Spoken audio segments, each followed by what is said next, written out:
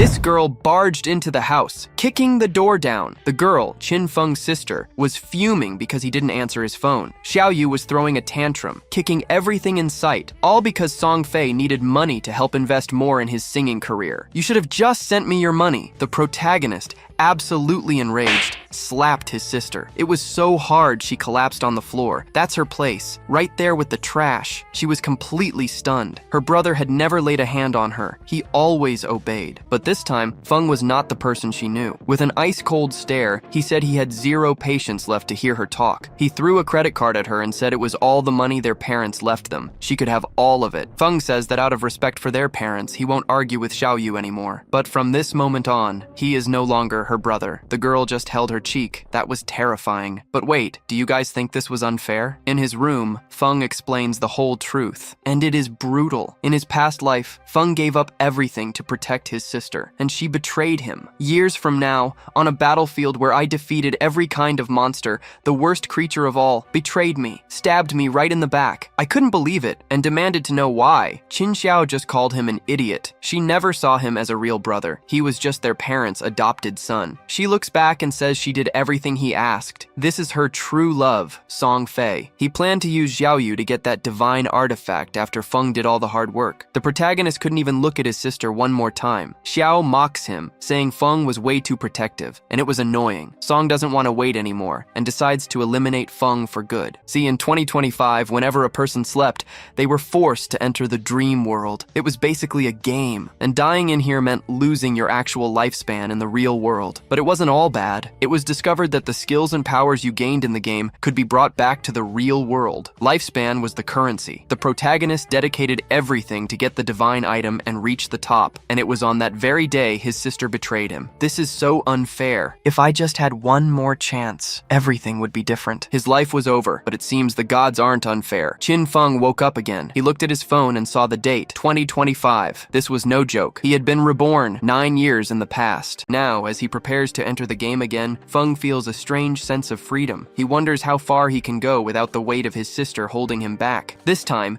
he promises himself he will use everything he knows from his past life to get ahead of everyone and seize the power and opportunities he left behind. As for Xiao Yu, he decided to let her fend for herself. She will have to face the real world without his help or protection. And as for Song Fei, the man who orchestrated the betrayal that led to his demise in his past life, Feng's gaze turns serious. He swears he will kill Song Fei with his own hands and make that manipulative idol pay for everything he did. The scene shifts, and now Feng is in a vast, otherworldly place. It is a giant hall filled with mirrors that glow with a strange light. He explains that this is the Profession Selection Hall, a crucial place where players choose what they will be in the game of gods. In his past life, he spent hours there, anxious and undecided. But now, with everything he has already experienced, Feng walks through the hall with confidence. This time, he knows exactly what he wants. He remembers choosing to be a warrior last time just to protect Xiao Yu. The warrior class was not bad, but it no longer serves his purpose now. Without having to worry about protecting anyone else, he realizes that the most important thing now is speed and agility. With this in mind,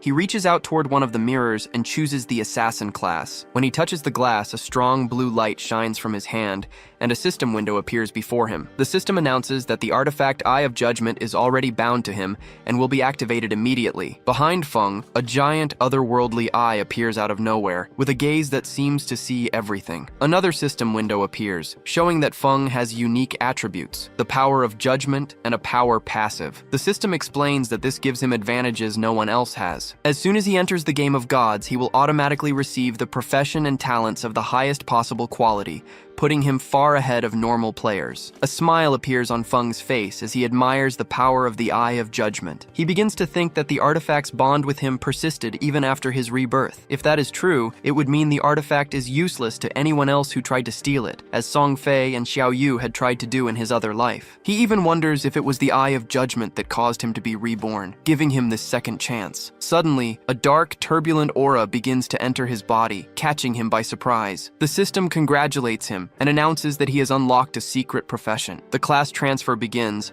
and the dark aura envelops him completely. When the aura fades, Feng is different. His black hair has now turned completely white, and a strange energy radiates from him, showcasing his new power. The system announces that he has become a mortal shadow, a secret, high-level assassin class, far better than the warrior he had before. Feng explains that the shadow class grants immense power right from the start, which is why it is a profession everyone covets. He runs a hand over his face, thinking about the absurd luck, or perhaps fate, that brought him here. When someone chooses a profession, there is always a very small chance of getting a secret class. Because of his authority of judgment ability, that small chance became a 100% certainty. The system then began to explain the abilities granted by the Eye of Judgment. The first was the authority of judgment. The system stated that it was the oldest and most powerful authority in the universe, one that stood above any rule of reality. But the system warned that without possessing a divinity, Feng could not actively wield its full power. Even so, the passive effects remained active, which already gave him an absurd advantage. Feng was shocked by this revelation. He remembered that in his past life, humanity only discovered the existence of the power of order after 7 years of the game. It was then that a very strong player managed to escape the game and reach the land of order, telling everyone about this power. Yet even after years of trying, no one had ever managed to claim this power for themselves. Now, Feng realized he possessed the original authority, one that could simply ignore rules and order. It was a power capable of changing reality itself. With a serious expression, he understood that his goals were now much greater than mere revenge. If he could escape the game of gods, reach the land of order, and obtain a divinity, he would be able to activate 100% of the authority of judgment. Suddenly, a system screen appeared before him, prompting him to enter his in-game name. After a moment of thought, he chose a name that suited who he was now, Shadow. It was a fitting name, he thought, since his profession was born from darkness. As soon as he confirmed it, the system accepted the name, and a dark aura began to swirl around him. The system announced that he was about to enter the game world, the land forsaken by the gods. It went on to explain this world, a destroyed land, filled with disruptive monsters that wrecked everything in their path. The system warned that these creatures were merciless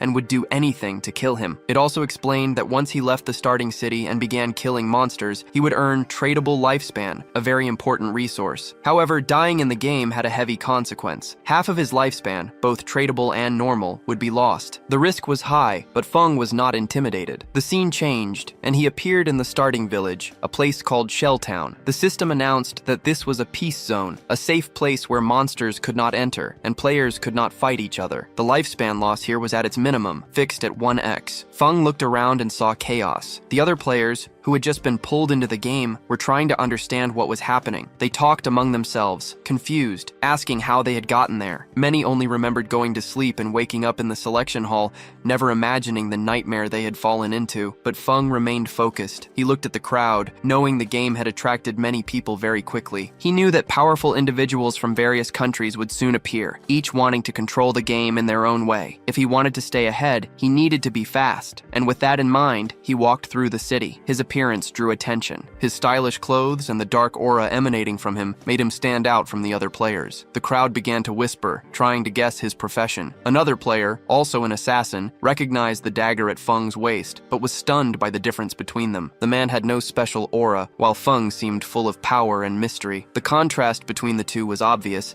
and made everyone even more curious. As he neared the city's exit, a group of players appeared before him. Their faces were pale, in shock. It seemed that dying in the game was not the end. Instead, players were simply sent back to the safety of Shelltown. The group consisted of 3 men and 1 woman. They are incredibly frustrated, complaining about an encounter they had with a level 1 tracker monster. One of the men says a single bite from the creature took half his health. Another complains that even with everyone attacking together, they barely took off a third of the monster's health. The third man is devastated, his confidence shattered after also losing half of his life. They look to the woman, who seems to be their leader, waiting for her to say what to do next. Before she can answer, her eyes land on Feng. He was also looking at her. Unlike the others, she carried a longbow, not the standard short bow that archers receive. Feng notices this immediately and concludes that she must have a secret profession, which is a very rare and powerful advantage. Curious about Feng's unique demeanor and appearance, the woman approaches him with a proposal. She suggests they form a party. Her reasoning is that the monsters outside are too strong to fight alone. She says that since her group has already faced a monster, even without winning, they have some experience. experience. Feng, however, can't help but give a small, derisive smile upon hearing this. The only experience they have is in dying, he thinks. Politely but firmly, he rejects the offer, saying he prefers to go alone. The woman is surprised by his response, and the men in her group start to whisper. They wonder what kind of arrogant guy he was, thinking he could face a monster alone when the four of them couldn't. Despite the others' doubts, the woman feels that Feng is more than he appears. Determined to uncover his secret, she decides to check his status window. Her eyes widen when she reads the name Shadow. She lets out a small laugh, thinking the name is a bit pretentious, but she can't shake the feeling that he's hiding something important. Turning to her group, she announces that they will follow Feng to see what he can do. Maybe he's discovered some important information about the monsters and is keeping it to himself, she thinks. With a mischievous smile, she says she can't wait to see how he does, or how he breaks. As Feng walks confidently toward the exit of Concha City, the blonde girl and her team follow him stealthily. They move carefully, calculating each step. The group hides behind a tree, their eyes glued on Feng as he moves away. The blonde girl, her voice full of frustration, complains to her team about how strange and dangerous this world is. She admits she still doesn't quite understand why they were brought to this nightmare, but as an experienced gamer, she quickly assembled a team to face the challenges. Even so, she never imagined the game would humiliate them so brutally. The first monster they found outside the city wiped them out effortlessly. It was a clear warning that they are not prepared. She comes to the conclusion that a monster of that type is too strong for any level 1 player. Meanwhile, the two men on her team start talking about Feng. One of them, who is also an assassin, points out the huge differences between them. While he uses a normal dagger, Feng carries a short sword, a weapon that looks deadly. The assassin also notices that Feng's speed is much greater, and that his clothes are unlike anything he has ever seen. They seem custom-made and give off a sense of power. Hearing this, the blonde woman is even more certain that Feng is no ordinary player. She decides to continue following him quietly, hoping to gain some information that will give her group an advantage. But just as she is about to signal for her team to move closer, Feng suddenly stops and looks back over his shoulder. The blonde girl froze, her heart pounding as she wondered if he had seen them. Before she could do anything, Feng activated a skill, Latent Image. A dark aura enveloped his body, and in the blink of an eye, he vanished into thin air, as if he had never been there. The group stared in stunned silence, trying to process what had just happened. The assassin in the group was the first to realize, explaining that Feng must have used an invisibility skill, a basic assassin technique. Even so, he admitted that the version Feng used was far more impressive than anything he had ever seen. The blonde girl, still in shock but now resolute, declared that following Feng was no longer an option. She suggested they return to the safety of the city to regroup and find other ways to level up. She reminded the team that leaving the city was too dangerous, especially since their health had already been cut in half after their first death. The men agreed. They began to speculate that the city must have hidden rewards, like treasure chests or NPCs who could provide valuable information. They clung to the hope that there was a way to grow stronger without having to risk their lives. Meanwhile, the system explained the skill Feng had just used. Latent Image renders the player invisible to everyone, friend and foe alike. While invisible, the player's first attack after reappearing deals significantly increased damage. Furthermore, the Master of Invisibility skill doubled the duration he could remain invisible and increased his invisibility level by 1. Feng himself was satisfied with the efficiency of his Mortal Shadow class skills, unlike regular assassins, who were easily detectable at level 1, even while invisible. Feng's unique abilities ensured that no one, neither player nor monster, could sense him at these early stages of the game. With that thought, he moved farther and farther away from the blonde girl's group. Feng considered them foolish and naive. He knew the city offered no shortcuts to power. It was merely a temporary shelter in a world where the weak became monster fodder. He remained focused on his path until his invisibility finally wore off. He realized that even though the skill's duration was short,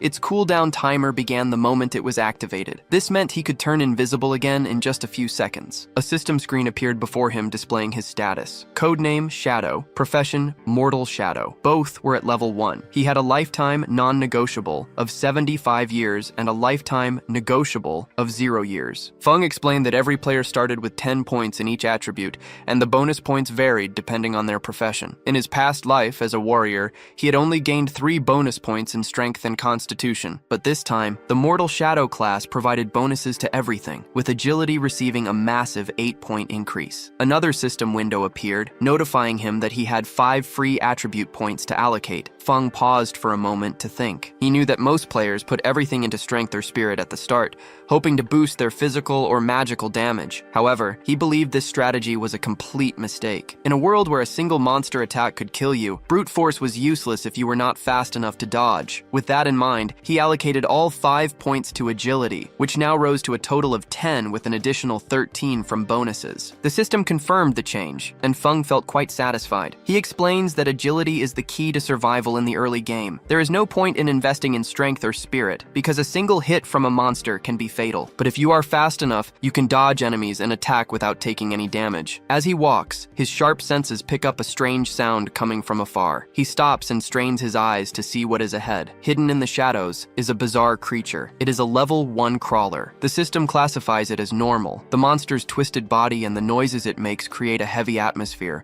but Feng remains calm. He recognizes the creature. It is the same one that finished off the blonde girl's group earlier. The monster's body bears the marks of the fight, injuries that show they had managed to deal some damage before they died. The crawler notices Feng's presence and charges at him, growling, but Feng does not retreat. He easily dodges the attack, moving with precision and speed. He explains that crawlers are known for their insatiable hunger for lifetime. When they kill a player, they siphon their lifetime to become stronger and evolve. The wounds on the monster prove that the blonde girl's group fought with everything they had, but their efforts only delayed the inevitable. With a quick movement, Feng draws his short sword. A dark aura begins to emanate from his body. His eyes glow with a sinister red as he activates the latent image ability. In the blink of an eye, he vanishes, leaving the crawler confused and lost. The monster growls and turns its head from side to side, searching for its vanished prey. Little does it know that Feng is already above it, ready to strike. He deactivates his invisibility just as he descends, and his sword cuts through the air with deadly precision. This technique, which capitalizes on the attack bonus from the latent image ability, deals massive damage. The system immediately confirms the successful hit. A screen appears showing the damage, an impressive 174 points. The level 1 crawler falls to the ground, its body dissolving into energy. Feng gains 10 experience points, but even he is surprised for a second by the sheer amount of damage he caused. He had expected a strong attack, but this level of damage was far beyond what he had imagined. The system explains that the backstab ability helped immensely. When an enemy is attacked from behind, outside of their field of view, the damage is doubled. This turns Feng into a killing machine. As he reflects on this power, memories of his past life come rushing back. He remembers the difficult fights he had as a warrior, when a critical hit dealt only about 40 points of damage. Defeating a single crawler was an ordeal, and always left him tired and injured. Back then, his focus was on protecting Xiaoyu, so he sacrificed his own growth to keep her safe. He gave most of the rewards to her, and as a result, he remained weak. But now things are different. This time he is fighting for himself, and the results are already showing. The system displays his rewards: 3 days of tradable lifetime, and an incredible 54 years and 155 days of non-tradable lifetime. Feng crushes the monster's energy in his hand, feeling the surge of power, but the rewards do not stop there. Another system window appears, announcing that the Authority of Judgment has been activated. The system congratulates him for obtaining the Infinite Evolution talent, an extremely rare and powerful ability. This talent allows him to gain evolution points by killing monsters solo, and these points are used to upgrade his skills. In addition, he will receive 5 free evolution points every 24 hours, and can also earn 100% of the evolution points from soloing bosses. He currently has 5 evolution points. As he processed the information, a thought crossed Feng's mind. Could infinite evolution improve his skills? In his past life, such a thing was impossible. In the game, no matter what item a monster dropped, it always came at its original level. That was the rule. But infinite evolution broke that rule, going beyond the normal limits. The potential of the skill made Feng curious. Eager to test it, he chose 2 abilities to evolve: Backstab and his profession, Deadly Shadow. As soon as he made his choice, the system announced that he had spent 4 evolution points and that the skill upgrades were successful. The first to be upgraded was his profession, Deadly Shadow, which rose to the bronze category with impressive bonuses. Now he could stay invisible for 16 seconds, even while attacking. The damage from the attack that breaks invisibility increased from 60 to 80, and the cooldown time decreased from 28 to 26 seconds. Next, the backstab skill also improved. The passive damage when attacking from behind was now 15% instead of 10%. With these upgrades, Feng noticed that his latent image skill now lasted 16 seconds, and since the effect of invisibility mastery doubled this time, he could stay invisible for 32 seconds, almost continuously. He thought that if he had this before, he could have killed the crawler in a single blow, even at full health. His thoughts were cut short by an arrogant voice nearby. nearby, someone doubting that a skinny guy like him could kill a monster alone. He turns and sees two people, a muscular guy trying to impress a girl. The girl, all excited, calls him Genji and says that with a physique like his, he could probably kill 10 monsters at once. Genji laughs and assures her that with him around, she has nothing to fear. Watching the scene, Feng realizes something is wrong. A shadow falls over the two, and he sees a huge, spider-like monster hidden in the tree right above them. Without even noticing the danger, Genji turns to Feng and makes an offer. He tells Feng to join their group, and he will protect him. But Feng was already moving, as he recognized the monster as a nurse. Without a second thought, he activates latent image and vanishes. The girl sees it all and points to where Feng was. Genji just shrugs and laughs, convinced, saying the weakling must have been scared of his strength. But the arrogance doesn't last long. Before he could react, the giant spider jumps on him, followed by a smaller one. By the time Genji realized the danger, it was too late. The creatures attack and crush him and the girl in an instant. The system identifies the monsters: the nurse, a level 1 bronze rarity boss, and its partner, a level 1 common baby spider. Nearby, still invisible, Feng calmly analyzes the situation. The nurse is a powerful enemy with about 1,600 health points. Impossible for a novice to face, especially since it controls a swarm of smaller spiders. Even so,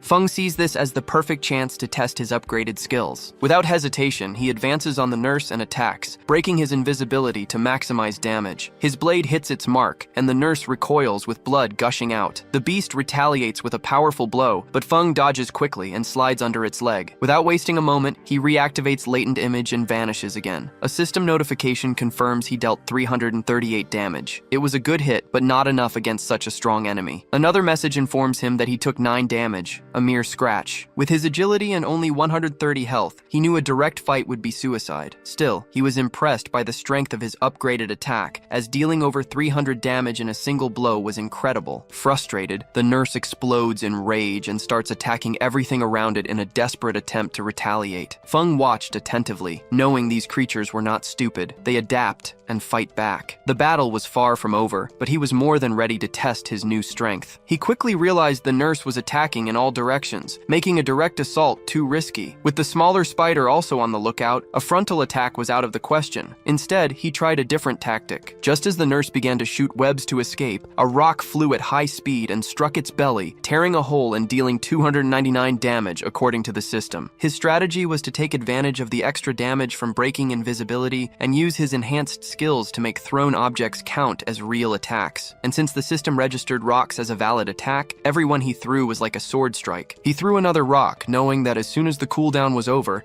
he could repeat the process endlessly. Soon, the system confirmed another hit, dealing 279 damage. Using this tactic repeatedly, he slowly weakened the nurse. Before long, an announcement echoed throughout Shell City. The leaderboard had been updated, informing everyone that a player named Shadow had defeated the nurse and become the first to reach level 2. With his name announced to all, the city's ranking was officially opened. The other players could not believe what they heard. Many remembered having died to the nurse several times, so they thought it was impossible for a single player to defeat it. Soon, rumors about this mysterious Shadow began to spread. Some thought he had used a glitch, while others stared at the ranking, shocked to see only one name on the list. Amidst the stunned crowd, the blonde girl from before and her team were also there. She could not understand how a level 1 player had defeated a boss alone when even normal monsters were a challenge for her team. The doubt crept in. Could the system be bugged? Genji and his friend, the same ones who had died to the nurse, were also there, completely bewildered. Suddenly, Genji's friend remembered the guy they had looked down on earlier. Could he be Shadow? She thought. Meanwhile, Feng received a system notification confirming his victory. He had gained 300 XP, reached level 2, and received 2 evolution points. He also unlocked the Shell City ranking and gained 1 reputation point. The entire city had been notified of his deed. Watching the nurse's body dissolve into energy, Feng noted that when the boss dies, the smaller spiders flee in fear. He lamented not having killed them first, as he had lost a good amount of XP. Another system notification showed his rewards: 46 days of lifetime, tradable, and a bronze-level skill book called Hand of Avarice. He also received the Dagger of Corruption, a bronze-level weapon that granted plus 135 attack and plus 4 agility, and 2 more evolution points. Curious, he focused on the Hand of Avarice book. The system explained that it was an assassin-exclusive skill that allowed him to loot extra rewards from monster corpses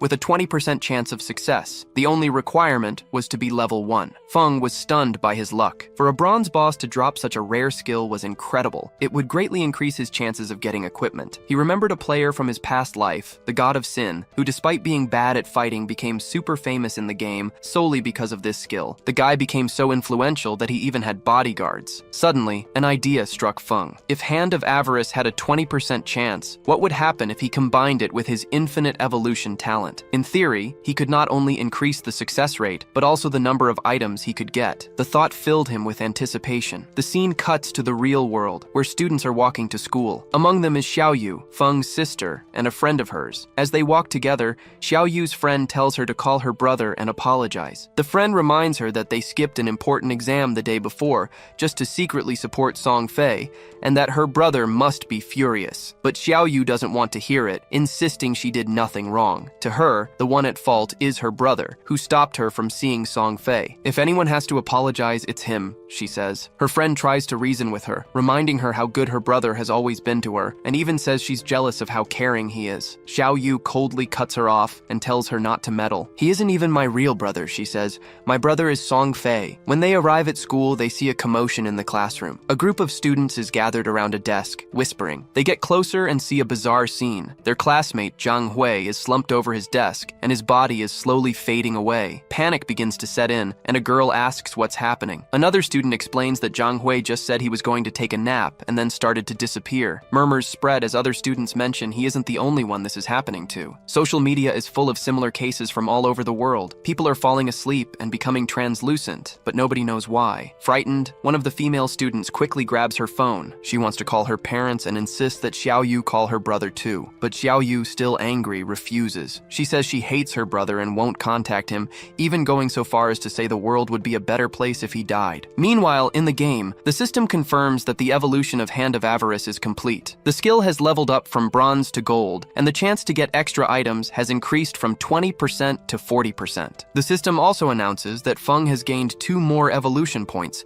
and 46 days of lifespan, tradable. He is impressed by his own luck. Besides gaining extra points, he now only needs 1 more point to evolve Hand of Avarice again. With 3 points, he can max out the skill, giving it a 100% chance to obtain extra items. The mere thought of it excites him. His path to power is progressing faster than he had imagined. Feng activates latent image and vanishes, thinking that by now, the whole world must have noticed the strange phenomenon of people falling asleep and not waking up. Soon, a flood of players will enter the game, and he needs to stay ahead of everyone. His priority is to get better equipment to gain an advantage. The system then confirms he has equipped the Dagger of Corruption, which increased his attack by 35 points and his agility by 4. He thinks that people will soon discover that skills and items from the game can be brought into the real world, and when that happens, the world will descend into chaos. He remembers that for this to be possible, 2 conditions must be met: reaching level 10 and accumulating enough lifespan, tradable. Looking at his status, he realizes that just killing normal monsters won't be enough. It's too slow of a process. To speed things up, he needs to hunt stronger bosses. His thoughts are cut short by the sound of a fight in the distance. Following the noise, he walks to the edge of a cliff and peers down below. A group of players is fighting a runner, a level 2 bronze-class monster that seems to be winning the fight with ease. A smile appeared on Feng's face. Just as he was about to lose focus, an opportunity presented itself. He paid closer attention and recognized one of the men fighting, Wang Meng. Feng didn't expect to see him here, but it seemed the rumors about Wang Meng were true. They said that when he joined the game, he formed a team of 6 players, each with a secret profession. In the middle of the fight, Wang Meng activated Sacred Barrier, creating a golden shield to protect himself from the runner's relentless attacks. Feng watched in silence, noting that Wang Meng's secret profession, Sacred Shield Warrior, gave him double the attributes of a normal warrior and also an invincibility skill. The scene shifted to a red-haired mage who stepped forward and cast a fireball. The spell hit the runner,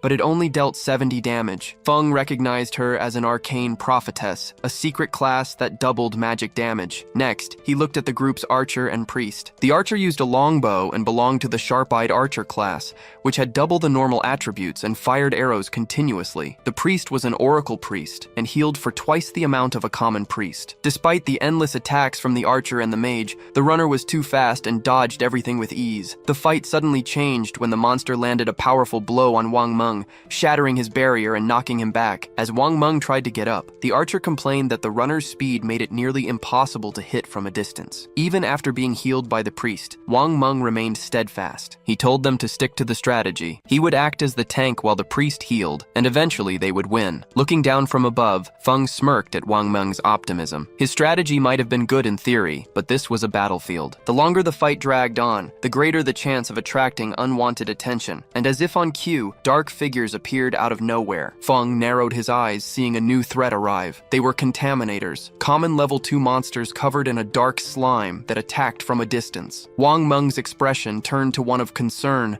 as the monsters advanced. One of Wang Meng's partners rushed forward, shouting about the danger. The player attacked the contaminators with a huge sword, but to everyone's surprise, the blow barely left a scratch, dealing only 33 damage. Watching the scene unfold, Feng's interest grew. That team had secret professions he didn't even know about, but even with those abilities, they were struggling against the creatures. The contaminator counterattacked, spitting a goo that trapped the players to the ground. Wang Meng's partners fell back, complaining of a horrible stench and realizing they couldn't move. Meanwhile, another contaminator chased after the red-haired mage, who ran desperately, screaming for help. At that moment, Feng decided to act. Without any warning, he vanished from the top of the cliff. A second later, the monster that had been chasing the mage appeared with its head severed, defeated in a single blow. Wang Meng and his team stood in stunned silence, trying to process what had just happened. A contaminator had been killed in a single blow? The monster's body dissolved into light, and the mage asked awkwardly if someone was helping them. Now, free from the slime, the swordsman was stunned. He thought that even a level 1 crawler took about 10 seconds of combined attacks from everyone to kill, and here was a level 2 contaminator, destroyed in an instant. Before they could react, another contaminator fell to a single blow that dealt 441 damage. In a panic, the swordsman asked the mage, Lizzie,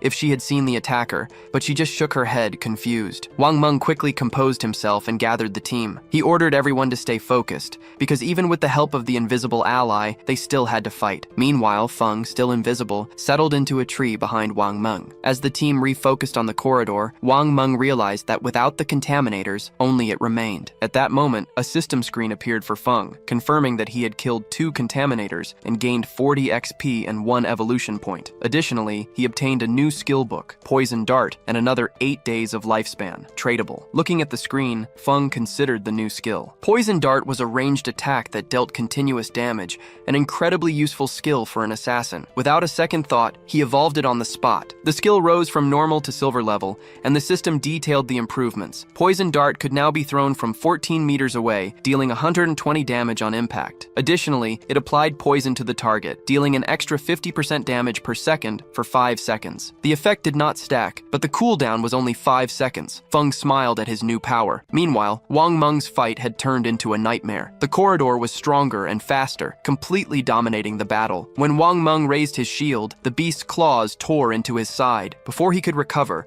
the creature attacked again, sinking its claws even deeper and throwing him to the ground like a doll. The shield fell with a loud clang, and Wang Meng screamed in pain. His partners watched in horror. The priest rushed to heal him, but it was no use. With the monster's claws still embedded in his body, the healing magic didn't work. Blood trickled from Wang Meng's mouth as he gathered his strength to tell the team to flee. But before they could do anything, a projectile flew through the air and hit the monster square in the face, dealing 845 damage and making the beast recoil in pain. Wang Meng's team was in shock as they saw the boss's health drop by half in seconds, and the attack wasn't over. The poison made blood gush out endlessly, weakening the beast. The corridor writhed in pain and finally released Wang Meng, who collapsed, wounded, on the ground. The monster screamed as its health was drained by 324 points per second, until it finally fell dead. At that moment, a system screen appeared for Feng. Since his attack dealt more than 90% of the total damage to the boss, he received all the items. The system announced that he had killed the corridor boss, earning 600 XP. Another notification congratulated him on reaching level 13, granting him 2 evolution points and another 55 days of lifespan, tradable. Feng looked at the outcome of the fight, feeling in complete control. He hadn't expected the continuous damage from Poison Dart to synergize so well with his other skills. Then it hit him. Using his invisibility, he could remain hidden forever, just endlessly firing poison darts. He figured that with this strategy, he would be invincible in the early and mid-game. Meanwhile, Wang Meng was still in shock, watching the boss turn into items before his eyes. The pain of being pierced had been so real that he began to doubt if this was even a game. His thoughts were cut short when the the items vanished in front of him, snatched away in the blink of an eye. It was Feng who had taken everything, moving so fast that Wang Meng didn't even see him. Struggling to his feet, Wang Meng bowed his head in gratitude and thanked the mysterious person who had saved them, even without knowing who it was. Feng's voice echoed from the shadows, his identity still concealed. He warned Wang Meng not to trust others so easily, especially in a dangerous place like this. Wang Meng agreed, understanding the lesson, and thanked him for the warning. Then he introduced himself. "My name is Wang Meng. If you ever need help, just ask." Meanwhile, Wang Meng's surviving teammates embraced each other, relieved to have escaped the horrifying situation. Back with Feng, he stood in silence, holding the monster's drops and considering his next move.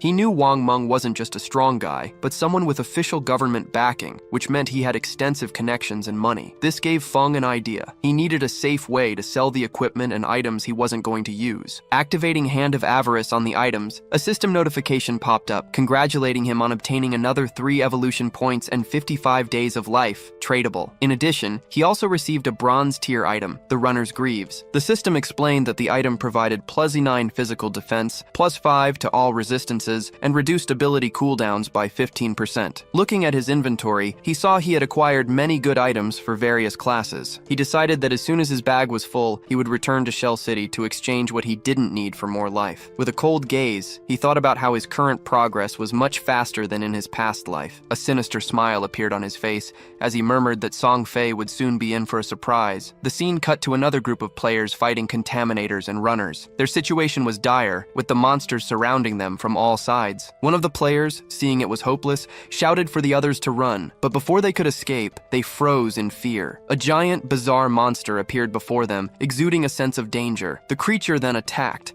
firing parts of its own body like arrows, which pierced through the players and killed them instantly. Moments later, the players reappeared in Shell City, frustrated and cursing the game's unfairness. They complained that the monsters always attacked in packs and ran away when they were close to death, proving they were intelligent. One of them asked worriedly, "How are we supposed to get out of the game if we can't even reach level 3? Another player then began to explain the harsh reality. The only way to leave the game was to reach level 3, so they needed to level up quickly. One of the players suggested forming a larger group, from 6 to 10 people, to make things easier. But another guy immediately shot down the idea, saying he had already seen a group of 10 get wiped out by a huge mob of monsters. A third player joined the conversation, warning that a team that was too big would only attract bosses. He mentioned that he had just seen a group of 40 players accidentally summon a boss called the Accursed, which killed 30 of them with a single skill. Elsewhere, the blonde girl and her team also reappeared in Conktown, their faces showing frustration and fear. If they didn't reach level 3, they would be trapped in the game forever. The blonde girl clenched her fists in desperation. She began to think that since everyone had entered the game while sleeping, only their consciousness was here. If they couldn't get out, their bodies in the real world would starve to death. Just thinking about it sent a shiver down her spine. One of her partners, an assassin, said worriedly that they had already died 3 times and had less than 10 years of lifespan left. Before he could finish, the blonde girl cut him off firmly,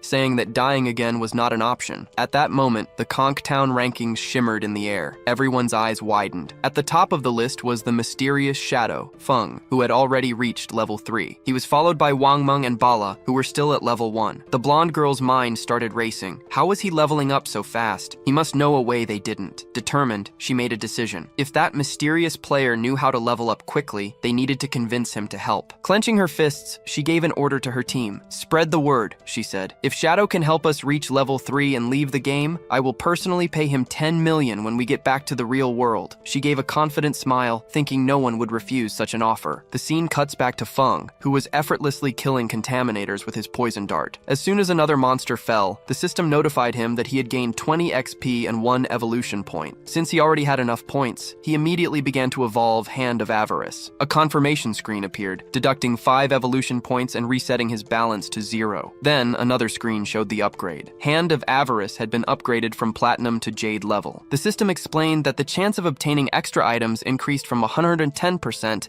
to 160%, and there was now also a 20% chance for the extra item's rarity to increase by 1 tier. Looking at the changes, Feng realized the immense potential of the upgrade. A skill that could increase the rarity of items was incredibly valuable. As he was thinking about this, a bright light in the distance caught his attention. A bizarre, enormous figure appeared, the same one that had wiped out an entire group of players earlier. Feng recognized it instantly when the system identified it as the Accursed, a bronze-level boss. The creature was hunched over, sucking up blue energies that were the remnants of dead players. Analyzing the scene, Feng understood that the monster was evolving, feeding on the energy to become a silver-level boss. Judging by the number of lights, it must have killed about 40 players. A quick look at his inventory, however, revealed a problem. His inventory was already full. Even if he killed the monster, he would have no way to loot the drops. This situation called for a new tactic. After a moment of thought, he marked the location on his map. The monster's evolution would take some time, which gave him the perfect chance to return to the city, sell the items he didn't need, and then come back for the fight. With his plan set, he activated Latent Image and vanished into the darkness. The scene cuts back to Conch City, where the players were stunned by a bold announcement. The blonde girl was offering 10 million to the #1 ranked player in exchange for help leveling up. In the middle of the crowd, a girl started to cry, saying that normal people like her had no hope of leaving the game. Her cries were cut short when someone suddenly dragged her away, showing everyone just how tense the situation was. Amid the whispers and tension, the atmosphere suddenly changed. An aura of power filled the area, and all eyes turned to the newcomer. It was Feng. His mere presence exuded a sense of power, silencing the crowd. Without a word, he opened the system window and accessed the selling function. Instantly, a giant notification appeared above him, announcing that he had opened a shop to sell equipment and skills. The message also stated that the shop would only be open for 10 minutes,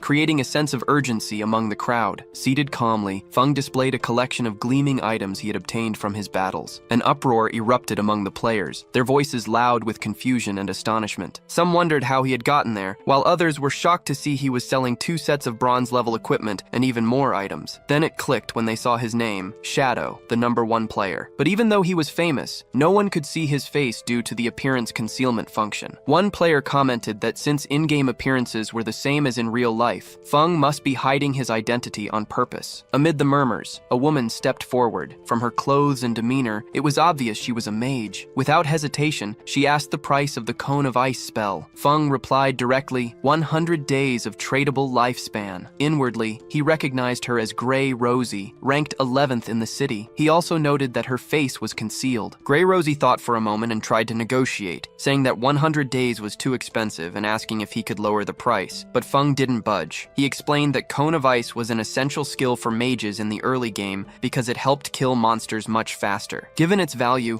100 days was already a fair price. She then asked if he would accept real money, but Feng refused. He suggested that if she had money, she should buy lifespan from other players and come back when she had enough. After a moment of consideration, Grey Rosie turned to her 2 teammates to hear their opinion. They immediately supported her decision, saying they had only reached level 2 so quickly because of her. One of them added that with Cone of Ice, the group would reach level 3 much faster, allowing them to return to reality soon. Without further hesitation, Grey Rosie told them to transfer all their lifespan to her, promising to pay them back with real money once they were out of the game. Then she turned back to Feng and transferred the 100 days, confirming her purchase of the spell. Feng quickly analyzed the situation. He calculated that for a level 2 group to have come this far, they must have killed 30 or 40 crawlers, meaning that together they had over 100 days of lifespan. The system confirmed the sale of the Cone of Ice, and Feng gained 100 days, bringing his total to 368. Just as Grey Rosie was about to leave, a familiar person appeared. It was the blonde girl from before, who approached him with a conceited air. With an air of superiority, she said she had finally found him, and, with an arrogant smile, offered him an opportunity. If he helped her reach level 3, she would pay him 10 million when they returned to the real world. The surrounding players were shocked, whispering that the rumors were true. Earning 10 million so easily seemed unreal. She continued to boast, saying her father was the president of Young Industries, so money was no object. Feng, however, remained unmoved. He assessed the situation and recognized her, Young Li. In his past life, she was the leader of a notorious criminal organization that had been dismantled by the authorities. Reports from that time showed her methods. She would lure people with promises of money in exchange for their lifespan, only to later kidnap and enslave them. Those who resisted met a horrible end in the real world. With a cold expression, Feng bluntly refused the offer and told her to get lost. Young Li was frozen in disbelief. She couldn't understand why anyone would refuse such a chance. Frustrated,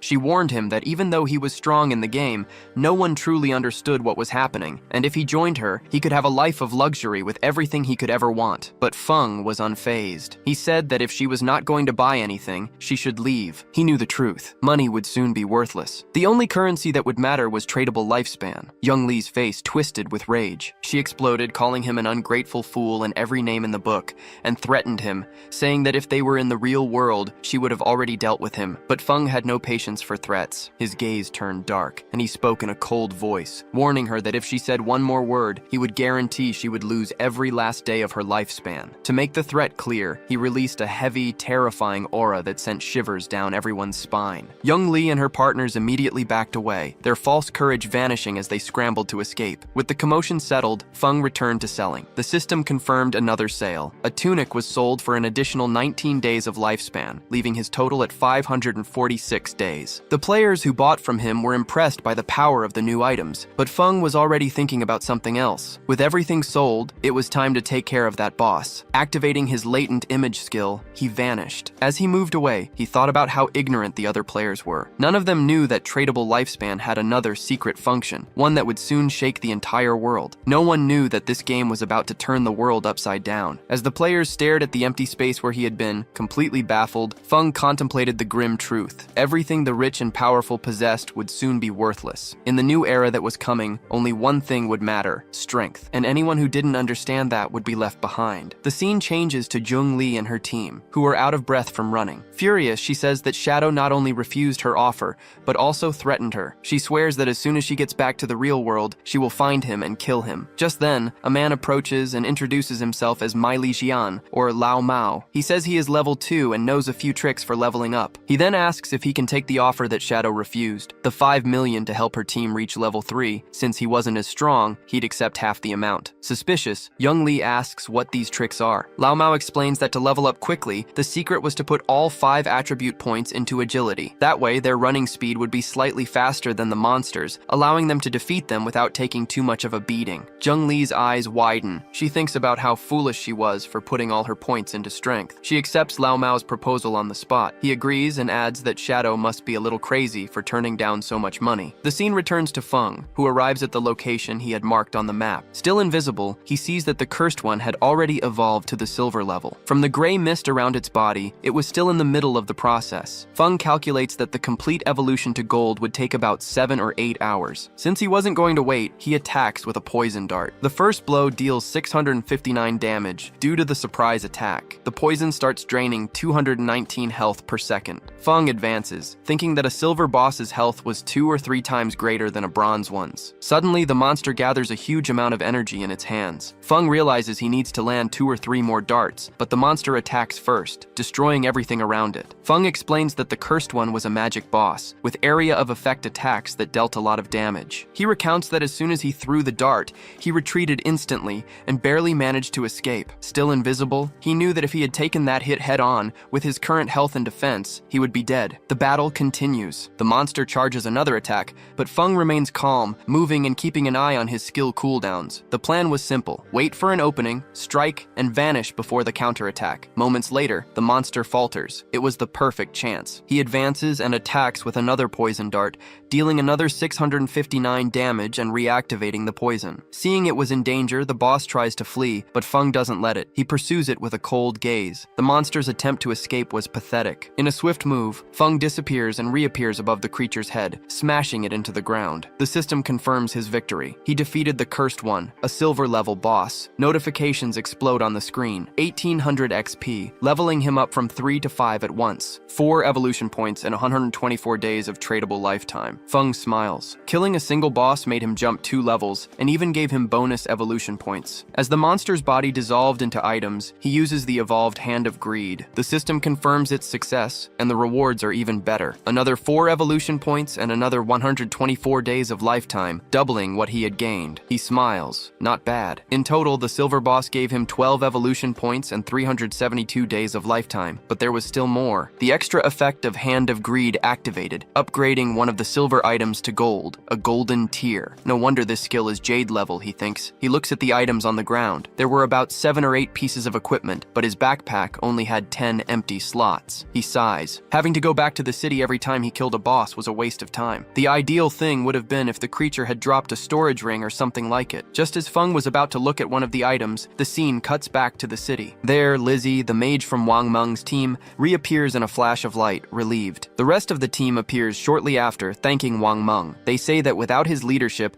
they wouldn't have reached level 3 and returned safely. But Wang Meng brushes off the compliments, saying it was a team effort. Lizzie, however, regrets not being able to add that guy as a friend during the fight. She thought it might have been because she was covered in mud at the time. A teammate jokes with her, saying that now, with her clean clothes, she looked great and that the mysterious player wouldn't reject her again. As they were talking, a system announcement echoed through the city. The ranking had been updated. Shadow had reached level 5. The news shocked everyone. Someone shouted in disbelief, asking how Shadow had jumped from level 3 to 5 so quickly. The only explanation was that he had killed a powerful boss. Another player chimed in, saying he had seen Shadow selling items in the square just 10 minutes ago. In the midst of the desperation, a guy said, half joking and half serious, that his younger sister had just turned 18, and that if Shadow took a liking to her, it would be great for the family. His friends cut him off immediately, reminding him that Shadow was the guy who didn't even care about a 10 million offer. There was no chance he would be interested in a marriage proposal. Meanwhile, Wang Meng's team started to panic. They had barely celebrated reaching level 3, and Shadow was already far ahead. But Wang Meng remained calm and told them to forget about it for now. The important thing was to leave the game, return to reality, and warn their family and friends about this dangerous game. As their bodies began to fade, the system confirmed the logout. Wang Meng's last words were serious. If the world is really descending into chaos, the least we can do is prepare the ones we love. The scene cuts to the real world. Wang Meng's eyes open, and at the same moment, a voice shouts, "Captain!" He wasn't just any player. Wang Meng was a police officer. His colleagues rushed to his side, worried. One of them said they had been very worried because Wang Meng's body had started to turn transparent while he was unconscious. The terrifying truth became clear. If a player died in the game, they weren't just disconnected, they were erased from existence in the real world. But with no time to dwell on it, Wang Meng got up and ordered everyone to assemble. "Something serious has happened," he said. The scene continues at a police station, where a voice of authority questions Wang Meng about his report. The voice summarizes, Wang Meng's team had a huge advantage, as they all had a secret profession. Even so, they were nearly killed by a single monster, and were only saved at the last second by an unknown player, Shadow. Wang Meng confirms that the report is correct and details Shadow's absurd progress. He explains that when Shadow helped them, he was at level 3. But by the time Wang Meng's team finally reached level 3, Shadow was already at 5, a 2-level jump that no one had ever seen before. The revelation left the high-ranking officials concerned. One of them asked the obvious question, does this mean Shadow is the strongest player in the world right now? How did he level up so fast? Theories began to surface, and Wang Meng offered a possible explanation. Maybe he killed a very strong boss or did something incredible. Another official, curious, pointed out a strange detail in the report. Shadow was already at level 3 when he saved them. If that's the case,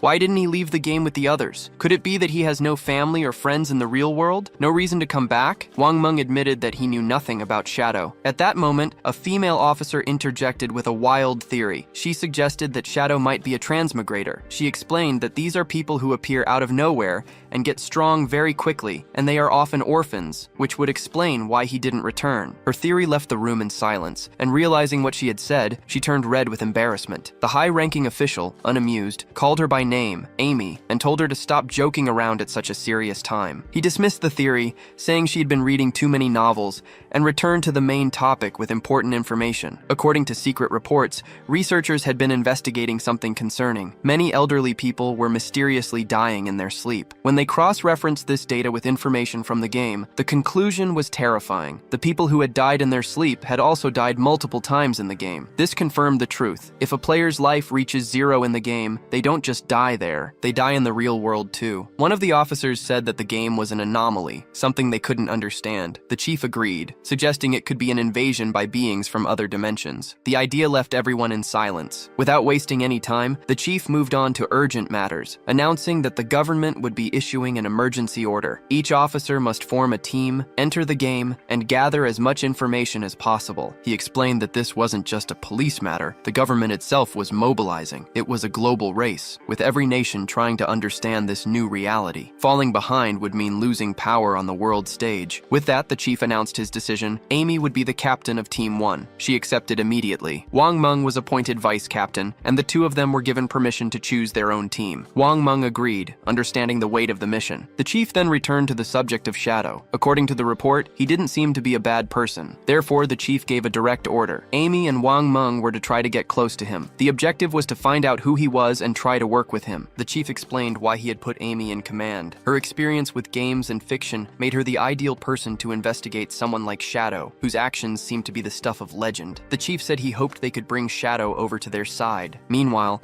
the other police officers were to maintain order and prevent panic in the city. With that, the meeting concluded. The sun was setting, and the officers prepared themselves for the challenges that lay ahead. The next day, the scene cut to a school, where Xiaoyu sat at her desk, lost in thought, while the other students chattered excitedly about everything that had happened. A group of students discusses some news. Zhang Hui, the boy who had been missing, managed to reach level 3 and get out of the game safely. One of the girls explains that he shared an important detail. If several people from the same region fall asleep at the same time, they all go to the same starting city in the game. The news leaves the students both excited and worried. Another girl is terrified by the idea. She says she needs to go home and bring her parents into the game because they don't know anything about gaming and she's afraid something will happen if they enter unprepared. But another student disagrees, saying it's better not to involve their parents yet. He thinks they should focus on getting stronger first so they can protect their families later. Meanwhile, Xiaoyu stares at her phone, thoughtful and increasingly frustrated. She didn't understand why her brother hadn't spoken to her yet, with something as huge as this game happening. She had expected at least a message, but there was nothing. Not only had he not asked if she was okay, but he hadn't even apologized for hitting her, and that wasn't like him at all. Before, whenever they fought, he always found a way to make peace, but today there was only silence. Not even her parents had ever laid a finger on her, yet her own brother had done it. Pouting, she tries to justify herself, thinking that she had only skipped class to see Song Fei's concert. Was it really that big of a deal, she wonders? Crossing her arms, she decides she'll only forgive him if he calls and apologizes 1,000 times, but her anger soon turns to excitement when she thinks of Song Fei. It's a good thing I went yesterday, she thinks. When the game takes over everything, I might not get another chance to see his concerts. A dopey look crosses her face as she remembers the previous night. The image of Song Fei on stage appears in her mind, and she sighs, thinking about how incredible he was. But then it hits her. If everyone enters the game by sleeping, then music idols will enter too. She blushes just imagining meeting him in there. Could this be her chance? Destiny finally bringing them together? Her heart races at the idea. As she gets ready for bed, she remembers something. Song Fei had reached level 13 very quickly, which meant he was already an expert at the game. To do well, she was going to need some good advice. So she sends a message to Song Fei, asking if he has any good tips to give her before she goes in. The scene cuts to Song Fei, surrounded by classmates. When he receives the message, a sly smile appears on his face. Who would have thought, he thinks, even a goddess like Xiaoyu is coming to me for advice. He sees it as a golden opportunity, a sign from the heavens. This was his chance. Without wasting any time, Song Fei replies, full of confidence, saying she came to the right person. Then he reveals the secret. At the beginning, she should put all her attribute points into agility. Otherwise, she won't be able to escape the monsters and will die quickly. She asks if that's even true for the mage class, and Song Fei confirms that it is. He explains that agility also helps mages because it increases their spellcasting speed, which is super important at the start. Still a bit hesitant, Xiaoyu insisted, asking what would happen if she couldn't win, even with more agility. Song Fei reassured her, saying that as soon as someone in their city reached level 5, the teleportation portal would activate, connecting all the starting cities. When that happened, he promised he would form a party to help her level up, and that he would find her. Hearing this, Xiaoyu became excited. Lying in bed, she smiled, thinking to herself that fools like Song Fei were easy to use. Just like that, she had found someone to carry her in the game. As sleep overtook her, another thought came to mind. This was perfect. She would enter the game before her brother, level up quickly, and get stronger, and when he finally entered, she would make sure he suffered. No help, no one to carry him. He would have to fend for himself. Satisfied with her plan, she fell asleep, eager for the adventure. The scene returns to the game, where Feng is looking at the items dropped by the boss. Amid the loot, a shining ring caught his attention. When he picked it up, the system notified him that he had obtained the cursed ring, a gold tier item. The system detailed the ring's attributes. It could be used by all classes. It gave +8 to all attributes. It increased resistance to dark damage by 26. It improved weak point damage by 1.5x. The only requirement was to be level 4 to equip it. Analyzing the item, Feng realized that the total bonus of 32 22 attribute points was equivalent to gaining about 3 levels. He concluded that the ring was an excellent item. Before he could think further, another notification appeared. He had obtained a new skill, Instant Shadow Strike, a silver tier skill. The system explained that the skill delivered several slashes in one direction, with a range of 15 meters, and also made him invincible for 5 seconds. Feng realized it was a great area of effect attack. Without wasting time, he learned the skill, and since he still had evolution points left, he decided to upgrade Hand of Avarice. The system took 8 points and upgraded the skill from Jade tier to Diamond tier. The effects improved greatly. The chance to get extra items increased to 220%, and the chance for those items to have their rarity upgraded went up to 40%. Thinking about the upgrade, Feng calculated that he would now get at least 2 extra items per monster, making each kill worth 3 times as much. To not waste the remaining points, he upgraded Instant Shadow Strike by 3 levels. The skill quickly rose from Silver tier to Platinum tier. The improvements were significant. The range increased to 21 meters, the invincibility went up to 7 seconds, and the number of slashes went from 3 to 5. The most important change was the damage of each strike, which doubled to 200. Looking at the rest of the loot, he saw that most of the items were junk, but one of them caught his eye, a Silver tier Warrior skill book. He looks at the Warrior skill book and realizes that selling it could earn him a good amount of lifespan. Just as he finishes this thought, a noise catches his attention. Turning around, he sees 3 huge creatures running toward him. He identifies them immediately. Limb crawlers, grotesque level 4 monsters. But instead of feeling threatened, Feng sees this as the perfect chance to test his power. Without wasting a moment, he activates Instant Dark Slash. In the blink of an eye, he unleashes a sequence of high-speed slashes and effortlessly destroys the creatures. The crawlers are torn to pieces before they can even react. When the dust settles, a system notification confirms his victory, granting him 80 XP and another 5 days of tradable lifespan. After the fight, a dark and powerful aura emanates from Feng's body. He calmly reflects on his new power, realizing he can now kill enemies much faster. He checks his lifespan and sees he now has 618 days, but to bring his skills and items into the real world, he needs at least 900 days. With this in mind, he comes up with a plan. First, he'll sell all the valuable items in his inventory. If everything goes well, he'll get the necessary lifespan faster than he thinks. And once he reaches level 10, he can finally bring things from the game into the real world. The scene cuts to Feng returning to the city, invisible thanks to his skill. Unnoticed, he overhears a nearby conversation. A man is congratulating a woman on reaching level 3 and reminds her of a promise. Looking closer, Feng sees it's Young Li and Lao Mao. Their conversation reveals their deal. Lao Mao would help her reach level 3 so she could leave the game in exchange for 5 million. Now that she has succeeded, he wants his payment. Young Li calms him down, asking if he doubts her father's company, Zheng Industries, has the money. She explains that she'll leave the game and make the payment in the real world. Before leaving, she gives Lao Mao her phone number and tells him to call her as soon as he gets out too. Then, she makes another offer. She wants to buy all his tradable lifespan, offering 10,000 for each day. Lao Mao accepts immediately, smiling at the chance to make some cash. With a smug air, he comments on how foolish Feng was to refuse her offer. Unaware that Feng is right there beside him, listening to everything, Lao Mao thinks about how the idea of lifespan being important in the game is nonsense. To him, turning in-game assets into real-world wealth is the best strategy,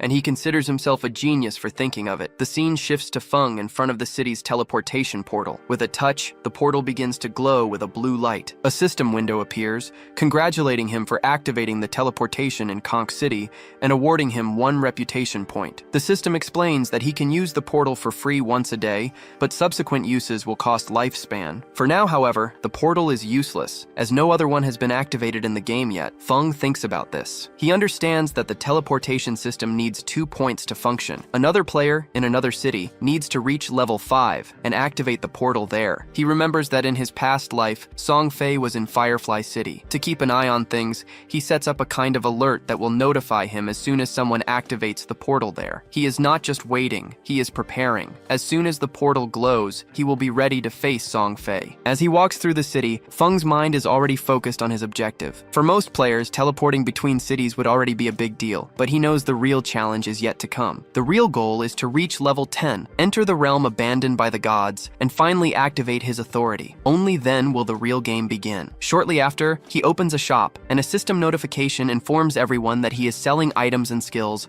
but only for 10 seconds. First come, first served. The response is immediate. Players go wild and rush toward him, calling him an expert. Some say they were waiting for this and even saved up lifetime to spend. One player proudly proudly says he has saved 150 days. Another recalls that last time, Feng sold the Cone of Ice spell, which helped Grey Rosie reach second place in the rankings. Another player spots a silver-level skill book called Battle Roar for warriors and buys it on the spot. The system confirms the sale for 300 days of tradable lifetime. The other players are shocked by the price, but another one calls them fools, explaining that with that skill, a warrior could earn back the 300 days in less than 2 days of hunting. Realizing the opportunity, the rest of the players desperately rush forward to buy what is left. In seconds, everything is gone. Looking at the system window, Feng sees his earnings. In just 1 minute, he has gathered 650 days of lifetime, increasing his total to 2,174 days. But he is still not satisfied. Some players complain in frustration for not being able to buy anything and ask if he will open the shop again. Feng confirms that he will. Suddenly, a female player's voice catches his attention. She says she has a treasure and wants to make a deal. When Feng turns around, he recognizes her. She is one of Wang Meng's teammates. The system identifies the item, a spatial ring with 12 inventory slots, which occupies neither a backpack nor an equipment slot. Feng is surprised as he knows its value. It is a super rare storage item. He knows the drop chance for such a ring is very low. The fact that this girl obtained one so early in the game is absurdly lucky. He asks for the price, already knowing its worth. In his past life, a similar ring was sold for 3,600 days of lifetime. But instead of asking for lifetime, the girl smiles and makes an unexpected proposal. She does not want lifetime. Instead, she asks him to add her as a friend and form a party to kill a boss. Feng agrees on the spot, and the system confirms that the player Black Plun has accepted his friend request. Leaving the city, Feng turns to Black Plun and asks about the boss. She explains that it is a gold-level boss, but she could not see its name because she was too far away. She tells him where it is, on an old boat, floating in the swamp. Upon hearing this, Feng's eyes widen. Could it be the Golden Ghost ship, he thinks. He remembers that this is a super rare boss. The chance of it spawning is minimal,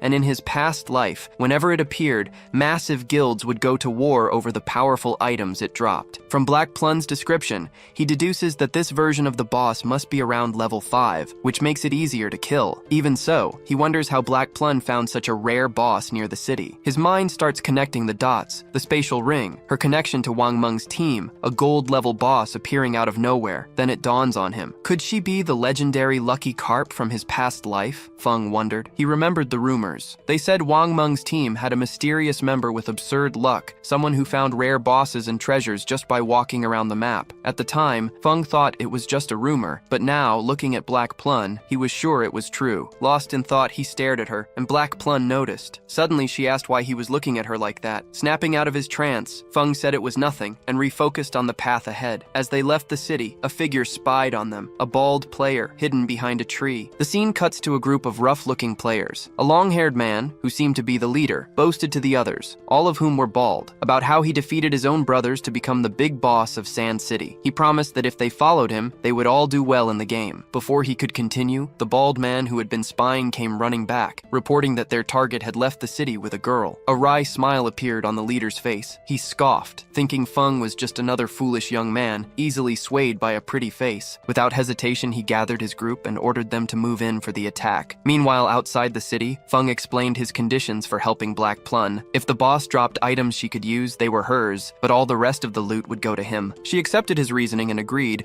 but asked that if any items for her team dropped, he would sell them to her at a discount. Feng saw no problem with that. With the deal struck, Black Plun said they would head to the boss's location as soon as Wang Meng and the rest of the team logged back into the game. After walking for a while, she realized she didn't know where they were going. It was only when Feng revealed their destination that it dawned on her. They were going to fight a gold-tier boss. She was shocked. The idea seemed absurd. Feng was an assassin and she was a mage. Fighting a gold-tier boss, just the two of them, seemed like suicide, but Feng remained calm. He explained that he didn't want her to fight. His plan was for him to face the boss alone while she watched from a distance. Even so, Black Plun found it impossible. As she was about to press the matter, Feng stopped abruptly, sensing something. Without a word, he activated Latent Image and vanished into thin air, leaving Black Plun standing there, stunned. Meanwhile, the group of bald men was still spying on them. Their leader, full of arrogance, saw that Feng had disappeared and assumed he had tricked Black Plun and abandoned her. With a wicked smile, he ordered his men to move in and capture her. But just as they approached, a shadowy figure appeared before them. The leader stopped in his tracks, his smile vanishing as he saw the dark aura in front of him. Before they could react, Feng used instant shadow strike. In the blink of an eye, it was all over. A flash cut through the air, and the group became a pile of bodies on the ground. Feng disappeared again, leaving no trace. The system confirmed 5 players killed, earning him 12 days of tradable lifetime. He barely glanced at the bodies. To Feng, killing them was no different from killing a few weak monsters. Before she could realize what had happened, he reappeared beside Black Plun. She immediately asked where he had gone. Feng just shrugged and said some people were following them, so he sent them back to the city. She started asking a lot of questions and even joked that his invisibility skill must be useful for relieving herself without anyone seeing. Feng cut her off, annoyed by the strange conversation, and told them to hurry up and get to the boss. The scene cuts to the city, where Xiao Yu had just logged into the game. From the staff in her hand, it was clear she had become a mage. She looked around, impressed by the realism of the place. Looking at her staff, she thought proudly that she had obtained a secret class called Sacrifice, and that it should be powerful enough to help Song Fei. Her thoughts turned to her brother, and she grew annoyed, complaining that he was never around when she needed him, but she soon shrugged it off. With her secret class and Song Fei's promise to help her, she didn't need to depend on her brother. He can fend for himself, she thought. Then, Xiao Yu's eyes fell on the city rankings. Feng was already at level 6. She wondered why Song Fei kept bragging when he was only at level 3. The real expert here was Shadow. An idea popped into her head. If she could get close to Shadow, she would level up much faster than with Song Fei's help. The only question was, where could she find him? Nearby, Wang Meng and his team were discussing a problem. He complained that one of their team members had disappeared, and he couldn't get in touch with him. Impatiently, he asked if anyone had a plan. One of them said that without a healer, the fight would be difficult. Another commented that, unlike Shadow, they couldn't hunt alone. With few options left, someone suggested calling another healer to take the spot. Hearing this, Xiao Yu seized the opportunity. She approached confidently, and Wang Meng saw her coming. With a smile, she offered her services, saying she had a secret class, Sacrifice and Life. The scene cuts to Feng, who, along with Black Plun, arrives at the cliff. Looking down at the fog below, he confirmed his suspicion. It was indeed the Golden Ghost Ship. Without wasting any time, he activated Latent Image and turned invisible. He told Black Plun to hide and keep an eye out for other players, while he went to settle the score with the boss. She agreed and carefully made her way down into the swamp. A notification appeared in front of him. Because of the boss, the entire area had turned into a violent domain, where the loss of lifespan was 100 times faster. Feng quickly calculated. Staying here for 15 minutes meant losing an entire day of life, but he wasn't worried about that. The system identified the boss, a level 5 monster, and showed that it would disappear in 45 minutes. Feng prepared to attack, knowing that 45 minutes was more than enough time. He used instant shadow strike, and the result was devastating, dealing 549 damage 3 times in a row. To continue the onslaught, he threw a poison dart right at the ship's weak point. The hit was critical and dealt 621 damage instantly, plus 207 damage per second from the poison. The boss retaliated with an area of effect attack, causing pillars of water to erupt everywhere. Luckily, Feng's agility helped him dodge. The real fight began when the boss summoned 12 water phantoms, which had the strength of a silver-level monster. Fortunately, since Feng was invisible, the phantoms couldn't see him. He positioned himself and used instant shadow strike, destroying all of them at once. From a distance, Black Plun's jaw dropped. So this is how the number 1 fights? She thought, amazed. In just a few minutes, the gold boss had already lost half of its health. Out of nowhere, Feng called Black Plun Little Blackie and told her he was about to die. She didn't understand at all. Worried, she asked for an explanation, but he just told her to do nothing and wait for him to revive. Still confused, she questioned him about the nickname. Little Blackie? Where did you get that from? My name is Black Plun. Annoyed, she complained, but it was no use. Feng kept calling her Little Blackie. The scene cuts to the group of idiots Feng had killed earlier. Their leader, furious, still thought it was Black Plun who had defeated them. One of the henchmen came running and reported that he had found her, watching Shadow fight a boss. The leader smiled, gathered all his men, and said that this time they would defeat Shadow. Back in the fight, Feng knew that when the Golden Ghost Ship's health reached the halfway point, it would use its most dangerous attack, a wave of souls. And that's exactly what the boss did. Feng immediately recognized the problem. The attack had a huge range and would leave him paralyzed for 5 seconds. With his current stats, there was no way to dodge it. The soul surge expands into a giant shockwave,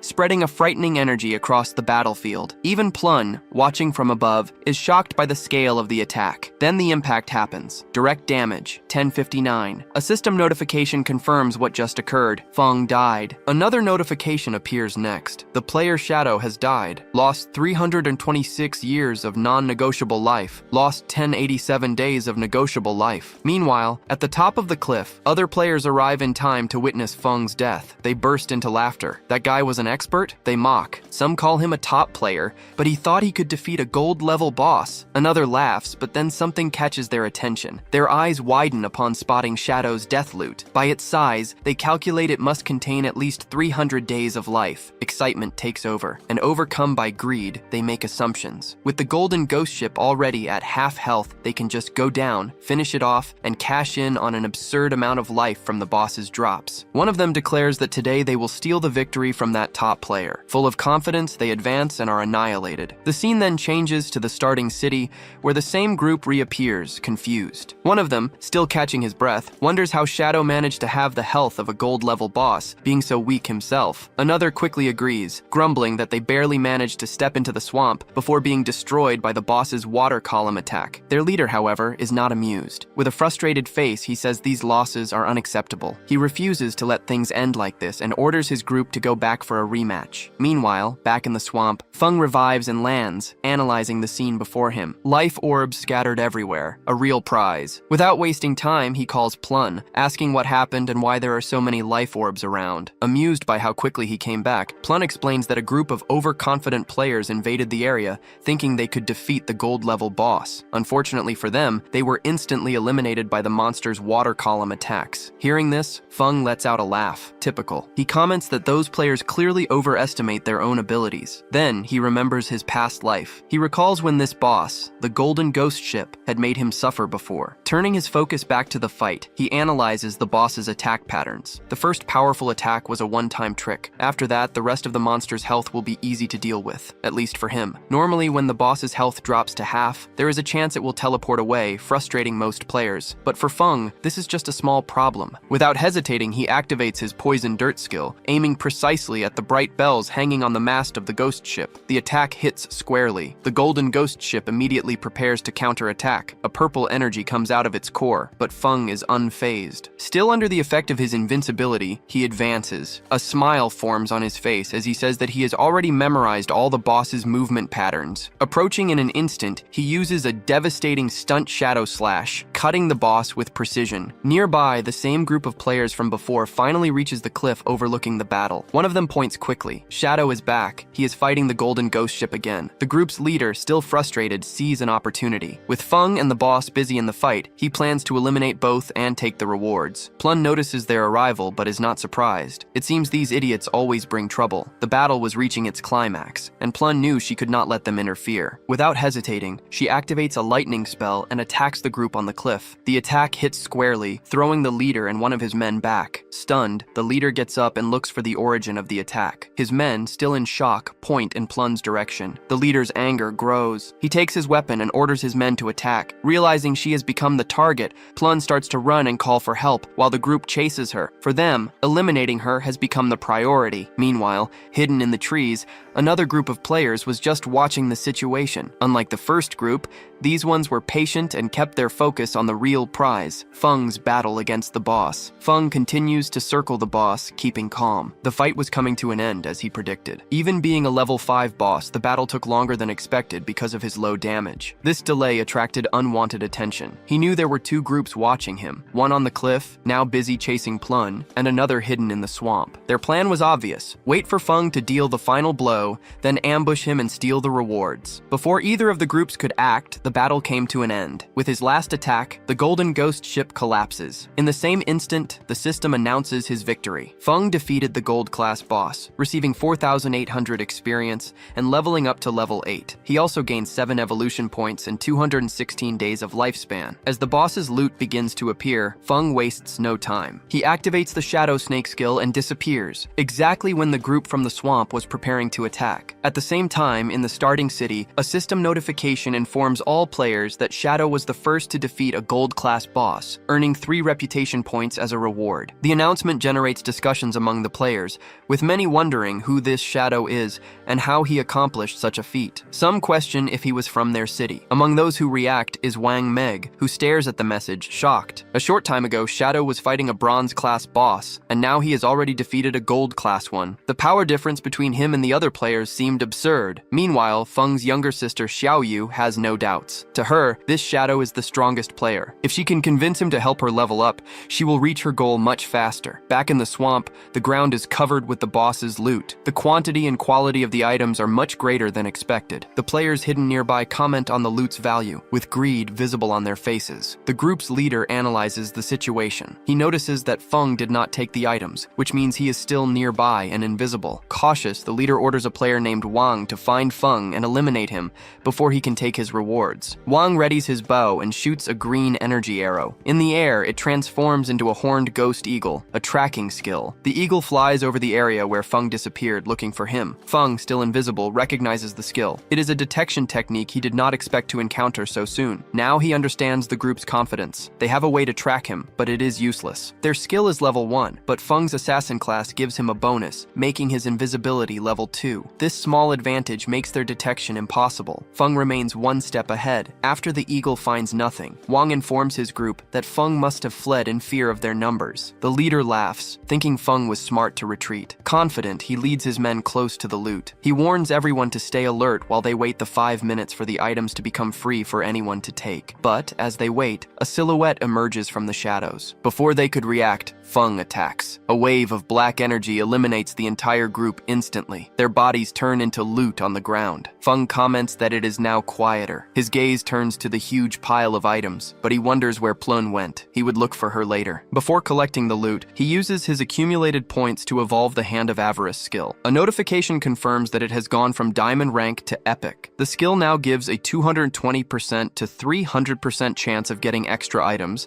and any extra item has a 100% chance of being 1 level above normal. To make the most of the new skill, Feng gathers all the loot orbs in one place before using the Hand of Avarice. A bright light covers the area, and the system floods him with notifications. 7 evolution points, 3x 216 days of tradable life, and 3x ghost fire bells. Holding 2 of the bells in his hands, Feng smiles at his own luck. He managed to get not just 1, but 2. The system explains the item's functions. The ghost fire bell prevents the player from losing life expectancy upon death, with a cooldown of 1560 seconds. It has 3 main abilities. The first, a passive one, is soul absorption, which increases life expectancy gained from monsters by 20%, and the effect doubles if 2 bells are equipped. The second, an active one, is soul shock, which immobilizes enemies within a 100-meter radius for 3 seconds, with a 521-second cooldown. The best part is that the bell is classified as an item, not equipment, so it doesn't take up an equipment slot. Furthermore, the 2 bells occupy a single inventory slot, which makes them rare and efficient. Satisfied, Feng celebrates his luck, but his celebration is interrupted by a familiar voice. It's Plun, screaming for help in the swamp. The same guys from before have caught up with her, and, judging by their laughter, they are not planning anything good. Unfortunately for them, the fun won't last. The scene changes to Plun, cornered on the edge of a cliff by her pursuers. The group's leader comments that she ran well, but now there is no way out. One of the henchmen suggests she surrender, saying they will make sure she feels good when she dies. But Plun looks at the cliff and makes a decision. In a quick move, she simply throws herself off, leaving the group surprised. After the long fall, she dies on impact, and her body turns into spoils. The group's leader admits she was brave for choosing her own death. Meanwhile, Feng receives a message from Plun. She informs him that she no longer needs rescue, as she has already died and respawned in the starting city. She comments that the death was painful, but that her tradable life expectancy was safe with Captain Wang Meng. Feng replies for her to wait in the city, promising to deliver her share of the loot when he returns. She agrees. Relieved, Feng turns his attention back to the spoils. He had good gains. His tradable life expectancy rose to 3,115 days, and his evolution points to 21. He decides to upgrade the Hand of Avarice skill,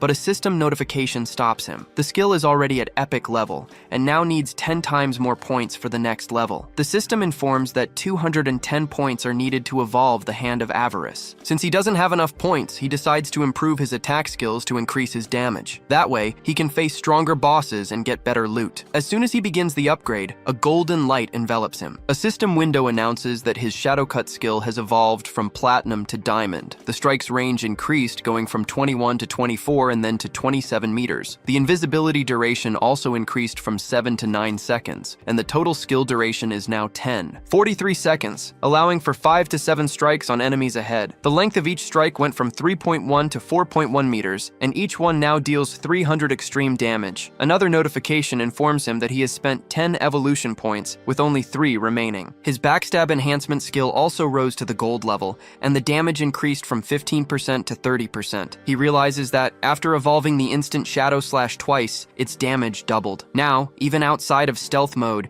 he can deal 3,000 damage with the stealth breaking effect. Combining this with the backstab skill, the total damage of the 7 slashes can reach 6,000 or 7,000. Feng analyzes the loot and thinks that a gold level boss would normally drop 2 to 4 silver pieces of equipment and a few gold ones. But thanks to the effect of Varisa's hand, he got 11 gold pieces of equipment and a skill book. Furthermore, there were also 2 platinum pieces of equipment and a skill book. He thinks the result is very good, especially because 3 of the items are for assassins. Among the items is the ghost ship's dual blade, a platinum weapon for assassins. It increases attack by 136, agility by 22, and attack speed by 24%. The weapon also has 17 armor penetration and requires level 5, which he already has. Its special effect doubles the damage of normal attacks. Feng finds this not very useful, as he relies more on skills. Even so, the high base attack, the agility bonus, and the increased attack speed are advantageous, as they will speed up the use of his skills and decrease the cooldown time. He also picks up the Ghost Fire Leather Armor, a gold item that increases physical defense by 25, fire resistance by 50, blocks 14 damage, and increases his health by 419. Feng notes that his base health is still low, only 350, so the armor's bonus makes a big difference. With it, he thinks that most players will not be able to break his defense. He decides to make the armor invisible to maintain his assassin appearance and hide his equipment. The last item is a skill book, Ghost Shadow Blur. It is a gold passive skill for assassins that gives a 15% chance to dodge,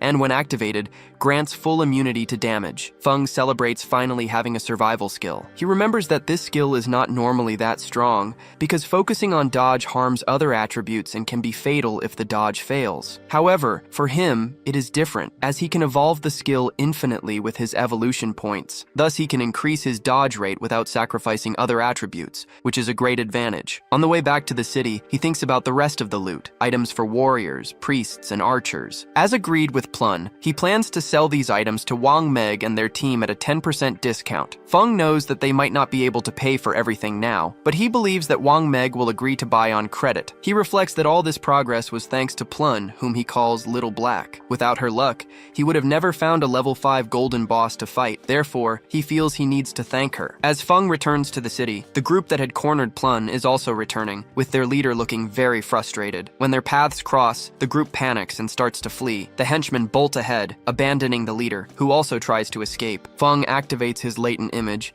and with a calm expression, uses the instant Shadow Slash to quickly eliminate the henchmen. Only the leader is left, who is still trying to run, but Feng appears right in front of him, blocking the way. The leader starts to beg for mercy, admitting he was wrong to attack Plun and promising not to do it again. In desperation, he even calls Feng daddy, saying that he has less than a year to live and that dying there would be his end. Coldly, Feng asks if he thought about his own fate when he attacked other people like Plun. He then uses his Poisonous Earth skill, which deals damage every 5 seconds. The leader starts to bleed, and a green liquid drips from his head, making him scream in pain. As Feng continues on his way, a red aura envelops him, and an assassin title appears above his head. A system notification informs him that, by killing many players, he has reached the first level of the assassin status. This means that he will lose 75% of his current life expectancy if he dies. Feng ignores the concern, as he has the Ghost Fire Bell. With the item's protection, even if he dies carelessly, he will not lose years of his life. The scene changes to Feng's arrival at the starting city. When he deactivates stealth, other players are surprised to see him. Some speculate that Shadow has returned after defeating a gold-level boss. Suddenly, he encounters one of the teams that tried to attack him during the battle against the golden ghost ship boss. The team's leader accuses him of using bugs to defeat the boss alone, saying that is why there was no loot left. He also asks why Feng is not wearing any equipment, which shows that the strategy of making his equipment invisible is working. Noticing Feng Feng's irritated expression as he approaches, the team leader asks him to wait. He then offers an assassin's skill book, admitting it was a mistake to attack him. They used part of their life expectancy to buy the book and suggest that Feng accept it and forget what happened. Feng takes the book, and a system notification reveals that the skill is called Impale. It is a common assassin class skill, which causes a single attack on the target, adding 20 points of damage and a 2-second stun with a 22-second cooldown. Recognizing that it is a control skill, Feng accepts it and leaves.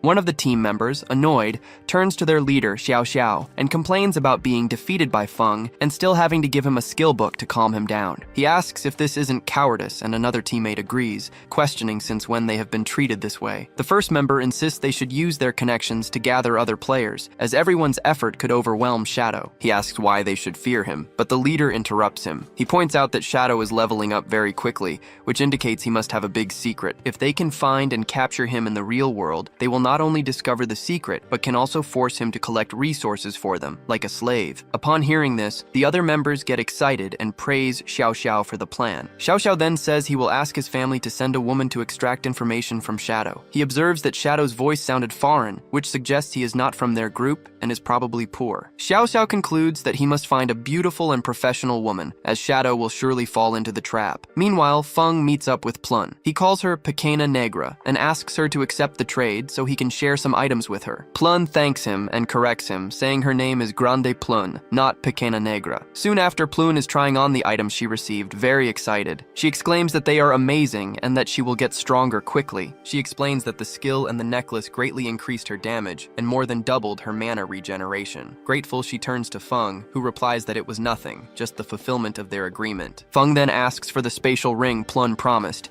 and she happily hands it over. Plun then says that while fleeing through the forest, she found a cave that seems to be the entrance to a ruin. She asks if Feng is interested, and he is surprised, thinking about the girl's luck. First, a golden ghost ship, and now a ruin? He realizes that having a friendship with her would be advantageous, and wonders if Plun would have told him about the place if he hadn't given her the items or had tried to trick her. After receiving the ring, Feng sees that his inventory has increased to 27 spaces. He asks Plun where Wang Meng is, as he plans to sell some items to the group before going to the ruins. Plun says that Wang Meng and the others might take a while, as they are training the new priestess. She shows that she has already marked the ruins entrance on his map, and explains that there is a stone slab hidden behind bushes, and that she moved one of them to protect herself. She says that she went in a little way, but heard screams, got scared, and ran away. If it weren't for that, she wouldn't have been captured. Upon hearing the story, Feng activates his invisibility skill. He tells Plun that he understands and that he will go to the ruins immediately, planning to trade with Wang Meng later. Plun is surprised by how quickly he disappears. As he approaches the place, still invisible, Feng thinks that his initial idea was to level up to level 10 somewhere else, but the ruin is a better opportunity. He knows that the monsters inside will be bronze level, with a chance to find some silver level ones, which is great for gaining life points and evolution points. Upon arriving,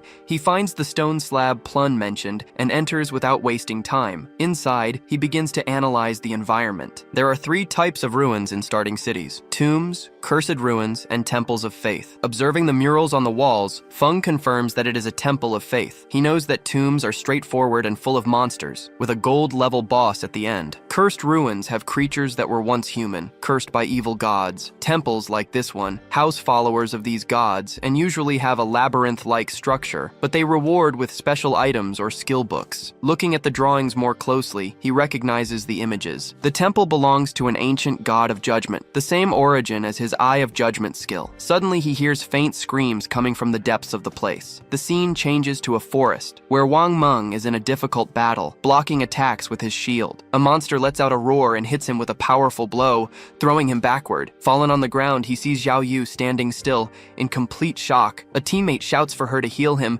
but she is paralyzed with fear. She cannot even activate her skills and just asks for help. The others know they have no chance and ask one last time for her to heal the group's tank. Instead, Xiao Yu falls to the ground, trembling and repeating that she is scared. The next moment, Wang Meng and his team reappear in the starting city. The monster eliminated the entire group. They are frustrated. Plun greets them them, smiling, and asks why they came back so soon. Plun informs them that Shadow has not returned, so they cannot buy equipment from him. At that moment, the members of Wang Meg's group lose their patience with Xiaoyu and begin to criticize her harshly. One of them shouts that he has never seen someone so incompetent who does not know how to dodge or use skills. The reaction takes Plun by surprise, as she has never seen her colleagues so angry. Plun intervenes to protect Xiaoyu, who is almost crying. She asks why they are being so harsh, explaining that it is normal for a beginner to die in the beginning. However, the group member, still furious, tells Plun to get out of the way. Another colleague then clarifies that they did not die just once, but 3 times in less than an hour, which leaves Plun speechless. Always kind, Plun suggests that Xiaoyu join her team. She reveals that she received 2 valuable items from Shadow and guarantees that with her on the team, no one will die. Wang Meg, trying to calm the situation, agrees that Plun's idea is good. With her in the group, things should get better, and maybe they will find Shadow when they return. Next, Xiaoyu apologizes and says she will try harder, but inside, she thinks something else. She believes that Wang Meg's group is a bunch of failures who blame her for their own mistakes. If it were not for their connection with Shadow, she would not even hang out with them, going so far as to mentally call them retards. Meanwhile, Feng advances deeper into the ruins, observing the worn walls. He hears the same sounds as before, until he spots 2 figures kneeling in the center of a place that looks like a temple. The system identifies them as devout followers of the Judged God, level 10 and silver class monsters. Without wasting time, Feng activates the latent image skill and becomes invisible. He uses instant shadow to attack at high speed, but the damage is minimal. Feng realizes that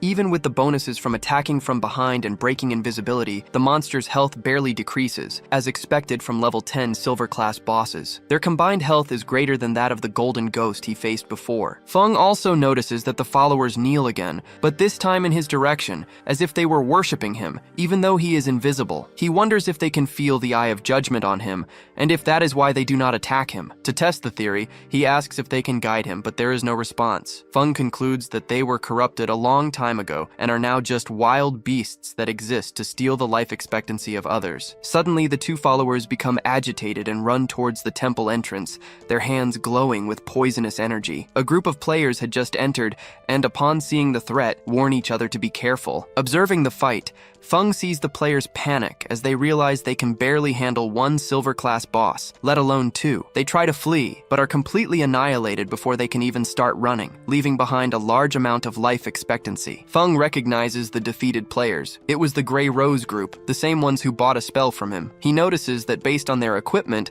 they were not ready to explore the place in depth. Kneeling to collect the items, Feng is surprised to see they left behind more than 100 days of negotiable life expectancy. He did not imagine they were so rich. Meanwhile, the 2 followers returned to kneeling in his direction, as if they still worshipped him. After searching the temple, Feng finds nothing, neither traps nor treasures. Annoyed, he concludes that the 2 silver-class mini-bosses are the only valuable things there and decides to eliminate them. He uses his poison dart ability and lands a perfect shot on their heads. A system window appears, confirming the deaths. After killing the followers, Feng gains 4,000 XP and levels up to 9, receiving another 4 evolution points. By using his ability on the items, he gets another 188 days of negotiable life, becoming shocked by the power of an epic grade ability. With this, he now has 32 evolution points and a total of 1,504 days of life. He also picks up several gold and silver grade items, including a gold grade accessory for assassins, the Devotee's Pendant. The item was impressive. It increased his agility, reduced the cooldown of his abilities by 20%, and even allowed him to summon a silver grade follower to fight by his side. Since the other equipment he picked up also required level 8, Feng decides to store it to sell later. Suddenly, he notices something. When he approaches a mechanism in the temple, the entire structure begins to move. The floor descends like an ancient elevator, taking him about 300 or 400 meters deep. When it stops, the passage above closes. He looks around and recognizes the place at once, a hidden labyrinth. In his previous life,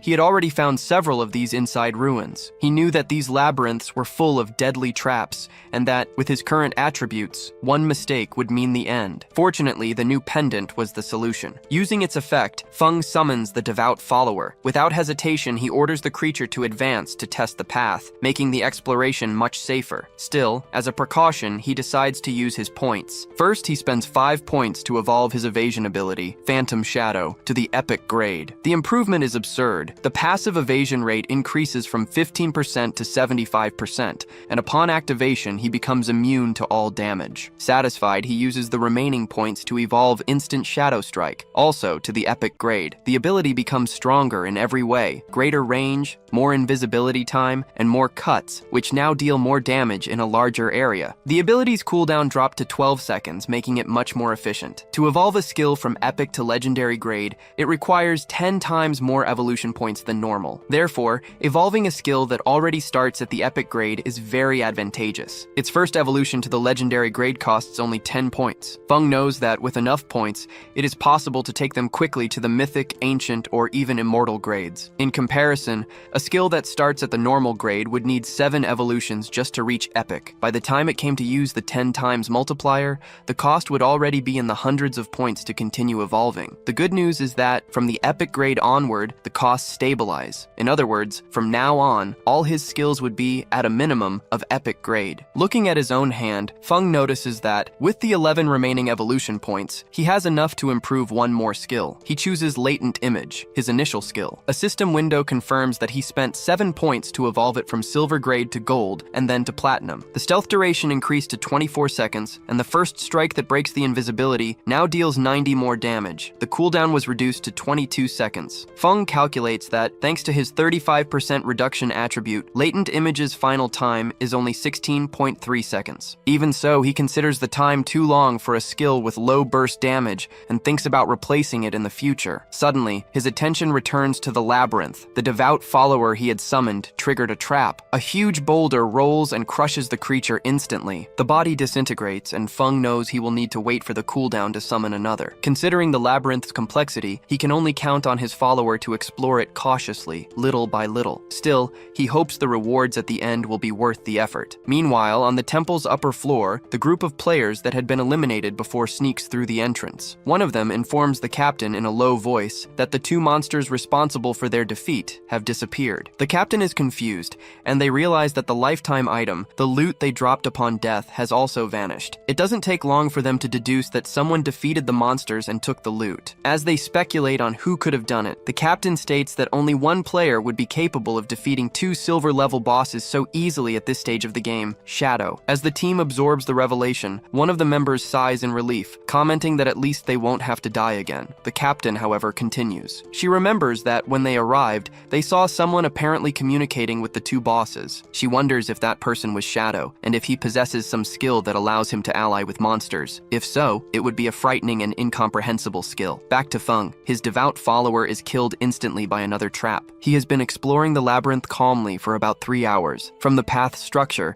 and based on his past life experience, he believes he is finally approaching the end. He knows that using people to navigate a labyrinth like this would result in hundreds of deaths. Without hesitation, Feng summons his follower again and advances to what seems to be the final section. The follower goes ahead until they reach a huge and imposing door. Feng orders his follower to open it, but despite using all its strength, the door does not move. This intrigues Feng. After all, his follower is a silver-level boss and is not weak at all. Curious, he approaches and touches the door, which opens without any resistance. He is surprised for a moment, not knowing what he will find. The 2 of them get into a defensive stance, but Feng soon realizes there is no danger. On the other side, there is a mysterious altar. In the center, a treasure chest is protected by spikes, and next to it is an NPC. The strange thing is that not even the system can identify her. Feng realizes it is the first time he has encountered an NPC that the system does not recognize. She greets him, but he cannot understand what she says, as if his level were too low. Suddenly, she kneels and dissolves into a yellow light, disappearing before him. The spikes around the chest disappear along with her. Confused, Feng imagines that the NPC might have been linked to his Eye of Judgment. He turns his attention back to the chest, which is now accessible and shines with a golden light, a clear sign that it is an epic grade item. Even so, he remains cautious. It could be a trap or even a mimic. To be sure, he orders his follower to open the chest. A golden light escapes from inside, revealing a skill book. And it is not just any book. It is a divine-level skill for assassins. The system notifies him that he has received the Gift of Mercy, an epic book. Its passive effects are great, a 100% hit rate on weak points and double damage on those points. Next, the system details the new active skill, Throat Cut. It causes continuous damage to the enemy, applying 100% of the initial attack's damage per second for 3 seconds. The normal cooldown is 60 seconds, but his reduction attribute lowers it to 44.4 seconds. Feng Feng is impressed with the skill's power. It effectively doubles the size of enemies' weak point areas, making hits much easier. But what really catches his attention is Throat Cut. He does the math. An initial attack of 300 damage turns into a total of 1200 damage, basically tripling the damage with a single strike. He notes that, unlike other skills that deliver several rapid strikes, this one focuses everything on the first attack, which makes timing and precision essential. Furthermore, because it is an epic skill, it only needs 10 evolution points to reach the legendary level, a low cost for something so powerful. Satisfied, he thinks that the labyrinth's loot was well worth it. His damage potential has increased drastically. Now it was time to leave. He decides to sell the rest of what he got to Plun's group. Using the messaging function, he contacts her and asks her to tell the rest of the group to return to the starting city, as he has valuable items to sell. Plun agrees at once, surprised by the speed with which he cleared the ruins. When Feng teleports back to the city,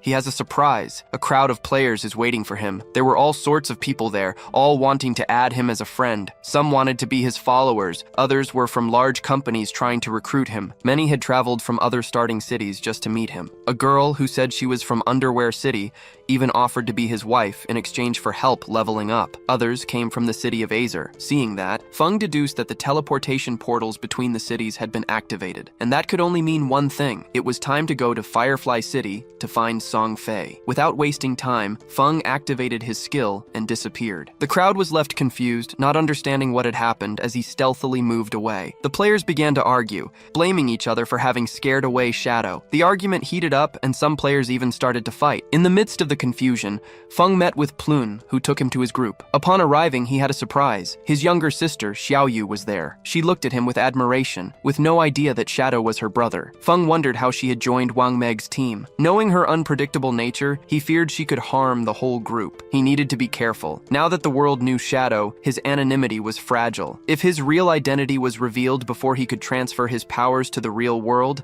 a simple weapon could kill him. It was a risk he could not take. At the same time, Xiaoyu was also thinking. She felt that Shadow was very powerful and that, in comparison, the rest of Wang Meg's group seemed weak. She began to calculate how it would be easier to find Song Fei if she got Shadow's help to level up. Meanwhile, Feng gave Wang Meg equipment for the whole group, suitable for each class. He also gave skill books that would greatly improve their strength in combat, asking for a payment of 2,200 days of lifespan in total. Wang Meg noticed right away that the items were gold and silver level, too expensive for them, but Feng said they could pay later, making it clear that he trusted the group. Wang Meg thanked him very much and promised to return the favor if he ever needed it. Feng agreed and handed over the items. The group was impressed to receive such rare equipment so early in the game. Wang Meg, in particular, was surprised by the increase in his damage and wondered if Feng's attitude was a sign of trust. Amid the excitement, Xiaoyu eagerly waited to see what powerful equipment she would receive, but to her disappointment, she got nothing. Wang Meg explained that there were no items for the priest class, and another group member commented that she should already feel lucky just to be there gaining experience with them. Xiaoyu introduced herself, saying she was the team's priestess, and approached Feng to receive an item. She even tried to add him as a friend,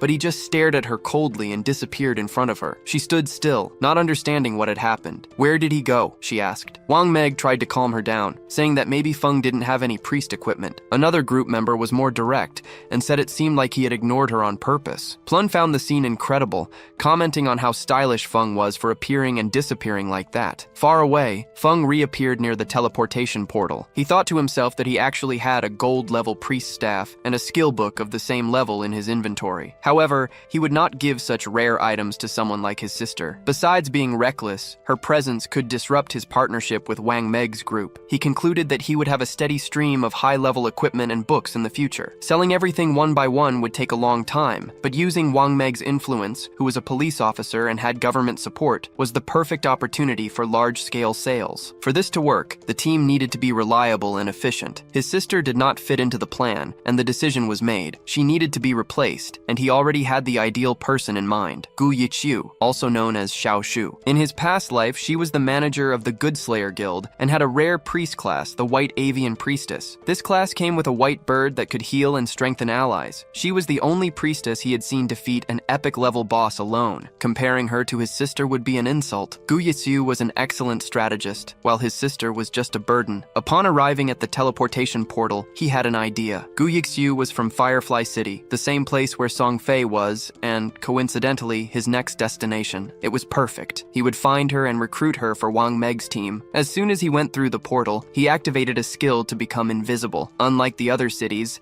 in Firefly City the sun always shone, which helped him move without being seen. He heard two nearby players talking about a silver tier monster they needed to kill. They also started cursing Song Fei, saying that he gathered all the girls in the city and brainwashed them into becoming his fans. Being an idol had its advantages. The two players didn't understand how someone like Song Fei, who was barely a mid-level celebrity, could have such loyal followers. Frustrated, they declared they would no longer tolerate it and that today they would take him down. Seeing this, Shadow found it amusing. The information about Song Fei was surfacing easily, but he doubted those two could even touch Song Fei. If anyone was going to do it, it would be Shadow himself. Curious, he followed them to the Valley of Laments, a level 5 area with monsters like Amorites and Correntes. Upon entering, he noticed signs of a battle and went to investigate. The scene was chaotic. A group was fighting in a marine, a silver tier boss with 2 heads and covered in flames. But instead of uniting, some players were attacking each other. In the middle of the confusion was Song Fei, protected by a circle of fans. The 2 players from before were preparing to attack, shouting that Song Fei's group had ambushed them and stolen their life expectancy. They wanted revenge. One of them, who had an ancient magic skill called Locked Jaw, advanced confidently. But before he got close, one of Song Fei's mages intercepted him and crushed his head with a single blow. Shadow watched and remembered that Song Fei held the title of Heaven-Defying Mage God. In his past life, Song Fei manipulated his fans into choosing the mage class. Afterward, he would gradually steal their equipment and skill books to strengthen himself. It was a dirty tactic, but very effective. Of course, a team of only mages would not work in the long run. To compensate, the fans distributed their attributes in different ways. Some focused everything on intelligence and became glass cannons. Others invested in agility to disrupt the enemies, or in vitality to serve as shields. The more aggressive ones put points into strength and became combat mages, using their staffs as clubs to crush their opponents. This strategy, as shown by the girl who defeated the player, worked very well in the beginning. Song Fei and his army of mages dominated the game, stealing life expectancy and defeating enemies. Over time, however,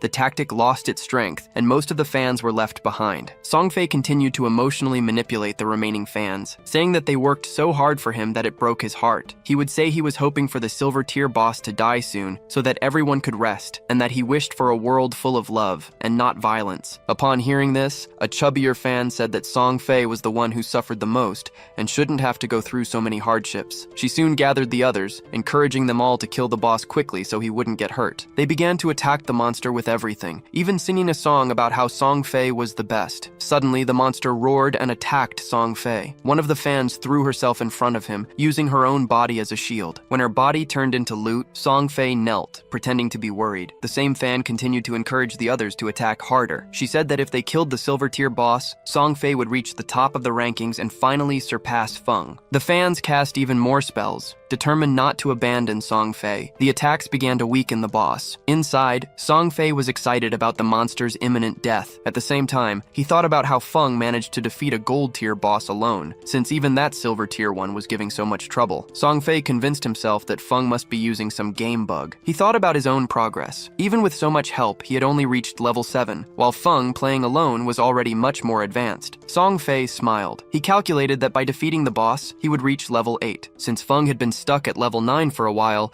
he was sure he would soon surpass him and become the #1 player in that game. But, in an instant, Feng attacked. He grabbed Song Fei by the face and tore his head from his body so quickly, it was hard to tell if it was a cut or if he had pulled it off with force. Before Song Fei's body hit the ground, Feng used the instant shadow slash ability, slicing all nearby enemies and shattering Song Fei's body and head into pieces. Song Fei's fans were paralyzed with shock. Before they could react, Feng's fury fell upon them. He cut everything around, including the silver tier boss. A system notification announced that he had killed the 12-headed monster, Ember Fiend, and gained 1,500 experience points. He also eliminated Song Fei's fans, including one named Sky-Defying Maiden Goddess, and others with bizarre usernames like Song Fei Meow Meow, Forever Faithful Follower, and Little Fei Ma. When the Ember Fiend's body turned into a pile of loot, the two players watching everything were left with their mouths agape. Feng eliminated the boss with a single skill that dealt over 1,000 damage points, a blow 10 times more powerful than theirs. And because it was a daily skill, it not only destroyed the boss, but also annihilated Song Fei Fei and all his fans at once. The players wondered who else could do something like that, other than the famous Feng, the same solo player who got the first kill of a gold-tier boss. Without hesitation, they started cheering for Feng and celebrating Song Fei's downfall. They did this not out of support, but for fear that he would attack them next, and Feng himself knew this. In his past life, when he was weaker, those players would not have thought twice before ganging up on him. Meanwhile, in the starting city, Song Fei had just respawned and was confused, not understanding how he died. A system notification informed him that he was killed by the player Shadow. He lost 1,106 days of tradable life expectancy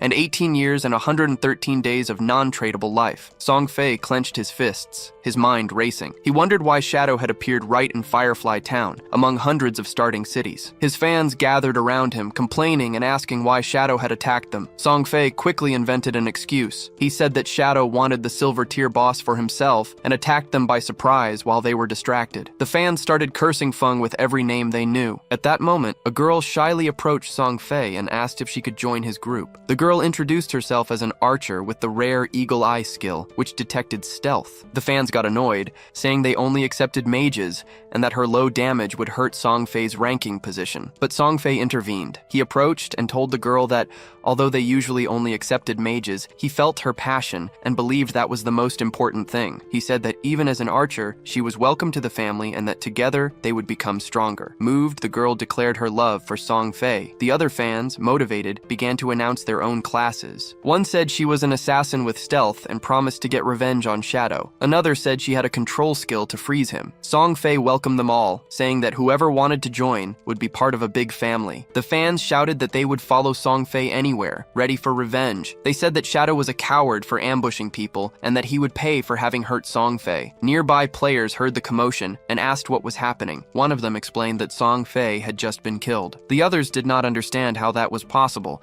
since he had so many fans protecting him. When they learned that the killer was Shadow, it all made sense, but they still wondered how he had the courage to face that crowd. Meanwhile, Song Fei was smiling. For him, the situation was perfect. With so many witnesses, when he defeated Shadow, everyone would see that the strength of a solo player meant nothing against him. Far away, Feng activated the Hand of Avarice. The system notification showed his gains: 16 evolution points, 217 days of tradable life, the loot from a silver level boss multiplied by 6, and from a gold level one multiplied by 1. He then made a decision. He decided to evolve the Gift of Mercy. The system used 10 evolution points and upgraded the skill from epic to legendary. The changes were significant. The passive effect, which corrected strikes on weak points, doubled from 100% to 200%, basically increasing the size of enemies' critical areas. The damage on these weak points also increased greatly. The active effect, which applied the Fatal Throat Cut status, now dealt from 100% to 150% of his total attack per second for 3 seconds. The cooldown decreased from 30 to a range between 25 and 18.5 seconds. Analyzing the upgrade, Feng realized that now almost half of an enemy's body would count as a weak point. His instant shadow cut skill would activate the bonus more frequently, and with the new Fatal Throat Cut, he might be able to kill the gold level boss with a single strike. He also noted the cost of the next evolutions. Upgrading a skill from legendary to mythic would cost 200 points. For a skill like Hand of Avarice, the cost from epic to mythic was 210 points, and from legendary to mythic, an absurd 400 points. Since he only had 9 evolution points left, he focused on another skill, Backstab Enhancement. The upgrade cost 8 points, evolving the skill from gold to platinum. The passive effect improved the bonus damage when attacking from outside the enemy's vision from 30% to 40%. Finally, Feng looked at his status. The death of the silver level boss and Song Fei's fans yielded more than 1,400 days of tradable life. With everything settled in the city of Fireflies, Feng was ready to leave. However, just as he was preparing to leave, one of Song Fei's followers, the same one who claimed to be an assassin, attempted a surprise attack. She shouted for him to die and advanced with a short blade, but Feng dodged effortlessly, leaving her stunned for not understanding how he had dodged so easily. The girl fell, frustrated, and soon activated her stealth. Feng looked at a nearby cliff and saw the rest of Song Fei's fans. They were shouting that he had nowhere to run and that he would be defeated. The moment they raised their weapons, Feng acted without hesitation and activated Latent Image. He entered stealth mode, but the archer who bragged about the Eagle Eye skill advanced with her bow. She mocked, saying that his invisibility was useless against her. The archer fired Eagle Eye, spreading brilliant feathers in the air to try to reveal him, but the skill failed. Instead of exposing Feng, the skill undid the stealth of the assassin girl. The fans convinced that she was Feng, turned against the ally without giving her a chance for an explanation. The fan, who seemed to be the leader, ordered them all to use their strongest skills. The assassin barely had time to react before being hit by a blast of attacks that completely destroyed her. When the dust settled, the fans realized the mistake, but the group's leader paid it no mind. She said it was no big deal, since the girl wasn't even a mage and therefore never truly loved Song Fei. With arrogance, she called what happened a divine punishment and told the archer to use Eagle Eye again to find Feng. But before the archer could shoot, Feng activated a special item, the Ghost Fire Bells. The sound of the bell caused a soul shock, immobilizing all enemies within a 100-meter radius for 3 seconds. As soon as the bell rang, the fans froze, with their eyes wide with confusion. They did not understand why they could not move, and before they could process, Feng attacked. He used instant shadow slash, eliminating all of them before the 3-second immobilization even ended. Their bodies disintegrated. Still invisible, Feng approached Song Fei, who was hiding and trembling behind a rock. Song Fei wondered aloud how all his fans died without Feng even appearing. He thought that Feng should have become visible when he attacked, but he did not realize that he was already right behind. Feng approached and whispered in his ear that he was already dead. The words left Song Fei in a panic. He activated his magic shield at that very moment, but it was too late. Feng used a poison skill, hitting Song Fei's head and breaking the barrier. Song Fei fell to the ground, and his body disintegrated into items. Looking at the items, Feng saw that Song Fei had more than 2,000 days of lifetime. He found it strange that none of the fans had any lifetime. He wondered aloud if they had given all their time to Song Fei. Did they still think this was just a game? He gave a low laugh, shaking his head at the thought. Manipulated fans were scary. Their non-tradable lifetimes, which amounted to centuries, would now be wasted, feeding the monsters of the place. Meanwhile, in the city, Song Fei reappeared, annoyed by the bad luck. His balance was only 500 tradable days, the price he paid for the defeat. He turned to his companions and asked why the archer's detection skill failed to locate Feng. The explanation came quickly. The skill had only detected their own group's assassin, not the enemy. One of the fans explained that Feng's stealth attributes were too high. The Eagle Eye skill only offered a level 1 anti-stealth capability, which was useless against an opponent with level 2 stealth or higher. Frustrated, Song Fei wondered how he could defend himself from someone who appeared and disappeared without a trace. He grumbled that he hadn't even provoked Feng. After all, Feng had already stolen a silver-ranked boss kill from him, so why come after him again? He even wondered if Feng was simply jealous of his appearance. His fans, sensing the tension, suggested changing locations for safety and leveling up somewhere else. They vowed to follow Song Fei wherever he went, with fanatical loyalty. Sometime later, Feng arrived at the now silent town and noticed that Song Fei and his group were no longer there. He wondered if they had moved to another starting area or to a completely different location. Seeing a lone player nearby, he approached to get information. The player, startled by Feng's sudden appearance, nervously pointed in the direction Song Fei had gone. He made a strange request, asking Feng to spare his girlfriend when he found him. The girl, named Fei Bao Kit, was a hunter, probably the same one who tried to detect Feng's presence before. Mentally, Feng dismissed the request, thinking it would be easier for the guy to find another girlfriend. Without saying anything, he activated his latent image skill and disappeared, leaving the man behind, still begging. As he headed in the indicated direction, Feng reflected on the challenge. Although he knew the general direction, their exact destination was a mystery. Searching blindly would be a waste of time. He thought he needed to find Gui Shui. At that exact moment, as if fate were helping, a familiar figure passed by him. It was Gui Shui. Feng went straight to her and asked if she could give him a hand. The moment she saw him, her heart raced. She recognized him right away. It was Feng. She could hardly believe she was meeting the famous figure in person. Without wasting time, Feng said he heard her class had a skill to search for specific targets in a wide area and asked her to locate Song Fei for him. As payment, he offered to sell a gold-level mage staff for a low price. Gui Shui was visibly excited. Curious, she asked how he knew about her area search, since she had never told anyone. But Feng ignored the question with a gesture, telling her not to worry about the details. "Do you want the gold-level staff or not?" he insisted. Gui Shui quickly agreed, though hesitant, not knowing if she could afford it. Feng explained that he was offering it for just 500 days of tradable lifespan, a great deal considering the original price was at least 700 to 800 days. Excited, Gui Shui confirmed she had that amount. Moments later, a system notification confirmed the transaction. Holding the gleaming staff, Gui Shui couldn't stop admiring the item, but Feng tapped her lightly on the head, telling her to hurry. While activating the spell, Gui Shui thought that it was the first time she had met Feng, but he gave off a strangely familiar feeling. Suddenly, she turned to him and asked if he wasn't worried that she would just take the staff and run. Feng replied calmly, asking if she didn't hate Song Fei. Gui Shui froze, surprised. How did he know about the grudge she held against Song Fei? She wondered if Feng could be someone she she knew in real life, but she soon dismissed the idea, as his voice was not familiar. Feng teased her, asking if she wanted to venture a guess. She dismissed him, saying she didn't have the patience for that. Then, she sent her bird to scout the area. It turns out that Gui Shui and the bird are connected. She can see everything through its eyes. The view changes to the bird's perspective, which flies over the city. A few minutes later, Gui Shui has an answer. She found Song Fei and reports the coordinates. She adds a warning. She cannot guarantee that Song Fei and his team will be in the same place when Shadow arrives. Hearing this, Shadow leaves immediately and asks her to add him as a friend. That way, she could update him if the group moved. Gui Shui shouts, asking how long she should keep watch, since she cannot keep the skill active forever. But Shadow reassures her, saying it won't take long. As he moves forward, he slows down near some trees. He notices something unusual and stops next to one of them. He examines the bark and notices a symbol carved on it. From a distance, Gui Shui is confused by the stop and asks what he saw. Shadow instructs her to scan the area, looking for other trees with the same symbol. Gui Shui sends her bird to search and soon replies that there is an identical tree 100 meters ahead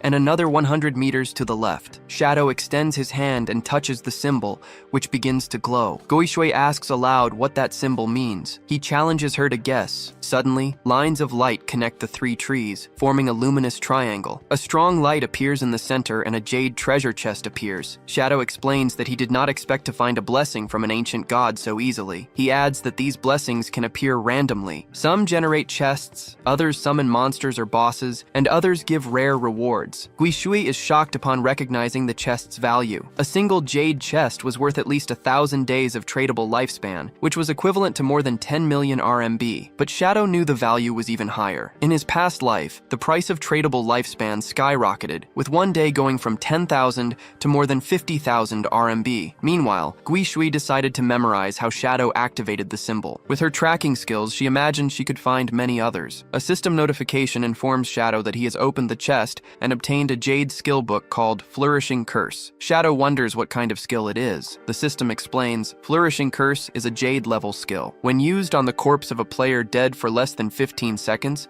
it causes a cursed flora to grow on their body, draining all of their tradable lifespan until it reaches 0. And the best part, the skill has no cooldown. Feng learned the skill on the spot, thinking how absurd it was. He had already heard of it in his past life, but he did not know its name was Flourishing Curse. With a smile, he commented that the name fit perfectly. Now, whenever he killed a player, he just had to watch the body and let the cursed flower suck away all their lifespan. His target was clear. Song Fei's lucky days were over. Feng planned to hunt him until he was forced to quit the game, and when he reached level 10, he could take his skills to the real world. At that point, he intended to finish Song Fei for good. Far away, Song Fei and his fans were busy attacking a monster with several strikes. Song Fei was leading the attack, thinking they had already run far enough and that Feng would not be able to reach them. He grew irritated remembering that Feng had already stolen his achievement for a boss and killed him twice. For him, that was already enough. With a confident smile, Song Fei promised he would get revenge as soon as he leveled up. Suddenly, one of the fans warned that a group of players was fighting a boss up ahead. Song Fei lied on the spot, saying they looked like fans of Nujiaki, his rival. Upon hearing the name, the chubbier fan became furious, and the others followed her. She ordered them all to advance to eliminate the supposed fans,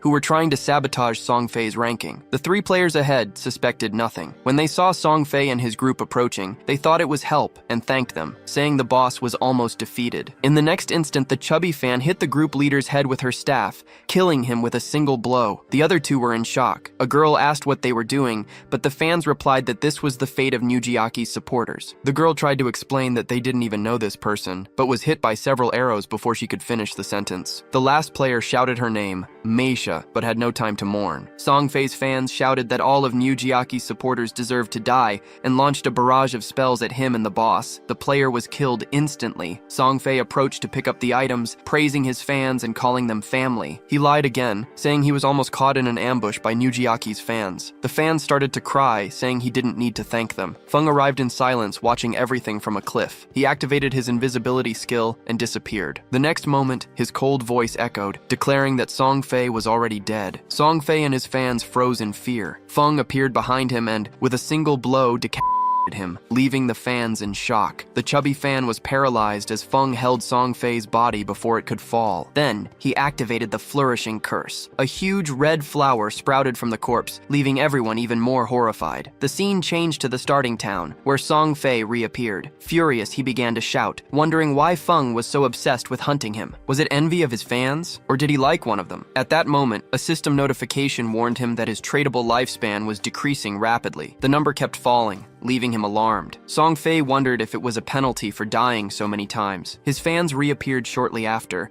and the chubby fan immediately reported that something was wrong. She explained that Feng used a strange skill on Song Fei's body, causing a blood flower to sprout and absorb something from him. Upon hearing this, Song Fei was even more shaken. He wondered if Feng was trying to kill him permanently, and then a new system window appeared, showing that his life expectancy was falling rapidly. In a panic, Song Fei decided to log out, thinking that if he stayed in the game, Feng would kill him for good. He told his fans to log out as well, and promised that he would buy more lifetime in the real world, convert equipment in the game, and come back stronger to face him. The fans agreed, saying they would follow him wherever he went. Song Fei cursed Feng in his thoughts, vowing revenge. He remembered the 2.5 years of hard work, and swore he would not lose to someone who didn't spend money on the game. Back on the battlefield, Feng had also used the same skill on Song Fei's fans. A system notification informed Feng that, because of the large number of players killed, he had reached level 4 of the assassin class. Now, if he died, he would lose 96% of his life, but Feng didn't care. He saw that he had gained over 1,000 days of life from Song Fei and his fans,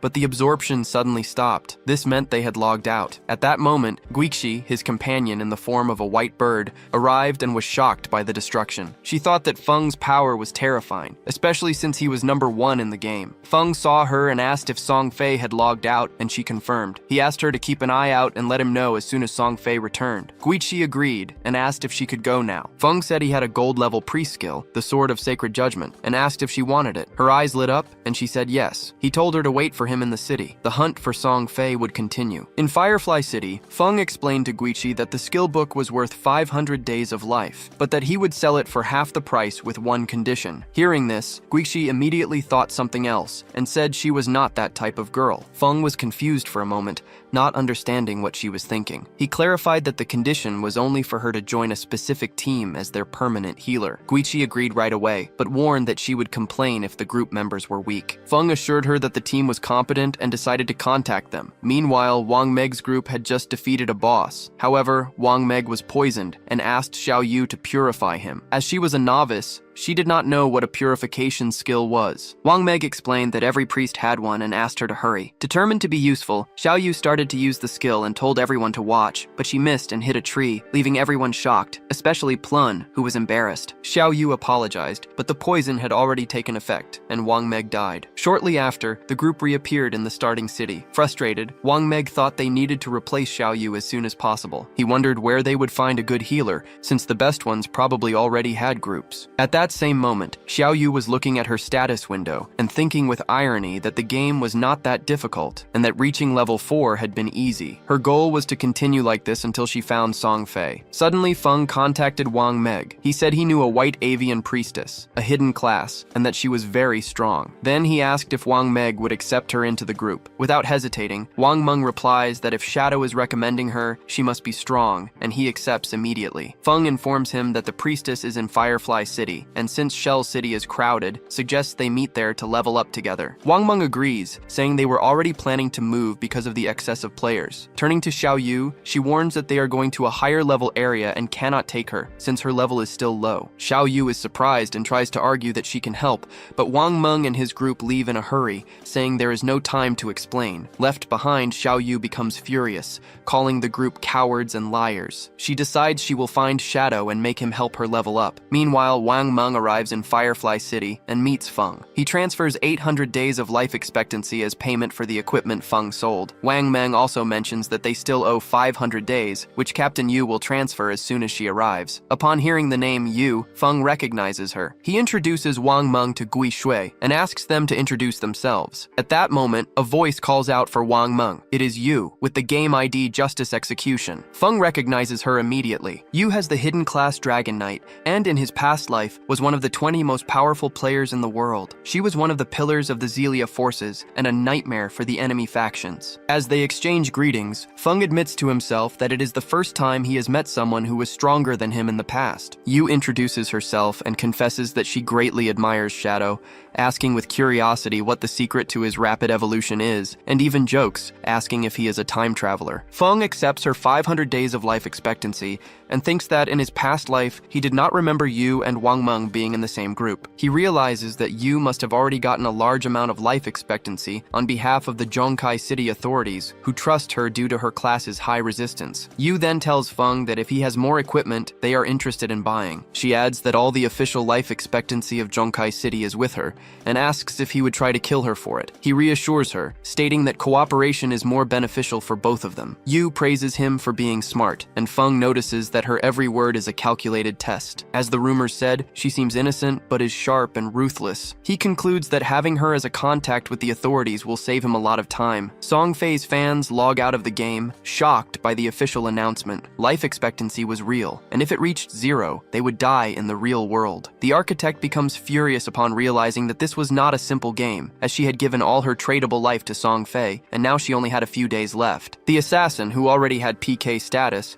realizes that dying one more time would make her lose double the life. They were in shock. The girl who was the group's tank starts reading the messages, and her face fills with sweat. She realizes in a panic that because she always advanced on the front line, she killed and died many times. Now she only has 1 day of life expectancy left. If it reaches 0, she will die. At this moment, something catches her attention. Song Fei was buying life expectancy. Sensing the opportunity, she decided to look for Song Fei, certain that he would help her. Meanwhile, Xiao Yu, Feng's sister, also left the game. She was still confused, struggling to distinguish the real world from the virtual one. When she turned on her cell phone, she smiled upon seeing that the exchange rate was excellent. 1 day of life could be sold for 15,000. With the 200 days she had, she could become a millionaire. But her smile vanished when she saw the news. Shadow had killed Song Fei 3 times. She panicked, remembering that death in the game was permanent if one's life expectancy reached 0. Even with 100 years of non-negotiable life, the 3 deaths left Song Fei with only 12 remaining years. All the chat groups were commenting that Shadow had managed to kill Song Fei, even while surrounded by dozens of people. To her, he seemed terrifyingly strong. Soon after, a fan began sending messages in a chat, saying that Song Fei needed help. She revealed that he was at Zhang Plaza, buying life expectancy for 10,000 a unit, and asked for any fan in Jingai City to go there and sell theirs. Xiao Yu couldn't believe it. Zhang Plaza was very close by. She couldn't stand by while his life was running out. Thanks to Shadow and the others, she had over 200 days of negotiable life, enough to help. Without wasting any time, she decided to head there. At the same time, back in the game, Feng was easily eliminating several monsters when a system window appeared. He had reached level 10, gaining an increase in his attributes and 5 free points. Additionally, a series of achievements was unlocked for being the first to reach this level. In the Jingai City region, he gained 7 reputation points. In the Great Xia Kingdom, he gained 14 reputation points. In the world, he gained 21 reputation points. The system also informed that the teleportation function to the continent of the Forgotten Gods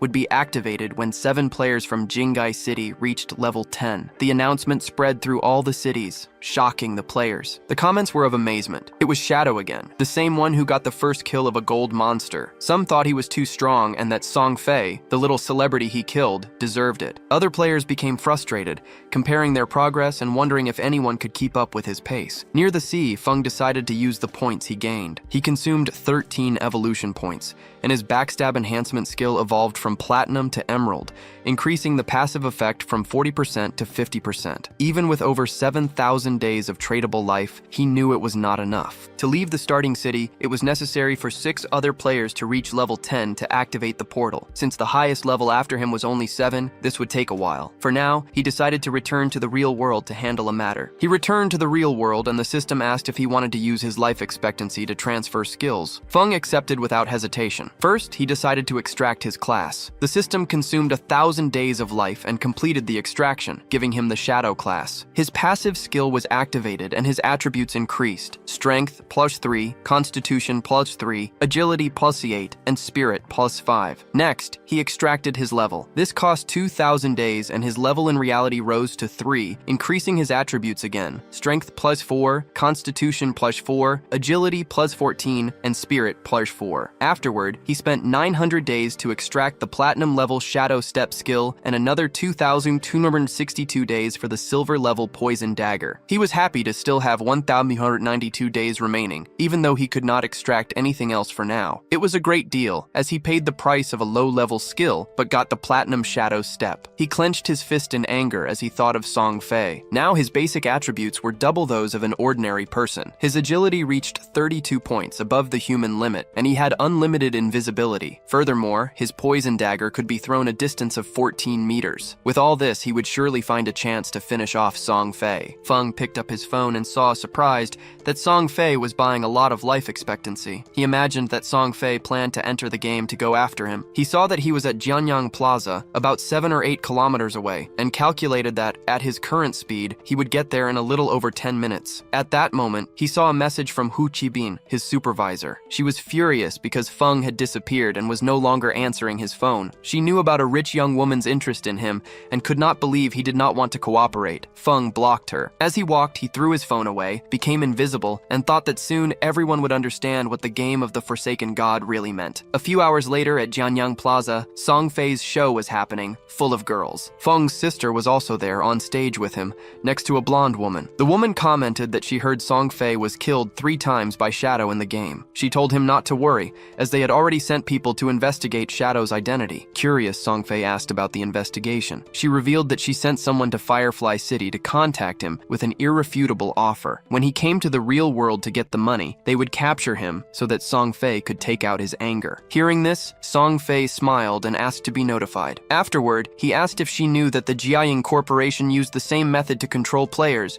and force them to work for free. The woman laughed, saying that those players were idiots and weak, unable to accumulate life expectancy. To her, it was much better to be on Song Fei's side, since many women gave their life expectancy to him voluntarily, even willing to die. Song Fei began to laugh maliciously. In the middle of the event, a man in the audience started shouting, telling everyone to stop selling their life expectancy. He turned to Song Fei and accused him of knowing that this was linked to life and death, but that he continued to brainwash his fans to buy their life expectancy. The man said that Song Fei was putting lives at risk and that they would report him. Song Fei smiled, thinking that a fool always showed up to interfere. He stood up and gave a speech, saying he knew about the recent debates. He stated that his actions to get life expectancy had caused disturbances, and for that, he offered a sincere apology. His fans shouted that he didn't need to apologize. With a smile, Song Fei thanked them for their support, but said that their love should be something positive. He asked for everyone to act more rationally, ensure their own safety, and work to help society. With a face full of tears,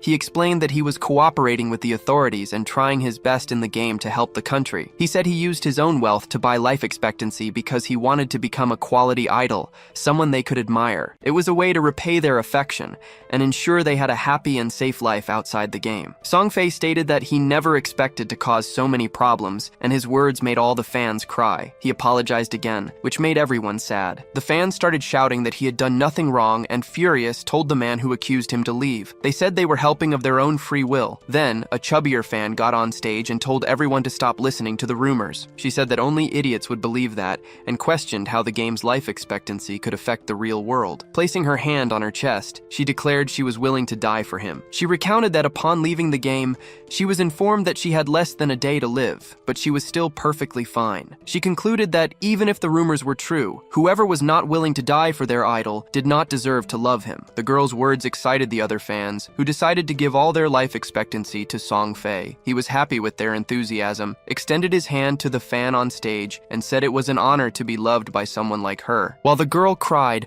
willing to die for him, something flew through the air and went through Song Fei's head. Everyone was in shock. He began to bleed from the mouth, and his hair fell out all at once. Song Fei's body fell on top of the fan, who got scared and fell to the floor, screaming without understanding what was happening. With his death confirmed, his fans panicked. The security guards began to escort Hookbin, but she was screaming, saying she had seen a life expectancy orb around Song Fei's body when he died. She warned that everyone should leave because whoever killed him used a game skill. Horrified, she wondered how the game skills could be used in the real world. She thought about the killer's actions, turning invisible and collecting lifetime, and concluded that the only person capable of that was Shadow. At that moment, a dart also pierced Hookbin's head, killing her instantly and leaving the guards in shock. In the middle of the crowd was Feng. It was already night, and the news reports were announcing the deaths of the celebrity Song Fei and of Dai Jiang. The news also said that his most devoted fans died beside him after sacrificing all their lifetime. The police investigation revealed that the deaths were caused by supernatural abilities. Feng's sister Xiaoyu and her friend were crying, unable to believe that Song Fei was dead one day after his show. The friend soon realized that the invisibility and the thrown knives must be skills from that game. She wondered if the culprit was Shadow, since he was known for killing inside the game. Xiaoyu was also confused, wondering how the game's skills could work in the real world. She remembered Shadow's assassinations and concluded that he could only be Song Fei's killer. If Shadow could use his skills in reality, she would also find a way. From that moment on, Xiaoyu would have only one goal: to get stronger, no matter the cost. After they got out of the taxi, Xiaoyu's eyes burned with anger. She only wanted to kill Shadow and avenge Song Fei. Meanwhile, Feng was calmly eating noodles in a restaurant. He thought that, even though he was invincible in the game, his body in the real world still felt hungry. His cell phone rang with a message from Xiao Ya. She warned that Fat was furious, had blocked Feng's cell phone, and was threatening to fire him without the month's salary if he didn't show up. Feng knew her from his previous life as a member of his guild. She was a good girl, but very delicate, he replied, telling her not to worry about him or the job and to focus on leveling up in the game. Surprised, Xiao Ya asked if Feng also played, commenting that it was very difficult and was consuming the lifespan of many people. Feng advised her to focus only on agility at the beginning. She agreed, but said that the lifespan sold in the game was expensive. When she asked how much Feng had already earned, he replied not much, as he had already spent almost all of it. Feng knew that Fat was just a pawn. The real problem was his boss, Qian Shiki, the daughter of the Qian Group's president. In his previous life, this woman moved to North America and founded one of the 3 largest guilds there, Alice's Wonderland. This guild always opposed his country and caused endless problems for his own guild, God's Plan. He realized he needed to deal with her before she left the country, as it would be much more difficult later. Feng thought that if Qian Shiki died, Alice's Wonderland might never be created. All the founders had some connection to her, and without that connection, the guild would not be formed. His cell phone rang again. It was a call from Xiaoyu. She seemed surprised that he answered, thinking he might have died in the game. Relieved, she said that she had already earned enough money to buy a house, so he no longer needed to worry about her. Feng decided to continue the conversation and asked if she had anything else to say. She asked him not to bother her anymore and said that she would not look for him either. She also demanded that he not even try to find out where she lived, because from now on, she had cut ties with him. Feng hung up the call and felt happy. He decided it was time to go back to leveling up, as it wouldn't be long until someone reached level 10 and discovered that skills could be transferred to reality. When that happened, the world would no longer know peace. Shortly after, Xiao Yu and her friend also logged into the game. The friend was confused and asked if it wasn't too harsh to cut ties with her brother, advising her to make peace. Xiao Yu stood firm and refused, revealing that she had sold her life expectancy to the Qian Group. She sold it for a total of 2 million, which left her friend in shock. Xiao Yu also mentioned that she had bought a house for them to live in together. She added that she would soon find Shadow, and when that happened, Feng would no longer matter. At that moment, a player passing by caught her attention with a smile. The man handed her the assassin skill book she wanted and reminded her with a cheerful expression not to forget what she had promised. She agreed that, as soon as everything was settled, she would attend to his small wishes. Inside, however, she called him a bootlicker and thought that, when she found Shadow, no one would care about a useless piece of trash like him. Xiao Yu informed a contact named Wang that she had a control skill book for an assassin and asked him to check if Shadow needed it, as she could deliver it. A smile formed on her face. That bootlicker was still useful for having gotten such a good skill. That book would be her way of connecting with Shadow. She planned to get close to him, stay quietly by his side, heal him, and help him kill enemies to level up. She would make him feel her help little by little, so that he would trust her and see her as his other half. But when she became strong enough and he was no longer of any use, she would kill him with her own hands and tear out his eyes, all to avenge her brother, Song Fei. To her surprise, Wang replied that Shadow considered the skill to be trash. He didn't need it, and Xiao Yu could keep the book to sell. A while later, Feng also entered the game and heard someone fighting an unusual boss. Following the sound of the battle, Feng saw a man with a shield fighting a multi-armed boss. The man tried to run, but it was in vain. The monster cut him to pieces, and Feng realized that it was a golden Erdipod, a level 8 gold class boss. The boss possessed a level 2 anti-stealth skill, which meant Feng's invisibility would be ineffective against it. Suddenly, the monster started to flee. Feng seized the moment, came out of his hiding place, and attacked with with Shadow Strike, dealing thousands of points of damage. He knew his damage bonus for attacking unseen would not work, which would reduce his power. However, the legendary effect of Graceful Release amplified the weak points on the Golden Urtapod's head and heart by 200%. Of the 9 hits from Shadow Strike, 3 struck weak points, tripling the damage and compensating for the loss. It was a truly legendary skill. He needed to thank Xiaoyu for that, as she had helped him find the Temple of Faith. Feng's damage was so high that a single skill reduced the Golden Urtapod's health by 1/6. Next, he attacked with a poisonous throwing knife, which lodged in the monster's head and dealt 1783 points of damage. The poison knife was only silver level, and its damage was already falling behind. Feng still needed to advance his profession to obtain a higher level of invisibility. To his surprise, the monster advanced on him and prepared to attack. Mage panicked upon seeing the scene, but Feng looked confident. The monster attacked him, but he dodged without much effort, leaving Meiji and her friend shocked by his speed. They realized he was not just fast,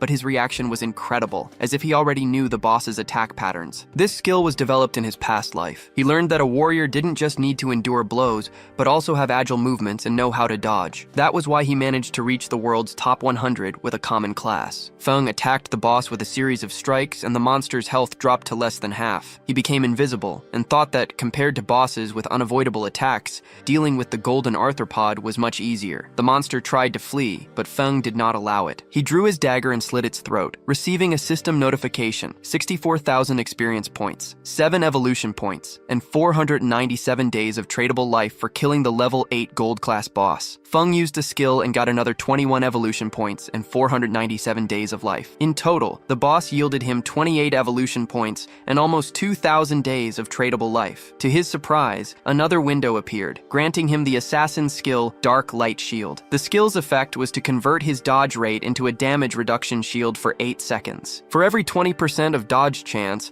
a layer of shield was generated. Combined with his epic skill, which gave 75% dodge, the Black Light Shield could provide 3 layers of protection. With this new skill, he could defeat many bosses without taking damage. Feng spent 6 evolution points and upgraded the Black Light Shield from Platinum class to Epic. The duration increased to 14 seconds, and the conversion rate improved. Now, for every 10% of dodge chance, a layer of shield was generated. He was satisfied, as he now had 7 layers of damage reduction shield. With this, he could explore high-level areas in advance. Since he still had 22 evolution points, he decided to also evolve the poisonous throwing knife. He spent 16 points and upgraded it from silver class to emerald, more than doubling its damage. He had also gotten 2 assassin items. The first was the Platinum tier Agile Ring, which increased his agility, movement speed, attack speed, and cooldown speed. The second was the Gold tier Heavy Red Leather Gloves, which gave more defense, resistance, constitution, and HP. With the new items, his cooldown speed reached 55%. His stats were now high enough that he could withstand 3 attacks from the Golden Arthropod without dying. Combined with the Black Light Shield, Feng's survivability had improved greatly. The mage and the others left praising Feng, saying that the boss had been nothing to him, and they could not believe he had defeated it alone. The mage asked if he had any equipment or skills she could use, adding that she would buy it. Feng revealed that he had a gold-level skill book for mages, the Ice Ball Ricochet, an area of effect skill that launched ice balls that ricocheted up to 10 times, with a price of 800 days. The mage thought 800 days was a bit expensive, as she had already seen a level 5 skill book, also gold, being sold for only 400. With a serious look, Feng explained that the Ice Ball Ricochet was level 7 and had more than 40% more damage than the level 5 one, so the price was not high. The mage did not hesitate and closed the deal with Feng, buying the book. The system window confirmed the transaction. With the newly acquired power, there was no longer any boss in the initial stages that could threaten their group. Feng decided to return to the city and post a message seeking information on the location of silver and gold level bosses. This way, he would have a constant flow of targets to hunt and his evolution speed would be maximized. At that moment, Wang Meng informed him that Xiaoyu, the team's priestess, wanted to send him a skill book. Feng found it interesting and was curious to know what kind of book it was. He was surprised to see that Xiaoyu wanted to give him a book, even more so because it was bronze level, but he decided to take a look. Feng was not naive. He knew everyone speculated that he had killed Song Fei, and soon after, Xiaoyu was trying to send him a book. He wondered if she was trying to associate with him, avenge Song Fei, or perhaps both, and decided to refuse the offer. Wang Meng said that Xiaoyu replied that the book was trash and that Feng did not need it, so she could sell it herself. Feng asked Wang Meng to go to the city, as he had something to sell him and to prepare a sum of life span. Seriously, Wang Meng asked directly if it was Feng who had killed Song Fei's group. Feng confirmed that yes, he had killed them all. To him, Wang Meng was a friend, and he also knew that at the time of Song Fei's murder, Xiaoyu had been disconnected the whole time, which made the motive and the timing of the crime perfect. Since Wang Meng asked this question, it meant that the authorities had already figured out almost everything. Feng asked if he was trying to arrest him, as he knew that in 2 hours other players would reach level 10. When that happened, the ability to transfer powers to reality would no longer be a secret. He saw this as the perfect opportunity to test how the Daxia government would react. When Feng returned to the starting city, he was met by Yu and his group. Without wasting time, Yu confronted him, asking if he admitted to killing Song Fei. With a calm smile, Feng confirmed. Yu explained that a full investigation was conducted and the conclusions pointed to Feng as the prime suspect. However, they also discovered the truth. Song Fei and the Jiang industry were conspiring against Feng, kidnapping players and forcing them into servitude. Because of this, the murder was considered an act of self-defense. Upon hearing this, Feng silently concluded that the authorities had probably chosen to cooperate with him, especially since his identity in the real world was still a mystery. Feng remembered that in his previous life, he had always collaborated with the authorities. But now, with Song Fei's death on his hands, he wondered how this relationship would change. For now, he decided to wait and see what would happen. Feng took out the items he intended to sell and explained his plan. Since Wang Ming and Yu worked for the government, they had access to various professions and, more importantly, possessed negotiable lifetime to buy the equipment. They could acquire both equipment and skill books from different classes. When Wang Meng saw the platinum items Feng had prepared, he was surprised and asked if he had already defeated a platinum boss alone. Feng denied it, saying he was just lucky enough to find a platinum treasure chest. He added that Gu Yixi was present and saw him also receive a jade-level skill book, which she confirmed. Hearing Feng call Gu Yixi by her name, while still referring to her as Little Black, Plun felt a little jealous. Feng noticed and asked, jokingly, if she preferred another name. Embarrassed, Plun said that Little Black was fine. Observing the scene, Wang Meng commented that it was bad to compare oneself with others. Yu agreed, pointing out that while they were still struggling with silver bosses, Feng was already collecting platinum and jade items with ease. Feng then proceeded to discuss the prices. The Platinum Archer book cost 2,500 days of life, and the Platinum Berserker weapon, 1,500 days. The Platinum Maid book was valued at 3,000 days. A gold level book and equipment went for 8,000 days. For the remaining 25 platinum items, he offered a discounted package for 16,000 days. To Wang Meng's surprise, Yu accepted the deal without negotiating. He questioned her, but Yu explained that the prices were fair and that she would also pay off the previous debts of Little Snow and Wang Meng. Feng agreed, and the exchange was completed. He reflected that, above 10,000 days, lifetime was converted into years. The total value was a huge expense even for the government, but the investment was worth it. With the new items, the government could accelerate the growth of its power, avoid conflicts, and gain an advantage in international confrontations. Then, Yu informed that the Jiang industry was imprisoning players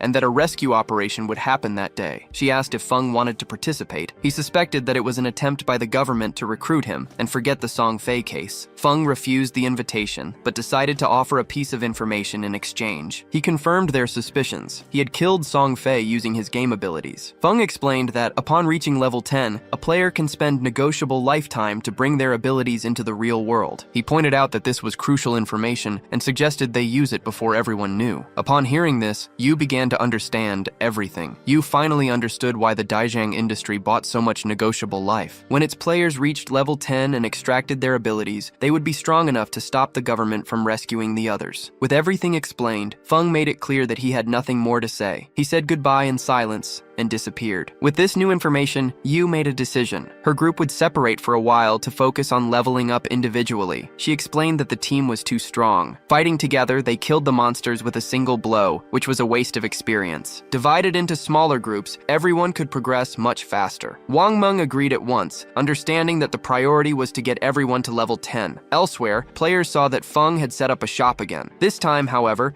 he was buying, not selling. He was specifically looking for coordinates of boss monsters. For a silver level boss, he offered 30 days of negotiable life. For a gold level one, the price was 100 days. Suddenly, a player approached and commented arrogantly that Feng was still there acting like a merchant. He said that the woman from the Zhang industry had made a great offer, 300 million in cash and company shares for whoever helped her level up. He even suggested it was a good deal and that Feng should have accepted. But another player interrupted him, asking if he had left the game lately. He said that Feng had already killed Song Fei and the woman from the Zhang industry in real life. The news shocked the first player. Paralyzed, he heard the other casually lament that her death was a shame, as she was very beautiful. Still stunned, the first player began to process what he had heard. He admitted that she deserved it, since she tried to capture Feng in the real world and paid for it. He said that in the beginning, she offered Feng 10 million to help her, but he refused. Blinded by greed, he himself accepted the offer. However, when he went to receive the payment, he was knocked out. He woke up chained in a basement, where he was whipped for days and forced to farm negotiable life for them, who used him as bait to attract more victims. With bitterness, he said she got what she deserved. He added with self-contempt that he had previously mocked Feng for refusing the offer, but now he saw that he had always been the fool. Feng remained silent. Inwardly, he thought that from the way that man behaved, it was almost certain that he had also helped kidnap other people. Feeling judged, the man quickly stated that he was forced, but Feng did not want to hear excuses and just told him to go away. As the man walked away, Feng thought that the authorities would soon take care of people like him. Suddenly, a group of mysterious players approached, offering the coordinates of a silver-level boss monster. Feng accepted the deal without hesitation, trading 30 days of negotiable life for the information. As soon as the trade was made, the surrounding players began to whisper. Some recognized one of the newcomers, known in the game as Asda Espadas. The whispers identified her as Qin Shi, the heiress of the powerful Qian group in the real world. The moment her identity was revealed, the players instinctively moved away. Qin Shi and her group had already killed many players to steal their lives, and everyone feared they would be next. Qin Shi, in turn, did not seem to care about her reputation. She scoffed, saying the game was not that impressive. For her, it only took a little money to buy the best equipment and skills, which gave her an advantage at the beginning. Afterward, it was just a matter of hunting players with a lot of negotiable life and taking what she wanted. She complained that the game made her miss a flight to North America, where she was supposed to be partying with her friends. Instead, she was stuck in the city of Axia, unable to even leave the country. She rolled her eyes at two players trembling with fear nearby, and mocked them, saying that the local men were weak, including in bed. Then she turned to a foreign teammate named Tony, and commented that she preferred men like him. Tony smiled and praised her good taste, saying that people like him were superior, especially in that regard. He even added that as soon as they got out of the game, he would let her prove that superiority. Qian laughed, finding it amusing, and implied that she was looking forward to it. Changing the subject, Qian asked if the rumors about Song Fei's death were true. She admitted she had played with him before, but found him useless, saying he didn't even last a minute. To her, he was trash. Her tone changed to curiosity when she mentioned the rumors that Song Fei was killed by Shadow. Despite her contempt for the local men,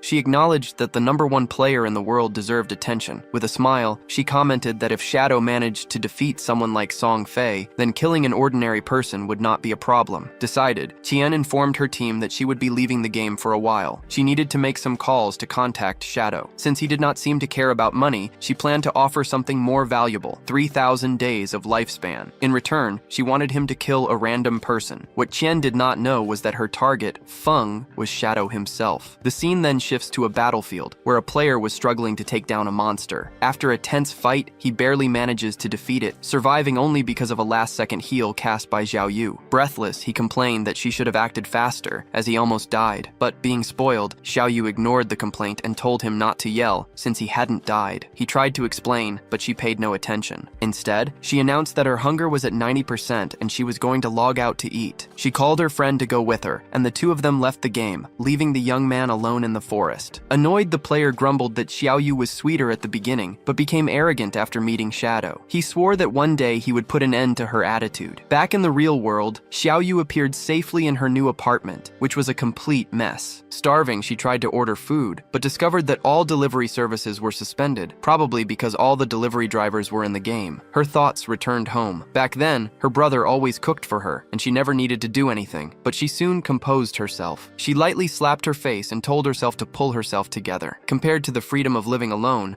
that was just a small problem. She took a deep breath, trying to cheer up, and reinforced that she was strong and was better off without her brother. The scene changes to a cave on the coast, with the sound of the waves outside. Inside, Feng was facing a huge boss, the Crab King. As the creature advanced, Feng counterattacked with a precise strike strike to the monster's head, which fell on the spot, its body dissolving into rewards. Feng reflected on the feat. 4 silver-level bosses defeated in just over an hour, each giving 16 evolution points. In addition, the items they dropped could yield up to 3,500 days of lifespan. By this point, all his equipment was already gold level or higher. His load reduction skill had gone up from 55% to 75%, and even the instant shadow cut improved, with the cooldown dropping from 12 to 6.8 seconds. He concluded that, as there were no platinum-level bosses near the starting cities, the strongest he had defeated so far was gold level. To change that, there was only one path: class advancement. He looked at his experience bar and thought about the challenge. All platinum-level bosses had, at a minimum, level 2 stealth detection. To beat them, he needed level 3 stealth, which required 20,000 experience points. Only then could he fight them safely. He remembered that, in his past life, it took a team of 20 players to defeat a single platinum boss. This time, he was determined to do it alone. Feng decides to return to the city to sell the loot he got to the government. He has the determination to stay ahead of everyone and be the first to defeat a platinum boss alone. After selling his items, he accumulates a total of 105 years. It is a huge amount, which he notes is equivalent to almost 40,000 days of tradable life expectancy, enough wealth to get almost anything in the real world. As he walks through the city, a suspicious-looking player approaches him. The man implies that there is a target in the real world with a good reward, but Feng ignores him. The player gets in his way and reveals that the target is a certain King Feng. Since Feng managed to defeat Song Fei, the man says that this new job would be easy money. The moment he hears the name King Feng, Feng's interest is piqued. He wonders what would make someone like King Feng worth killing. But the player ignores the question, insisting that the reason is irrelevant. What matters is the reward: 3,000 days of tradable life expectancy. This number makes Feng hesitate. He calculates that almost 3,000 days are equivalent to about 50 million. Feng wonders who would want King Feng dead to the point of paying such a high price. Observing the man, he concludes that he is just an intermediary. Feng does not remember seeing him in his past life, which means the true mastermind must be someone else. He recalls that in his previous life, people with resentment against him only appeared more towards the middle and end of the game. It is too early for enemies to start acting. The only person who fits the profile and has the money to hire an assassin at this moment is Qian. She is the only one with the motive and resources to attack King Feng. However, he also notes that if she really wanted King Feng dead, she could have acted long before the game started. This suggests the assassination has another motive. He deduces that Qian's true objective might be to create a connection with Shadow. Eliminating King Feng would just be a bonus, perhaps for him having rejected her. This turn of events amuses him. He was already planning to look for Chen to deal with her, but it seems she acted first. Seeing an opportunity, he agrees to accept the job on one condition. He wants half the payment up front, and the time of the execution will be decided by him. The player is surprised. He did not expect someone like Shadow to accept the job so easily. After consulting his superior, the player transfers 1,500 days of negotiable life expectancy to Feng. Feng decides to treat this advance as interest that he will collect long before thinking about killing Chen. The player then shares the target's location, and that's when Feng is truly surprised. The address is his own home. Without hesitating, he walks away. He tells the player that the results will show when the job is done. The player watches his departure in silence, mocking to himself. To him, Shadow is just showing off. In the end, they are both just pawns working for Titty. Before Feng could get very far, he was stopped by another player, a beautiful and curvaceous woman. She heard that he was buying boss coordinates and said she had information about a gold-level boss. If he was interested, she offered to guide him there. Feng replied that he would pay 100 days of negotiable life expectancy as soon as he confirmed the coordinates. The woman agreed, saying the boss was north of the city and that the walk would be a bit long. Curious, Feng asked what kind of boss it was. She replied that it was a plague bearer. The fact that she knew the boss's name convinced him that she might be telling the truth. She then asked if he was sure he did not want to bring a healer,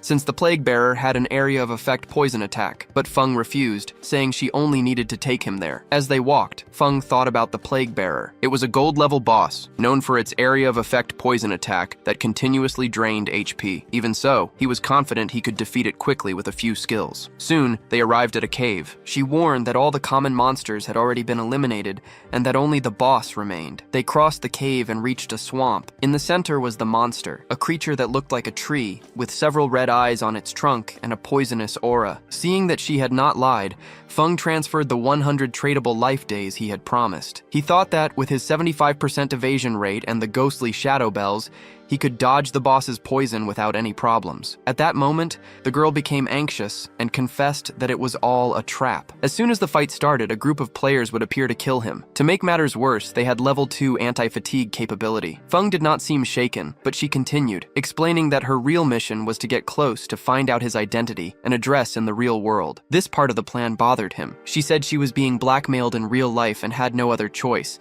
and that she actually wanted the people behind it to die. When Feng asked who the mastermind was, she revealed the name Dong Feng, whose in-game ID was Shang Nian. She added that his group claimed that Feng had already killed them once. Then, Feng remembered, it was the same guy who tried to steal the ghost ship boss, and even offered a skill book as an apology. Desperate, the girl remembered that Feng managed to kill Song Fei, so dealing with Dong Feng would be easy. She begged for help, saying she was completely lost. Feng found the whole scheme childish. He didn't even remember Dong Feng from his past life, which meant the guy was a nobody. For now, he decided to focus on killing the boss, and then hunt down Dong Feng to finish him off. Activating stealth, Feng moved forward, deciding to use the trap against them. He told the girl to let the players arrive as planned, that he would take care of the rest. She tried to stop him, shouting that Dong Feng had already brought 3 full teams, 18 players, to face that boss, and they all died in less than 30 seconds. The Plague Bearer's poison damage was very high, and facing it alone seemed like suicide, but Feng was calm. He jumped into the air and activated a sequence of skills: Blessed Release, Backstab Enhancement, and Throat Cut. He finished with Instant Shadow Slash, delivering a wave of attacks. The damage was so absurd that the boss's health dropped to less than half right away. The girl watched in disbelief. With a single combo, he had dealt more than 80,000 damage to a gold-level boss. She wondered if he was even human. Without stopping, Feng used Latent Image, became stealthy, and reappeared beside her. He explained that the cooldown for Blessed Release was 25 seconds, but with his 75% reduction, the time dropped to 14.3 seconds. He said he was not going to kill the boss yet. It was smarter to wait for Dong Feng's minions to arrive to eliminate them first. As soon as Feng's skill recharged, Dong Feng's men stormed the cave, shouting that they would kill the boss and that anyone who stood in the way would also die. Feng recognized their leader at once. It was the same guy who attacked Little Pum on the ghost ship. The original plan was for the girl to block the attacks and pretend to save him to earn his trust. But seeing how many enemies there were, Feng doubted she could do it. To his surprise, the girl drew a huge golden shield. Feng recognized right away that it was a gold-grade item, with a defense so high that almost no one in the game could damage it at that moment. He figured she got lucky and found a gold-grade chest after finding some ancient god on the map. Back in the fight, Feng used the Instant Shadow Slash and hit the entire group at once, but he was not done. Before the players' bodies fell, he activated the Flower Upon Flower curse. Red flowers sprouted on them, draining their life expectancy. The girl was in shock. She had to admit that this shadow was terrifying. He had finished off an entire group with a single skill. She was left wondering what kind of power created those flowers. The girl realized that betraying Dong Feng's plan had saved her life. If she had followed the plan, she could have ended up like Song Fei. To keep in touch, she asked Feng to add Kumamika. She promised that if she ever found out Dong Feng's real-world location, she would send it to him. Feng agreed, thinking the information could be useful. Satisfied, she said that if he needed special services, he just had to look for her, as it would be free for him. It was then that Feng finally understood what she did for a living. He thought that this probably explained why people always took advantage of her. Turning back to the boss, he activated his skill again and moved forward. With the Instant Shadow Slash, he landed several blows and overpowered the Plague Bearer. The system confirmed the kill. The level 10 gold-grade boss had been defeated. As a reward, Feng gained a lot of experience, 7 evolution points, and 555 days of tradable life expectancy. He compared this to the small amount of life expectancy he had gained from killing Dong Feng's men. The boss's reward was much greater. This made him wonder why players like them did not focus on farming life expectancy instead of looking for fights all the time. He looked at the cliff, curious to know why the girl was still there. She just waved and said she was leaving. With that settled, he focused on the boss's items and used the Hand of Greed to collect his reward. What he found surprised him. It had been a while since he had received a new assassin skill book, and now he had one. The system showed the details. A platinum-grade skill called Darkest Moment. When activated, the blade would explode in a black light, blinding all enemies in an area. The base cooldown was 60 seconds, but with his 75% reduction, it dropped to 34.3 seconds. The skill required level 10, had a range of 20 meters, and a base duration of 10 seconds, which decreased against targets with high spirit. Feng thought about the skill's potential. If he could blind enemies without using stealth, he could use his double damage skills freely. This meant that even if an enemy had anti-stealth skills, he could still attack efficiently. Feng also received a dagger dagger called the Plague Blade. It was an assassin weapon that increased attack by 216 and agility by 42, in addition to adding a 0.3 multiplier to attacks on weak points. The weapon required level 10 to be equipped and had a unique effect. The blade also had a unique effect. All of Feng's attacks now carried a toxin. 3 seconds after impact, it caused additional damage of 50% of the initial attack. Feng saw that he was only 10,000 experience points short of his class progression and decided to get what was missing by killing the monsters in the area with the instant shadow cut. He eliminated them all without difficulty, even those who tried to flee, and finally reached the requirements for the progression. When the process began, a golden energy enveloped him, and the system confirmed the class promotion from tier 0 to 1. With this, his attributes increased greatly. Strength and constitution went from 3 to 9, agility from 8 to 24, and spirit from 5 to 15. His passive abilities also improved. The duration of stealth doubled, and now he could use other abilities without leaving it. His stealth level also increased by 2, and attacks outside the enemy's sight now dealt triple damage instead of double. Feng realized that the progression had tripled his base attributes. Even more impressive was the ability to activate stealth while already in it, which meant he could stay permanently invisible if he managed his time well. With the triple damage, the shadow profession was already absurd, the strongest in the game. Suddenly, a system notification appeared for Feng, warning that 7 players in the city of Shanghai had reached level 10. Next,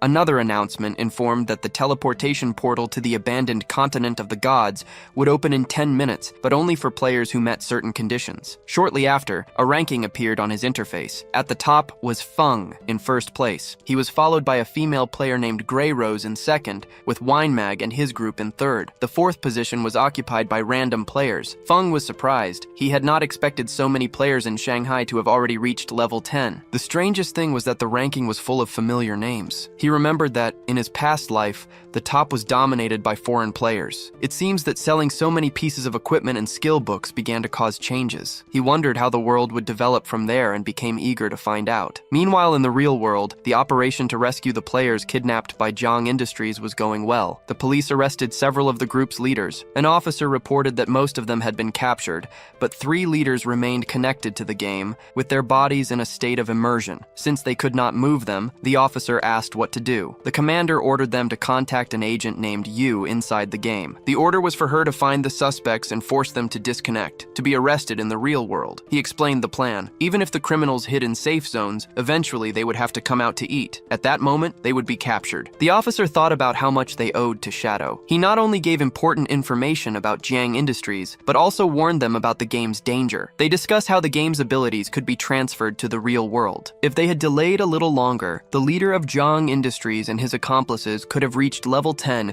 and started to extract these abilities, which would cause countless deaths. There are already reports of small wars and conflicts in several countries with thousands of victims. The commander adds that, on the other hand, most of the government players sent into the game have also reached level 10, mostly thanks to the equipment and skill books that Shadow provided. He concludes that Shadow is an essential resource for the country, and that they need to do whatever it takes to ensure he stays on their side. Meanwhile, back in the game, Feng walks toward the teleportation portal. That girl from before contacts him via message, surprised that he is the type to risk himself to protect others. She says she admires him a lot for that. Feng is a little confused by her comment. She explains that the city authorities released an urgent news report. The Duxiank Industry and Song Fei were kidnapping, imprisoning, and killing other players. According to the report, that was why Feng defeated not only Song Fei, but also Zhang Li, the industry's leader. Hearing this, Feng thinks that the authorities are just twisting the story to facilitate future collaborations. He then asks her if she has managed to locate Dong Feng in the real world yet. She replies that Dong Feng hasn't logged out of the game yet,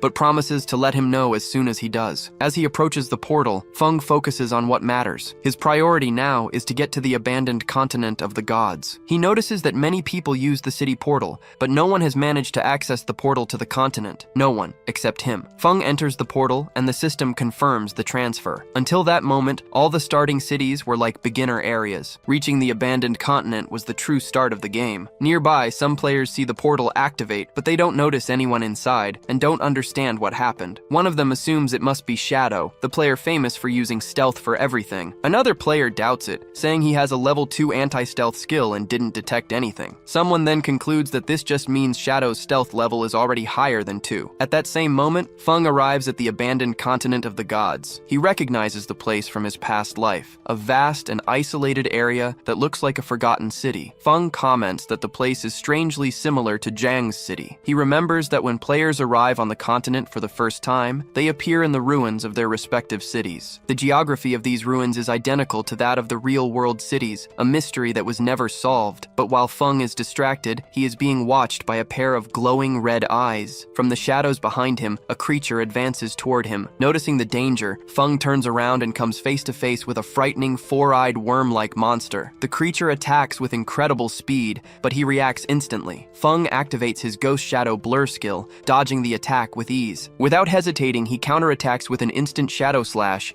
and the monster is destroyed in a single blow. The system confirms that he has defeated a level 1 Earth Trembler. Before Feng can breathe, two other monsters advance. He leaps into the air to dodge, activating the Grace of Relief skill. During the fall, he uses instant Shadow Slash again, and his swift strikes destroy both monsters immediately. As the bodies break down into items, Feng thinks that on the abandoned continent of the gods, there are no safe zones like in the starting cities. Monsters roam everywhere and can attack at any moment. However, if a player finds hidden shelters in the ruins, they can claim them as bases, and with enough power, dominate the entire area. Feng then remembers a crucial piece of information. The best shelter in Zhang's upper city was in the northwest, in the same location as the base of his former guild, God Slain. Feng went straight there, wanting to claim the place before others. A few hours later, another group of players arrived on the abandoned continent. It was Wang Meng's group. Plun was surprised by the scenery, while Wang Meng noted that the area looked like the ruins of a modern city. Plun speculated that it could be the remains of the city of Jianghai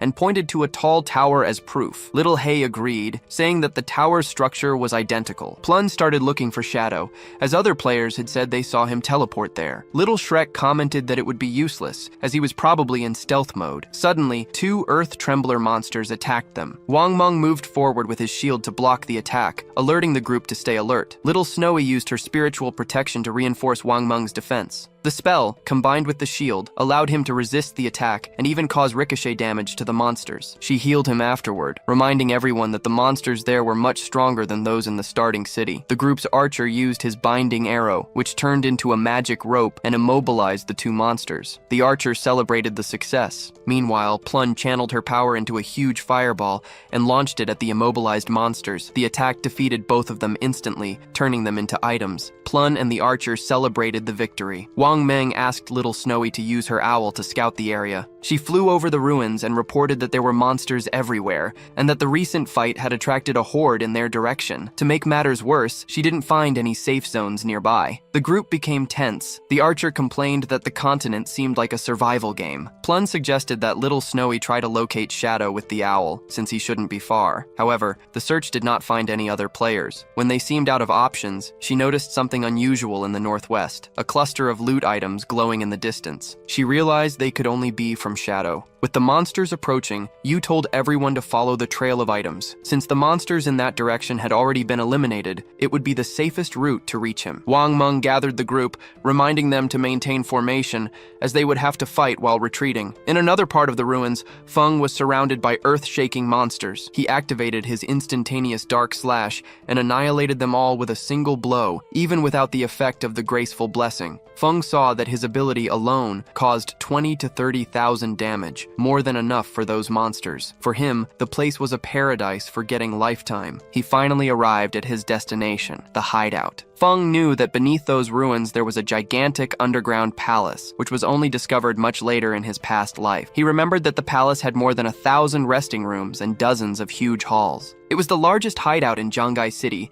and had become the base of his old guild, God's Lair. The place was an underground fortress full of mechanical monsters and strong guardian bosses. The larger the hideout, the stronger the protectors. Upon entering there, Feng thought about his past life. After founding God's Lair, he gathered 3 elite squads with 18 well-armed members, all at level 15. Even with all that power, they barely managed to take the place. But this time, it would be different. Feng descended even deeper through the ruins, and the system confirmed that he had arrived at the hideout. The corridors were filled with strange monsters. The system warned him that he had entered the land of pure souls, and Feng became serious. He was going to conquer that place alone. The system informed that if he defeated the area's guardian, the territory would be his. Suddenly, the monsters noticed his presence. Each monster had a different different aura and ran in his direction. Without a second thought, Feng drew his plague blade. They were level 12 golden tears, small elemental spirits, but they should not be underestimated. He soon activated his unique skill, Darkest Moment, and left the entire area in darkness. With the monsters blind, Feng used instantaneous Dark Slash, attacking the enemy ranks quickly and brutally. One blow after another, the monsters turned into rewards. Since they could not see him, the stealth attack bonus was activated. Even his normal attacks were enough to eliminate these low-level enemies with a single blow. In a short time, the hall was full of loot. He had killed 15 monsters, but that was just one hall. The Land of Pure Souls had dozens of others, in addition to more than 1,000 small rooms. It would be a huge task. Analyzing the situation, Feng calculated that, with so many monsters and loot, when he cleared everything, he would have points to evolve his daily hand skill again. He also realized that the Earth Guardian would only appear after he defeated all the smaller monsters from all areas. Meanwhile, somewhere else, 2 players used a teleport and were sent to the abandoned continent of the gods. Upon arriving, they were shocked. The boy looked around in disbelief and asked if that was really the legendary continent. The girl answered that the place looked familiar. In front of them were the ruins of New York, with the pieces of the Statue of Liberty, and they were not the only ones. Other players began to notice the same thing. The ruins where they arrived were of real-world cities. The destroyed landscape of Mountain City, the ruins of London, everything was identical. The boy wondered if each group was being sent to the ruins of its own city. The girl went further, questioning if the map of the ruins was the same as the real worlds. While they were thinking about this, a huge shadow appeared over them. They turned around and froze. Giant monsters stared at them. The panic was immediate. The boy shouted to run, but it was already too late. The monsters attacked without mercy, and the 2 were killed instantly. Back in Jiangai City, the place was full of loot after a great battle. Wang Meng and his team were hidden nearby, resting. He said to take advantage of the fact that there were no monsters around there. Yu, still in shock, did not hide her admiration for Shadow. She confessed that before, she thought their team was strong enough to survive on the abandoned continent of the gods. In reality, they could only hide from the monsters, trembling in fear. Wang Meng warned her to be careful with what she said, and she apologized, embarrassed.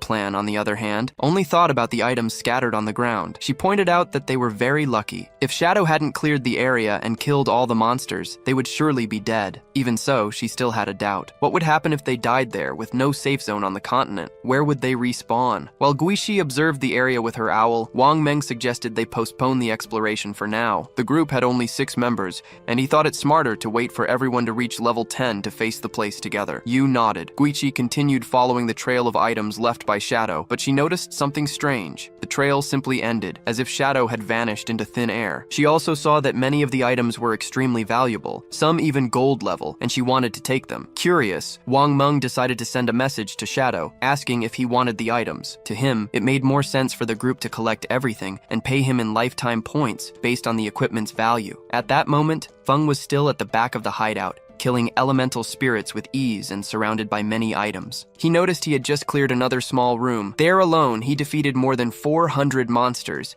including 4 bronze bosses and 2 silver ones. This earned him over 80,000 experience points, and his evolution points reached 205. He was only 5 points away from being able to evolve his S-hand skill again. That's when Wang Meng's message arrived. He explained that they had found many items and asked if they could take them in exchange for lifetime points. Feng was a little surprised that Wang Meng's team was already on the abandoned continent of the gods. He replied for them to wait a bit, as he would contact them later. He also said he had a batch of equipment he intended to sell. Wang Meng agreed and replied that they would wait in a ruined bunker nearby at coordinates 89554. Back in the room, as Feng had already eliminated all the monsters, the area's guardian began to appear. A blue energy gathered in the center of the hall, forming an imposing figure covered in lightning. The system identified the creature as Solidary Purifier, a level 15 platinum-grade monster. The system also warned that if Feng defeated it, he would become the master of that place, the Land of Pure Souls. Feng remembered something important about the monster. It was the strongest in the entire city, both in level and grade. In his past life, the Solidary Purifier had 750,000 health points, divided into 3 phases. Back then, even the best warriors with full gold equipment could barely withstand a single bolt from it. But now things were different. With his current strength, Feng knew he wouldn't even need to defend himself. He would simply dominate the monster. He started the fight using the instant Dark Strike, landing several attacks. The Solidary Purifier's life decreased a little. Next, Feng used a lethal strike directly to the monster's neck, lowering its life even more. When its HP entered the second phase, the Solidary Purifier charged an attack, a lightning arrow that released a storm of lightning from the ceiling. Using his speed, Feng dodged the attacks with precision. He knew that, with his current electrical resistance, being hit by a single bolt would mean instant death. There could be no mistakes. Against platinum or higher bosses, all attacks came with hit correction. This meant that the boss's accuracy was automatically adjusted, overcoming a normal 75% dodge rate. While most monsters had only a 25% chance to hit Feng, the hit rate of a boss like the Purifier rose to a minimum of 50%. Even so, with his 182 agility points and a speed of over 40 meters per second, he could dodge most attacks if he stayed alert. In his past life, he led an entire guild in this battle, and they barely survived with priest shields and luck. But this time, everything was under his control. Feng delivered a powerful blow, determined not to give the Purifier of Souls a single second to fight back. The combination of his Gift of Liberation, Dark Strike, and the Plague-bearing Blade tore off 250,000 hit points from the monster. With that, the Guardian entered the second phase and, as expected, activated its invincibility state, glowing with uncontrolled energy. 3 large lightning spheres formed around its body. Feng knew this phase well and knew it was crucial to destroy the spheres as quickly as possible. Otherwise, the Guardian would enter a rage mode, and not even he would be able to handle the chaos. Feng remembered the pain of his past life when his team was decimated by the Purifier in rage mode. The worst part was seeing his sister after the defeat, saying with tears in her eyes that she didn't want to fight anymore. That's why the next time he challenged the boss, he didn't take her and managed to defeat it on the first try. Back in the present, he focused on the lightning spheres and cast a poison dart. He aimed at one of them, explaining that all damage dealt to the spheres was transferred directly to the boss. He cast another dart, destroying the second one, and aimed at the last one. When the third sphere exploded, the Purifier of Souls' life turned red. The Guardian roared with rage and began to release a massive explosion of lightning in all directions. This was the third and final phase,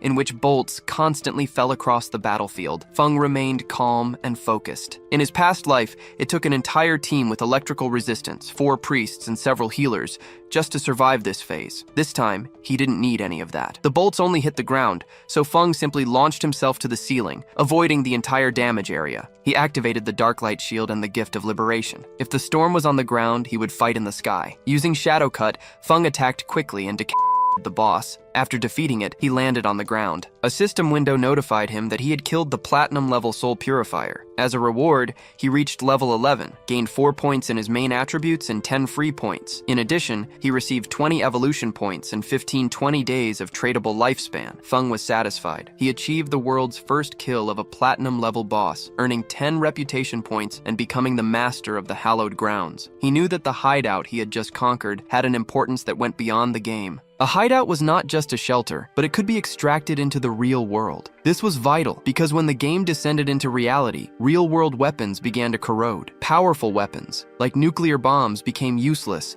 and tanks and airplanes would soon become scrap metal. Future battles would depend entirely on game skills. A hideout brought into the real world would create a magical defensive barrier, becoming a safe haven. Feng reflected on this for a moment and then moved away from the area. He remembered that his old guild, Godslayer, had used that same place as a base to grow. Despite the good memories, he also witnessed a lot of intrigue and betrayal. With that in mind, his determination strengthened. This time, he would not follow the same path. He would grow stronger alone until he reached the top. Elsewhere, the situation was very different. During a battle, Xiao Yu's friend threw himself on the ground to dodge an attack and shouted for her to get out of the way. She, however, did not react in time, and the monster's axe split her in half. Xiao Yu reappeared in the city with a system notification. She had died, losing 14 years of non-tradable life and 2 days of tradable life. In shock from having died again, she heard her friend yell at her. Furious, he called her an idiot, questioning how she failed to dodge such an obvious blow. Annoyed, Xiao Yu retorted that he was the tank, and if he didn't hold the boss's attention properly,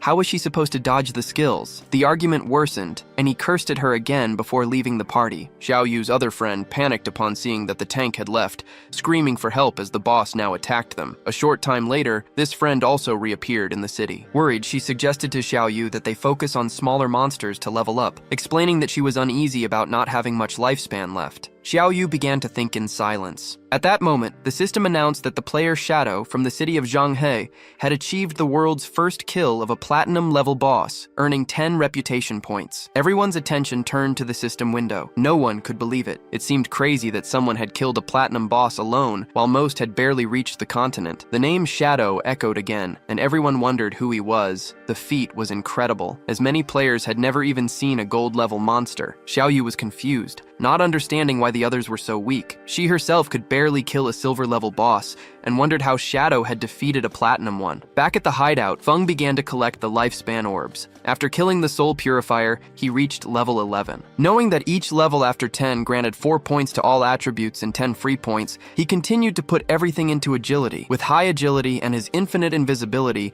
he could kill powerful bosses without taking damage. In addition, he gained an extra 100 storage slots. Feng spent 210 evolution points, with 15 remaining, to evolve his greedy hand skill from epic to legendary.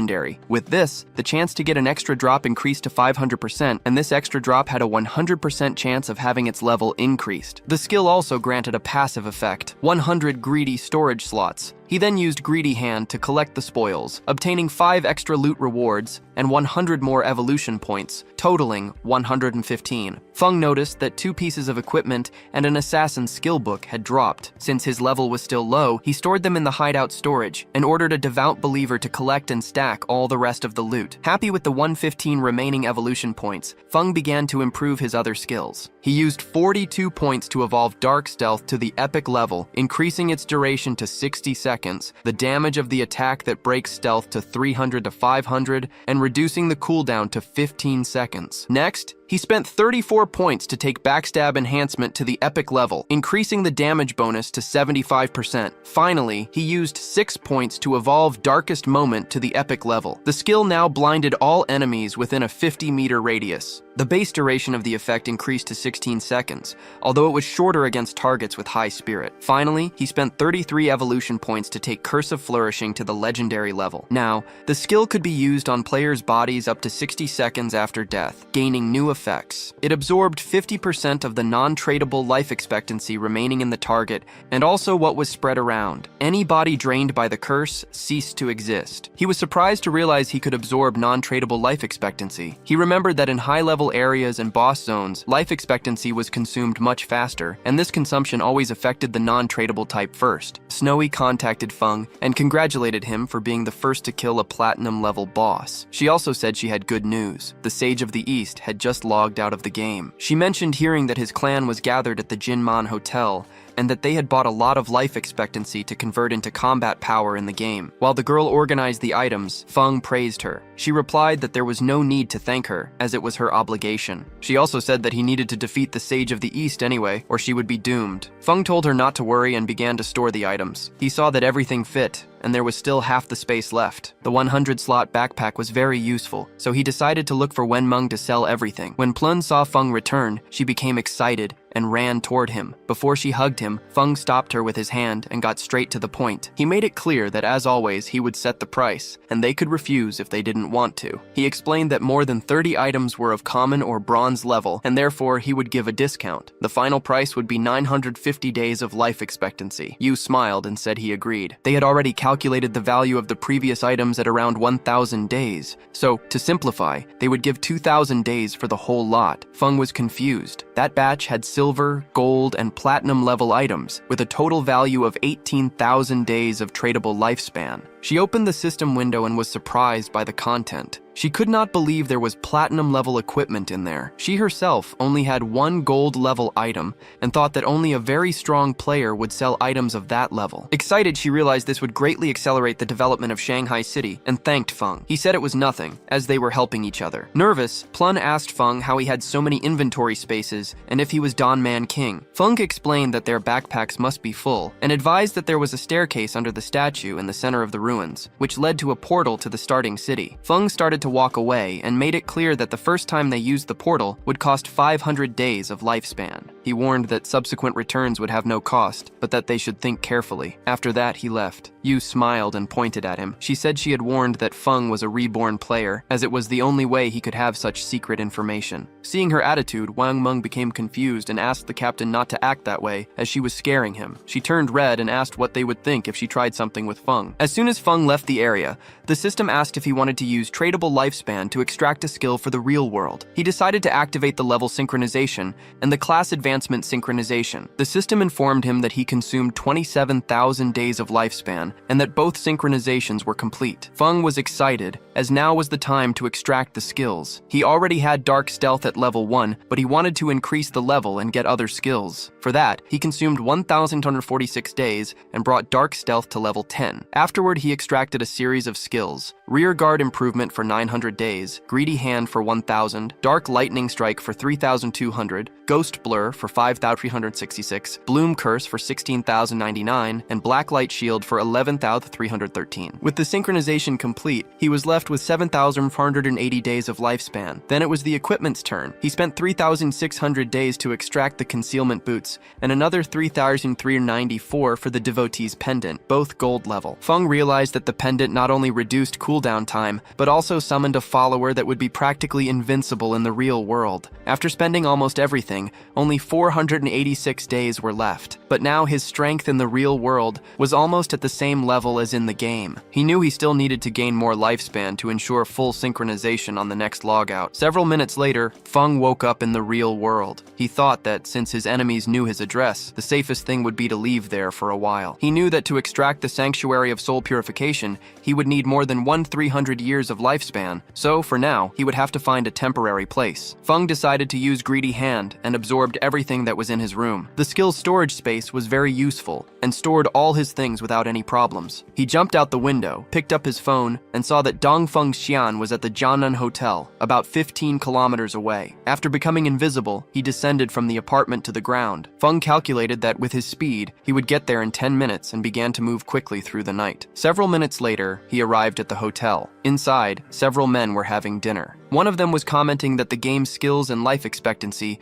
could affect the real world, which was a great opportunity for the Dongfeng family. He praised Xian for creating a faction in the game, and Xian replied that it was just his duty. The grandfather, excited, said he was satisfied with Xian's progress. He explained that they bought a lot of life expectancy to get equipment and skills. The plan was to have the main family members reach level 10 as quickly as possible to gain an advantage and expand their influence in the real world. With that, the Dongfeng family would become a power, and the dream of creating a dynasty would no longer be impossible. Xian stared at his grandfather in silence. In his mind, he despised the old man, who even near death still clung to power and dreamed of immortality. Xian's plan was to capture Shadow, force him to reveal his secrets, and use him to gain life expectancy. As soon as he became number 1 in the rankings, he would ensure that everyone else died. The grandfather then asked how the plan to deal with Shadow was going. Xian assured him there was nothing to worry about, as he already had a reliable woman to find out his identity. The grandfather insisted they capture him alive so he would work for the family, which would bring enormous benefits. Outside, Feng had already killed the guards watching the hotel entrance. He heard when they toasted together, "Long live the Dongfeng family." Feng did not expect these noble families to be acting so quickly. He knew his skills would not guarantee 100% protection. Besides, he had not extracted any armor to the real world. If a bullet hit him in the heart or head, it would be instant death. To be more cautious, Feng used his pendant and summoned a follower, a faithful devotee, with claws for close combat and green flames for ranged attacks. He gave the creature the order to enter and leave no one alive. Feng knew that being a silver-level boss, the faithful devotee was resilient and could withstand a lot of damage, even from firearms. Taking advantage of the distraction, the creature opened the door with a roar. Everyone panicked, not understanding where that monster had come from. The monster advanced on them with its eyes glowing. Xian stood up serious and pointed at the creature, ordering the guards to shoot. He did not believe that was a monster from the game and ordered them to open fire immediately. The bullets hit the devotee's head, but they had almost no effect. With a swing of its arm, it killed one of the guards and thrust its claw into another's chest. While the monster attacked the guests, Xian was sweating from fear. The creature then went for his grandfather, who screamed for help. Instead of doing something, Xian ran to escape without looking back. He just needed to escape and get into the game to be safe. Xian thought that if he could reach level 10 and extract his abilities, he would be safe from any threat. But upon arriving at the hotel entrance, he saw Feng standing there. Before he could react, Feng attacked him, and Xian's head flew through the air. While the blood gushed, Feng turned his back and walked away. Xian's eyes showed pure confusion as flowers sprouted from his body. Feng began to absorb them, and the system reported the gain: 27,000 days of exchangeable life expectancy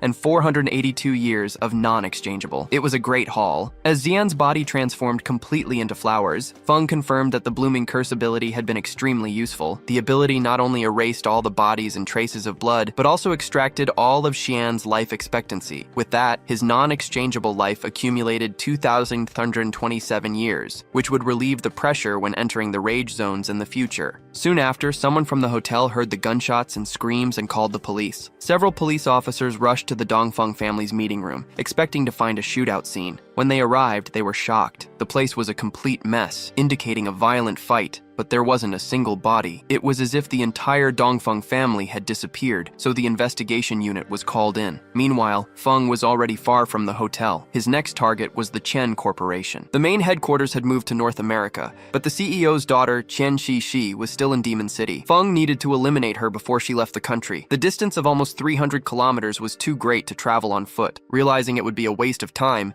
he returned to the game. He remembered that there were still some silver and gold level bosses to farm in the ruins. As soon as he entered, Captain Yu contacted him, excited. She said that Xiaohei had found the tomb's entrance, but a gold-level vengeful spirit was guarding the place, and her team couldn't defeat it. Surprised, Feng asked how they had found the entrance. Yu explained that on the way back, they took a detour to avoid some monsters and realized someone had gone missing. After searching, they discovered that Xiaohei had fallen into a hole. That was a special place where the team chat didn't work. When they went in to help, a level 12, gold-class boss chased them, but they managed to escape. She said they were already back in Xiao City and gave the coordinates to Feng. He thought that Xiaohei was a true lucky charm. Finding a tomb just by falling into a hole was an incredible coincidence. Feng knew that these tombs were random and very rare events. He asked for the coordinates and she sent them, saying that the tomb was near the ruins of Xiao City. Feng thanked her, and Yu added that if he found something he couldn't use, she would buy it without hesitation. He thought she was quite smart. Upon arriving at the location, Feng's attention was drawn to a well. He was confused, wondering if that was really the entrance. The well was so large that it seemed impossible for someone to fall in by accident. Feng concluded that Xiaohei was indeed a unique person. Without hesitation, he jumped into the well. A system window appeared, announcing his arrival at the Tomb of Resentment and informing him that long-distance communication would be blocked. Feng landed at the bottom and followed a corridor. Soon, a giant monster appeared, the Wailing Spirit, a level 12 gold-class creature. Feng observed it in silence. He had never seen this boss in his previous life, but from its appearance, he deduced that its physical attack was very high and hit a large area. This explained why the others had fled. The equipment Feng sold them did not offer much defense. Feng calculated that even Wang Meng, with his shield and 5,000 health, would lose half his life in a single blow. He knew that if he were hit by the boss's axe, he would die instantly. Using the combination of the Blessed Release and instant shadow cut skills, Feng attacked and cut the monster's arms. He knew the boss's defense was high, and the initial damage would be low. But it didn't matter, because the creature would not resist the continuous damage from Blessed Release. Suddenly, the monster's severed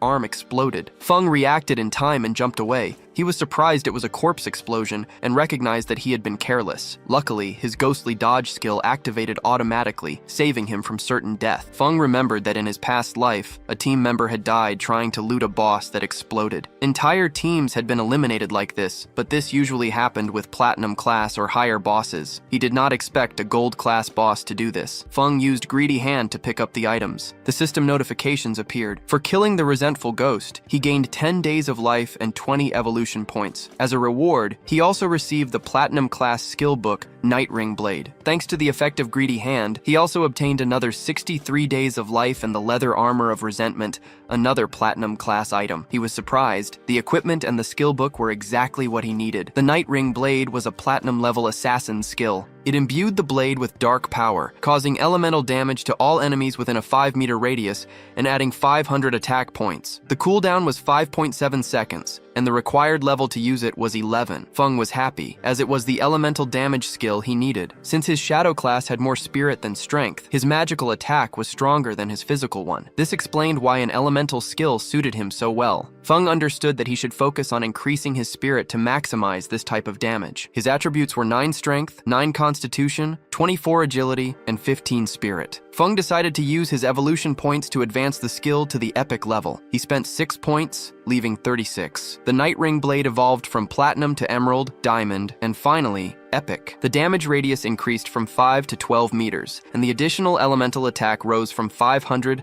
to 1,300 points. The additional attack power was not that strong, and the total damage did not compare to Shadow Cut, but it was a great skill for eliminating groups of enemies. Shadow Cut had a range of 5 meters, but it was a straight line skill. The Night Ring blade, on the other hand, was an area of effect skill, much more effective when he was surrounded. The platinum level resentment leather armor granted 55 physical defense, 45 elemental resistance, 42 damage block, and 777 health points. The level requirement was 11. It also had the resentment effect, which granted 30 attack points after being hit. Feng knew this effect was not a big deal, but the armor's defense and resistances were very high. He decided to replace his old ghost fire leather armor. He advanced towards a giant door. If he sold the roughly 20 items he no longer used, he would get more than 10,000 life days. Now that he could enter the tomb, he hoped to find good materials and, with luck, a mount. Meanwhile, somewhere else, a goblin cut Xiao Yu and her friend in half. Their group reappeared in the city. One of the boys in the group became furious, grabbed Xiao Yu by the collar, and started shouting. He called her useless, saying she only grew in height, but not in intelligence. He blamed Xiao Yu for the team being eliminated again, and said that because of her, he now only had 2 years of non-negotiable life. He pushed her to the ground and threatened her not to look for him at school, or else he would deal with her. The boy disconnected. The friend approached to help Xiao Yu and invited her to go to her parents' city. She explained that she heard about a support group there that helped people who didn't know how to play. Angrily, Xiao Yu clenched her fists, refused the offer, and disconnected from the game. She told her friend, Yan Yan, to go alone. Back in her room, still furious, she picked up her cell phone and asked a boy named Hanan if he could help her level up. Hanan accepted, but with one condition: she would have to spend a night with him. He said he wanted to see how the popular girl from school behaved in bed. Xiao Yu became furious, cursed at him, and told him to leave, but suddenly she changed her attitude. With a smile, she told Hanan that she had actually always liked him, but couldn't accept his confession before because her brother, Feng, was very controlling. Now that she had cut ties with him, they could finally be together. But he didn't fall for the trap, calling her an idiot and asking if she was trying to kill him from laughing. He pointed out that if she had betrayed her own brother, what wouldn't she do to him later? Finally, he ordered her to leave. She then began to reach out to other people. First, she contacted the young master Hu Xiao, inviting him to her house for company and to help her level up. However, he recognized her and mocked her, boasting that he was now a platinum-level talent with many women before telling her to get lost. Next, she tried her luck with Sister Ma, saying she was bored and waiting for her in the city. The response was just as harsh. He reminded her that everyone knew how she had deceived Zhang Wei and threatened her with his new ability. Sad and desperate, she cursed those men, thinking that none of them could be trusted. She lamented having only 2.5 years of non-negotiable life left, not knowing what to do. With her eyes full of tears, she felt alone. She thought of Qin Feng, remembering that he certainly wouldn't ignore her. He must have a solution, and she needed to find him to confirm it. It was already night when she arrived at Qin Feng's apartment. For a moment, she imagined that upon entering, she would find Qin Feng, apologize with a few kind words, and he would forgive her. Almost immediately, however, she rebelled against the idea. She hadn't done anything wrong. Why should she apologize? She hesitated before knocking, convincing herself that bowing her head was a temporary measure. First, she would feign submission so he would help her. She was sure he would accept, as he was the person who had cared for her the most since childhood. A smile appeared on her face. As soon as she leveled up and solved her life expectancy crisis, she would cut ties with him for good. Satisfied with the plan, she knocked on the door and called for Qin Feng. With no answer, she insisted, asking aloud if he was asleep and announcing that she had returned. Her tone became pleading, begging for him to open the door. Furious, she kicked and broke down the door, but was shocked. The apartment was empty. The bed, table, clothes, everything was gone. She tried to call Qin Feng but got no answer. She didn't know where the boy had gone. At that very moment, in the depths of the Tomb of Rancor, Qin Feng was gathering and eliminating all the monsters. Soon after, he reached the end of the tomb. He summoned a devout follower, recalling that he had annihilated over 200 lesser monsters and several bronze and silver level bosses along the way, which brought him close to reaching level 12. Before him stood the final coffin. He knew that upon opening it, the tomb's ultimate boss would appear, and he hoped it would be platinum level. He began to push the coffin. His attention was fixed on it when something strange happened. A malevolent energy began to enter his body through his eyes and mouth. The system informed him that his devout follower had been annihilated. Qin Feng realized it was the Death Miasma, a gold level boss. He cursed his luck, knowing that this boss had no physical form, making it immune to physical attacks. He remembered that in his past life, someone had released this boss, and it had ended up spreading and causing enormous losses in a nearby base. Being possessed by it was a death sentence, unless a companion helped to dispel it, or if the person belonged to one of the few classes with invincibility skills. The boy's eyes shone with seriousness, and he decided to use the Blade of the Dark Night Ring skill. Shadows swirled around his body, allowing him to see the creature's true body hidden within the toxic fog. Using his dagger, Feng attacked the body, and a system window appeared, informing him that he had killed the Golden Tear, the hidden boss of the toxic fog. Feng knew this boss's strength was clearly above platinum level,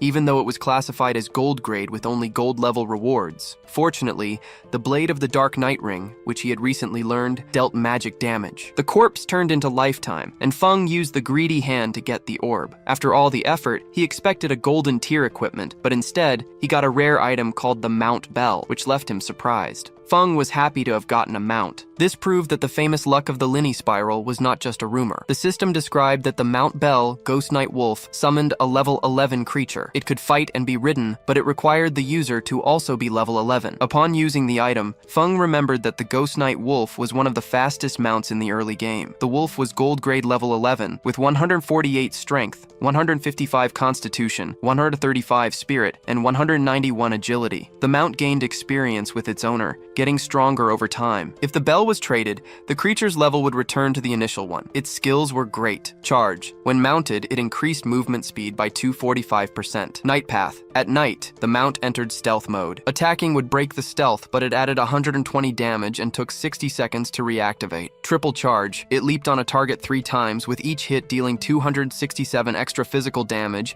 and a 12-second cooldown. Wolf's Howl. It granted allies attack, defense, and elemental resistance bonuses for 18 seconds, with a 60-second cooldown. Feng realized it wasn't just a mount, but a battle companion. The stealth ability in particular was a huge gain. It was already night when Feng, mounted on the wolf, left the ruins towards his next destination. His plan was to reach level 15 and accumulate lifetime to extract the mount. After disconnecting, he would go to the Magic City to eliminate Qiangxi and end this threat once and for all. Feng passed by the Jiangnan Coliseum, a huge area with 2 underground levels full of monsters, a perfect place to level up. The Ghost Knight Wolf agilely climbed the Colosseum's wall, which was crowded with powerful creatures. The monsters soon stared at him. The wolf leaped, and Feng dived with it towards the group. With focused eyes, Feng used the instant shadow cut and began to eliminate the monsters. Meanwhile, in another part of the ruins, Yu used her sword to kill a monster. The creature's body turned into lifetime, and she sighed in relief. Her companion, Yan, the son of a department head, started to applaud. He praised her damage, saying the Dragon Swordsman class was incredible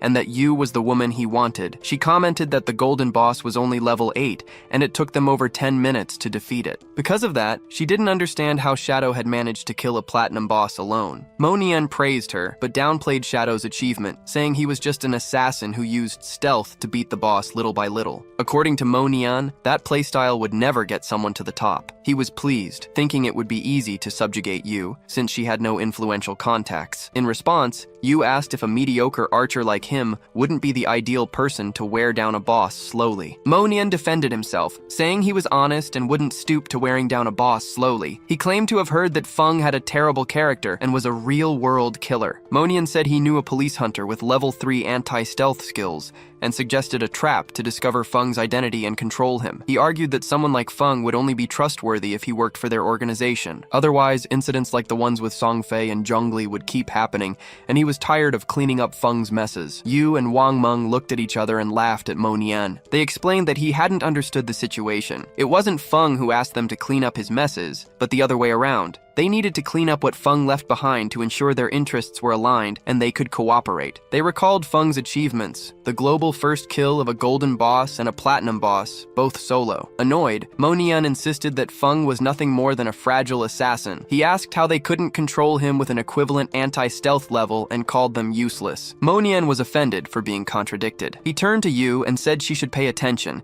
as he was going to ruin Feng's reputation and capture him. He stated that when he succeeded, she would kneel begging for forgiveness. Wang Meng asked Yu about the boss's loot. She listed a gold equipment for a priest, a silver one, and a silver skill book. Then, she remembered that Feng used to sell various gold and platinum equipment and wondered how many bosses he had already killed, or if his talent was to find treasures in chests. Wang Meng confessed that he was worried about the Jonan restaurant case, where the Dongfang family was murdered. He hypothesized that Feng was responsible and questioned if they should still help him in this case. Wang Meng admitted not understanding Feng's personality and feared that he could be a murderer in real life. Yu knew about the case and knew that the superiors took it seriously, speculating about the connection with Feng. Even so, she guaranteed that she would cooperate with him anyway. She said that even if the superiors refused to clean up this mess, she would support him personally. Confused, Wang Meng asked the reason, and Yu replied with another question. Who wouldn't support Feng? At that moment, a subordinate appeared. He reported that they had found an arena further ahead with all the monsters killed, bodies everywhere, and he did not know what group would have been strong enough to do that. Yu seemed excited and decided to go to the arena, leaving Wang Meng even more confused. Upon arriving at the Shanghai Coliseum, they saw the ground covered with lifetime units. They were shocked by the amount of dead Isaacs. There must have been hundreds. This made them think what kind of group would have been strong enough for such a feat. Yu was confident that Feng had been there and suggested that they look for him. Monian questioned her certainty. Yu replied that it was simple. Feng was in first place on the scoreboard, and their group was right behind. Since they could not do something like that, it could only have been Feng. Furious, Monian stated that he also had invisibility and could do the same. It would just take more time. Ignoring him, Yu contacted Feng. Thinking that he would have many equipment and skill books left over after killing so many monsters, she proposed to buy them. Monian was shocked. Feng appeared behind Monian, riding his wolf. Monian fell into a sitting position on the ground from fright,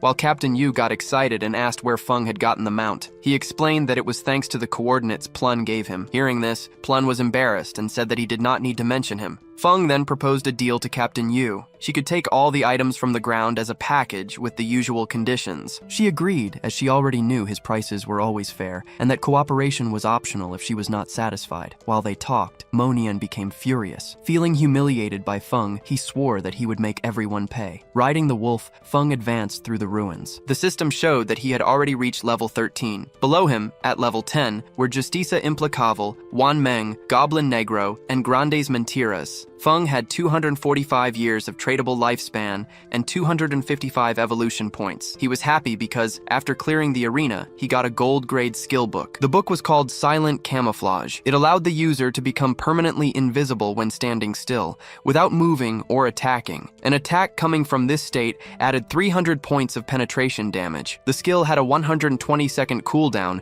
and required level 13. Feng realized that it did not only strengthen his stealth, its true power was in the possibility of using it in real life. Combined with the game's invincibility, he could disappear completely. He decided to evolve the book to the epic level, spending 11 evolution points. The skill went from gold to platinum, emerald, diamond, and finally, epic. With the evolution, the additional damage from the stealth attack increased to 800, and the cooldown time decreased to 60 seconds. Afterward, he decided to evolve other skills. First, he spent 34 points to take Poison Dart to the epic level. The skill evolved from emerald to diamond and then epic. Its maximum range increased to 20 meters, and the damage per hit rose to 400, in addition to applying a poison that caused 100% damage per second for 5 seconds, without stacking. Next, he spent 200 points to evolve Graceful Release to the mythic level. Going from legendary to mythic, the attack bonus on weak points rose to 300%, and the damage multiplier on weakness doubled. Its active use now applied the throat cut effect, causing 200% damage per second for 3 seconds, with the cooldown reduced to 15 seconds. Feng was satisfied, as mythic level skills were very powerful. Now, almost all of his attacks would hit a weak point. He took his necklace, the Pendant of Deceit, and decided it was also time to evolve it. The accessory, of platinum grade, gave 45 physical attack, 20 strength, and 20 constitution. It required level 13, and its unique effect added 1 point to the stealth level. Adding up his skills and equipment, Feng realized that he now had stealth level 4, and that no one in the current stage of the game would be able to detect him. In addition, he He had the Golden Tears Veil of Shadows, an item that granted 5 Constitution, 5 Spirit, and 32% evasion. With this, his total evasion rate reached 83%. Suddenly, there was a small explosion nearby, and Feng stopped to investigate what was happening. Upon turning around, Feng saw a giant boss emerge. Its arms were chains that ended in sharp blades, made of steel. He wondered who would have been crazy enough to release that boss. Feng remembered that in his past life, this boss appeared in the ruins of Shanghai. The hunt led to the death of 4,000 people. The monster was the guardian of the sanctuary, the second largest refuge in the ruins. His original plan was to deal with another target first, before facing this boss. But since the boss was already there, he decided to face her. Feng jumped with his wolf to the top of a building. Down below, the boss began to spin her arms and slaughter the nearby players. She killed a player, and the others realized her strength too late. She swung her bladed arms and continued killing the rest of the group. Feng watched the players trying to face the Steel Saint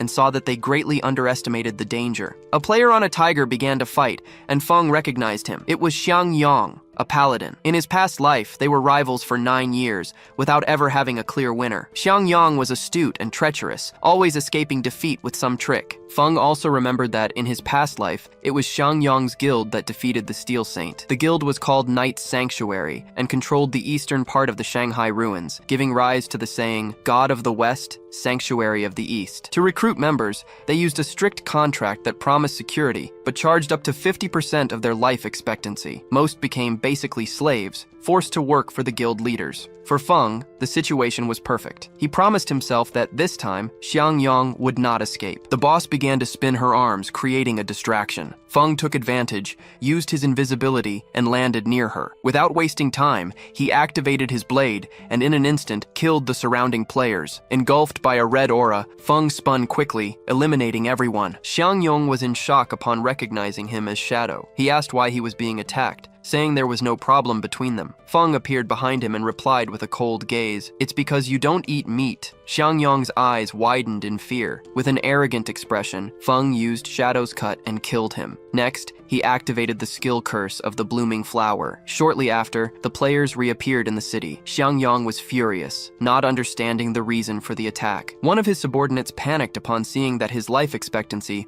had dropped to 0. Xiang Yang realized it was the work of one of Shadow's skills, and decided they would go elsewhere to level up and recover what they lost before counterattacking. Xiao Yu was also among them. She was crying, not understanding the reason for the attack, as her life expectancy was almost gone. The system informed Feng that his skill had absorbed 4 days of tradable life and 1 year of non-tradable life from Xiao Yu. Feng was pleased to see that she was part of Xiang Yang's group. The small amount of life he absorbed was a sign of her desperation. This meant that she had accepted the guild's slavery contract. For Feng, it was exactly what she deserved. At that moment, the boss attacked Feng, creating a smokescreen. When the smoke cleared, he had already dodged the attack with Phantom Blur. Feng knew that the boss's first phase was not that difficult. She seemed confused by what had happened. The chains on the boss's arms stretched and began to spin, but she seemed confused. Feng watched intently. He knew that her attacks were just repetitive swings with the chain swords. He appeared over the boss and combined the Blessed Blade with the Plague Blade. After the impact, the first skill activated Throat Cut, which caused an explosion of damage. The second created an explosion of toxic damage 3 seconds later. With a quick attack, Feng applied Throat Cut and a deep cut appeared on her neck. The boss's health bar dropped to less than half in an instant, and her eyes shone with anger. Feng remained calm, as he knew her danger was in the second phase. Upon losing half of her health,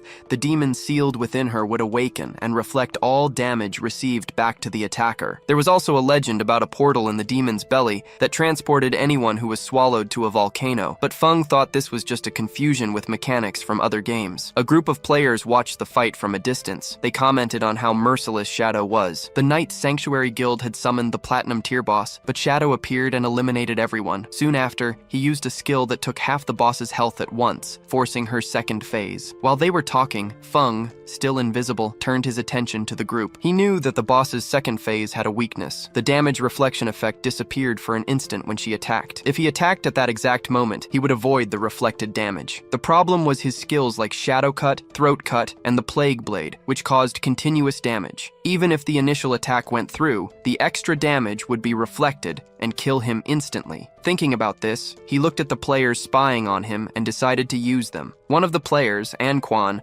asked the others to move away to get a better view. Upon seeing him, the others became excited, and Quan's subordinate explained that they had already memorized the boss's skills. A girl from the group added that after the boss's health dropped below half, she stopped and her body changed, indicating that she was gaining new skills. And just as the second phase began, Shadow disappeared, and Quan didn't believe he was facing the boss alone. He ordered his subordinate Cho to use the red eye to search for Shadow. She agreed and used her power. A small rabbit appeared and ran near the boss without being noticed. Then Cho said she couldn't find Shadow. She concluded that he must have left, since not even her level 3 anti-stealth skill could detect him, and Quan agreed, thinking it was impossible for someone to have level 4 invisibility, and jumped off the cliff, leaving Cho confused. He asked her to stay alert and let him know if Shadow returned. As Cho nodded, Anquan went to the ground and drew his swords. A confident smile appeared on his face. The other players thought he was looking for death by trying to fight a platinum-level boss alone. One of them, however, recognized him. He was the famous player known as Safety First. The player said that he saw him defeat a gold-level boss in the starting city without getting a scratch. It was revealed that his class was Soul Warrior, which gave him 100% dodge when rolling. Additionally, there were rumors that he had been a famous streamer known for his ultra-fast reflexes in Souls-like games. With his arrival,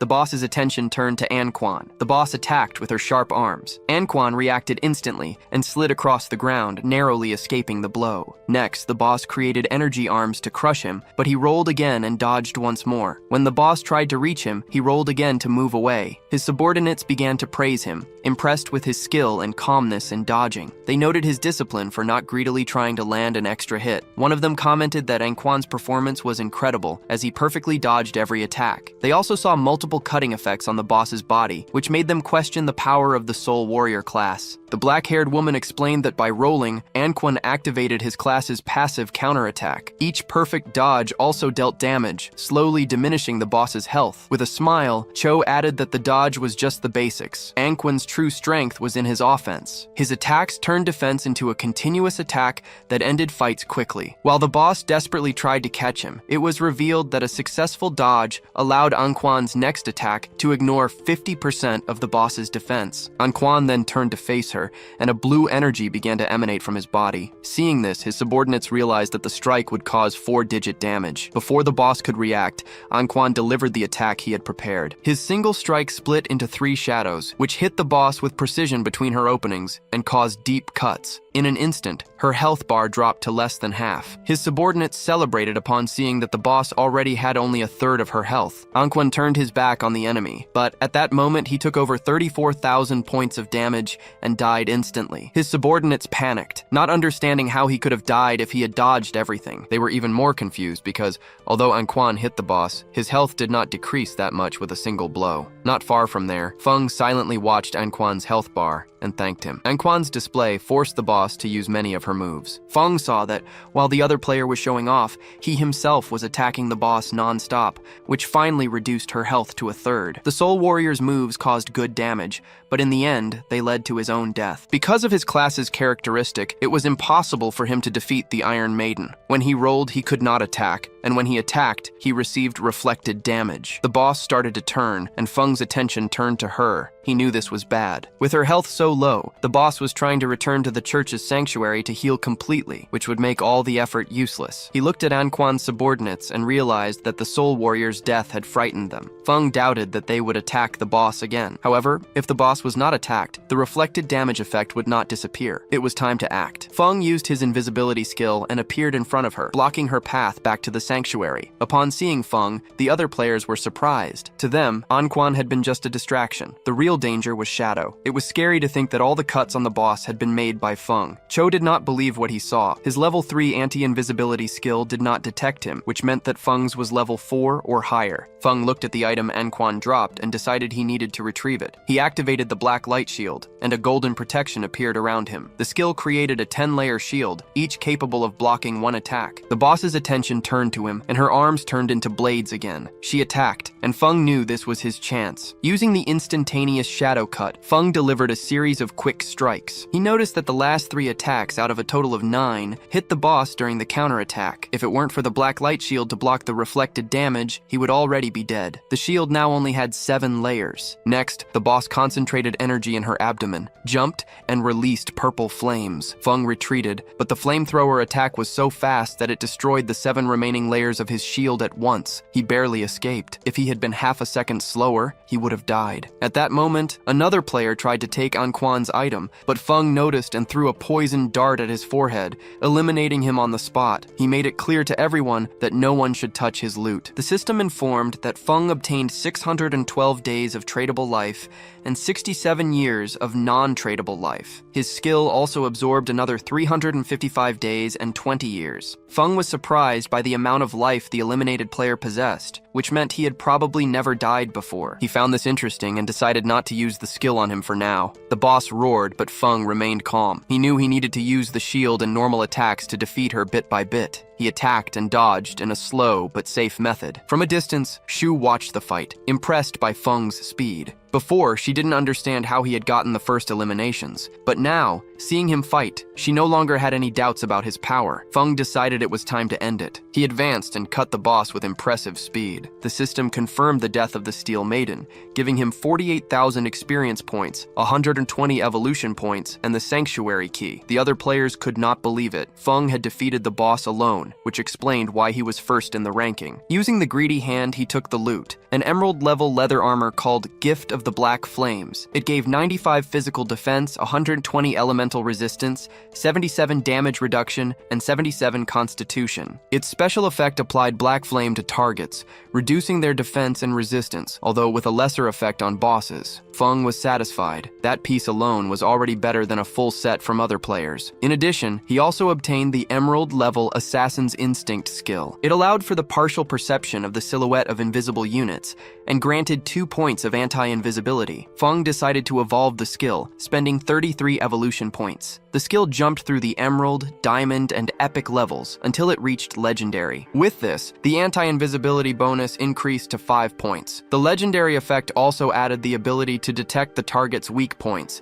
increasing critical hit damage by 50%. Added to his Lethal Grace passive, the total bonus reached 350%. Now he could hit enemies' weak points even with his eyes closed. Feng still had 97 evolution points, and decided to use 80 of them to evolve the Blur and Ghostly skill. It went from the Epic to the Legendary level, which increased his passive evasion from 75% to 85% and granted total immunity to damage whenever the evasion was activated. At that moment, Captain Yu and the others appeared. She greeted Feng and asked if he had gotten any good items. Surprised, she commented that she hadn't seen the ranking and didn't expect him to have reached level 13 in a single night, saying it was crazy. Wang Ming added that they had spent the whole night hunting and had barely reached the middle of level 11, pointing out that Feng's speed was unreal. Captain Yu slapped Wang Meng on the head to get him to stop talking nonsense. Feng, a little confused, explained that he had gotten some items to sell, valued at 45,000 days of life expectancy. With a serious expression, she transferred the amount to him. Feng then said he had another good item for sale and asked if she knew about the hideouts. Captain Yu smiled and confirmed. She explained that since the ruins of Shanghai City had no safe zones, players used hideouts as bases to store supplies and activate defense barriers. Feng knew she was probably referring to the small hideout left by the Golden Boss. She confirmed, saying that the officials from Shanghai City had not yet found any. Since she already understood the value of a hideout, Feng took a golden key from his inventory. He revealed that it was the key to the sanctuary, left by the boss he had just defeated. He informed them that the hideout covered more than $800 mu, and proposed that they go back to discuss the price they could offer. Captain Yu and Wang Meng were in shock. They knew that a larger hideout meant stronger defenses and better infrastructure. One of 800 mu was enough for each official from Xianhai City to have their own room. Curious, she asked how much he planned to sell such a large hideout for. Feng said he preferred to discuss the price later, to see what they could offer. He knew that, in his previous life, that hideout could be sold to the government for 2,000 years of life expectancy. With the sale of the hideout and the life he already had, Feng would have enough to take all his equipment, skills, and levels to the real world. Nervous, Captain Yu accepted the proposal and assured him she would speak with her superiors immediately immediately. Then she said she needed help with something else. She explained that 7 gold-level bosses had appeared together in Black Moon Village and had already killed many people. Because of that, they were offering 10 years of life if he helped eliminate them. Upon hearing this, Feng commented that 7 gold bosses didn't seem to be a big problem. He thought that even in a group, the official forces would manage to eliminate them over time. So, if they were asking for his help, it was because there was something wrong with the bosses. Impressed with his deduction, she agreed. She confirmed he was right and explained that they had managed to isolate and kill one of the 7 bosses, but it resurrected. Even worse, the attributes of all 7 suddenly skyrocketed, annihilating the entire team. Feng was surprised. He remembered that there were group bosses capable of resurrecting, and suspected they might be puppets of the cursed slate, one of the slates of the ancient gods. If that was the case, he couldn't let the opportunity pass. Feng decided to go right away and asked Captain Yu for the coordinates, who wished him good luck. He thought the captain was quite honest. The loot from the 7 gold bosses would be worth about 40 or 50 years of life, and she still offered another 10 years as a reward. It was a very generous offer. Riding the Ghost Knight Wolf King, Feng was crossing the ruins. As he passed by a statue, he saw something surprising, a group of players assaulting a girl nearby. It was Wan Maggie, Feng's sister. One of the women slapped her face hard, accusing her of being a bitch and of trying to seduce the guild leader. With her face full of bruises, Wan Maggie was crying with rage. The woman warned her to stay away from the leader, or she would have her face destroyed, and they continued assaulting her. Feng, watching from the top of a building, realized that his sister had gotten into an internal guild fight. After having entered the Sanctuary of the Knights, he already knew these little power games. In his past life, it was always him who solved these things for her. This time, he came down and decided to let her fend for herself. Wan Maggie was crying, begging them to stop, saying she was going to die of pain. The attackers did not listen and continued, calling her a bitch and saying they were going to kill her. Meanwhile, Feng entered the statue. He remembered that under the statue in the center of the ruins of Xianhai City, there was a secret chamber to return to the starting city. It was information that few people knew. A magic circle appeared before him. The teleportation was not free. The first trip cost 500 days of life,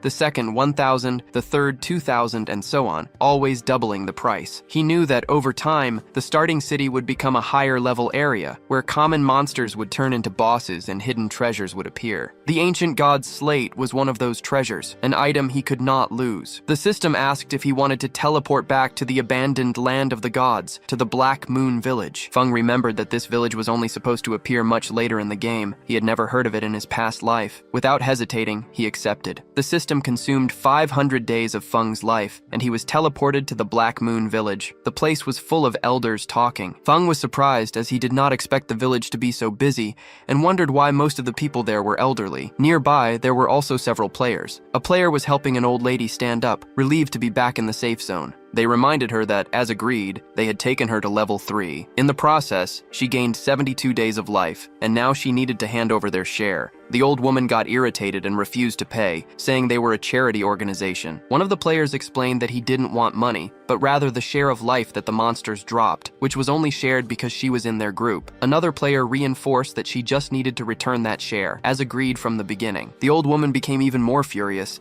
denied any agreement, and accused the young people of trying to extort an old woman. They tried to calm her down, but she started shouting for help, accusing members of the Menschreiber Guild of harassment. At that moment, someone grabbed her from behind and threw her to the ground, leaving everyone confused. It was Feng. He held her by the neck and with a cold look, drew his dagger. Without hesitating, he killed her. The two players were in shock while orbs of life appeared on the ground. Feng said that her life was there and that they could take it. The players celebrated, took the 72 days of life and thanked him, wanting to know who the expert that helped them was. Feng replied that it was just a small favor, turned his back and left. He found it inconvenient that fights were not allowed in the city. Then, he started to think about the Menschreiber Guild, realizing that its origin was in the Black Moon Village. He remembered that the guild was founded as a charity organization, helping the elderly survive for free. Later, it gained official recognition and became the largest guild in Ruya by number of members. Feng's eyes shone. He thought that, in this apocalypse, the world needed more people like that. At night, In a forest, a group was fighting a mud monster. One of the mages asked her friend, called Mother, to use a lightning bolt. She obeyed, and a bolt of lightning struck the monster. The group's swordsmen seized the chance and cut it in half, turning it into an orb of life. As they walked, the young man in the group asked Yan if her friend Wanmeg had really joined the Night Sanctuary Guild, since the membership fee was very high. Yan nodded and said that she had invited her to Mencheriver, explaining that it was a charity guild where players helped each other, but Wanmeg refused. The other player commented that Zoyu was already at level 10, as she was helped by the Night Sanctuary. He added that this guild's membership contract bound the members for 3 years, turning them into slaves. The young man agreed, saying that they just treated her like a tool. To him, those who had no skill should just kill small monsters and accumulate experience slowly, like they did. Yan sighed, commenting that Wanmeg thought she was special for having a hidden class, which made her stronger than them. At that instant, a shower of invisible arrows began to fall on the group. With no time to react, the arrows pierced the player's body, taking 200 HP and turning him into an orb of life. Yan panicked, as that man was her father, and her mother began to cry. The archer who fired smiled, satisfied to have eliminated him with a single skill. The masked men told him to stop bragging, stating that the Mansion River Guild had no experts, only weak players. They wondered why a skilled player would be protecting that group, which they considered trash. With a smile, they approached Yan and her mother. The archer demanded they hand over all the life they possessed. Yan felt scared, remembering that the authorities forbade killing other players, and that they were risking becoming wanted criminals. The archer just pointed at her, making it clear that he didn't care about the rules. He gave them 3 seconds to hand over the life. Yan's mother complied, but the girl stood firm, telling her mother not to do it. She asked her mother to call for help on the guild channel while she tried to buy time. Seeing this, the archer ordered the attack, saying to kill the older one and keep the young one alive to have fun with. The masked men advanced, but a wolf suddenly appeared and attacked them. Yan was confused, not understanding what was happening. Before the archer could react, someone appeared quickly and cut off his head. It was Feng. While the wolf devoured the subordinates, Feng watched the archer's head in silence, recognizing him as Shadow. In the city, the archer and his men reappeared, furious. They did not understand how all their life had been drained at once. Shocked, they began to run to the forest,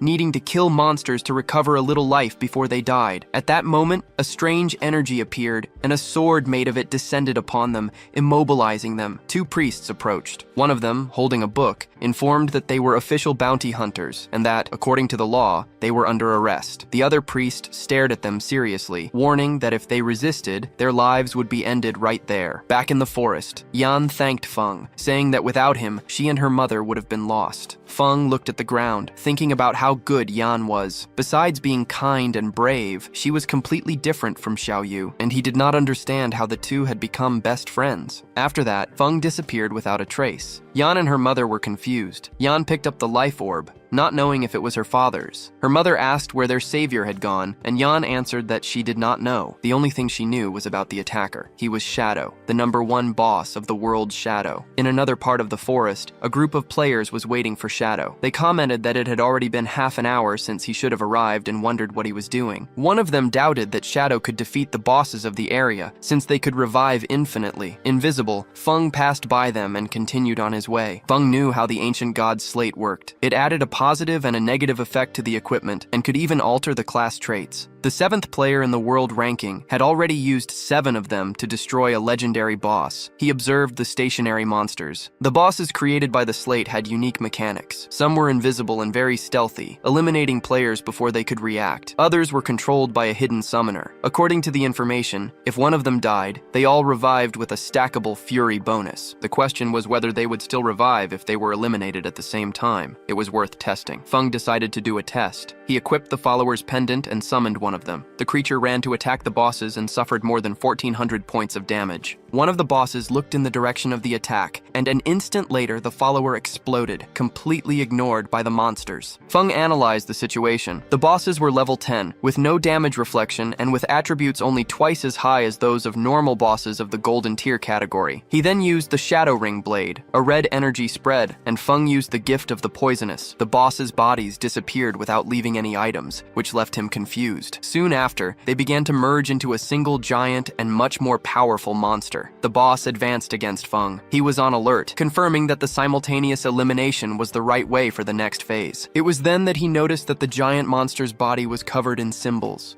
Feng dodged the attack and recognized the symbols as the writing of the ancient gods. He deciphered loose words like disaster, sky, god, and ancient, and managed to reorganize them to discover the boss's name, Waz, the calamity, ancient god. As the monster approached, Feng still did not know how he should proceed. He then thought if he should attack the parts of the boss's body in the order of the characters of its name. All his investment in studying the writing of the ancient gods had been for moments like that. Feng slid and attacked the symbol on the monster's leg, then the one on the arm, and lastly, the one on the chest. Poison dripped from the boss's body, which roared in pain as it fell apart and fell into the water. Feng remained alert, watching what would happen next. Coffins emerged from the water, and what was left of the boss began to float and transform. Soon, several smaller monsters came out of its body, roaring. Feng noticed that the inscriptions on the coffins corresponded to each of the monsters. He understood the mechanic. He needed to defeat them near their respective coffins. The ancient god's slate was already visible, indicating that that was the final phase. The monsters advanced on him, and he prepared for combat.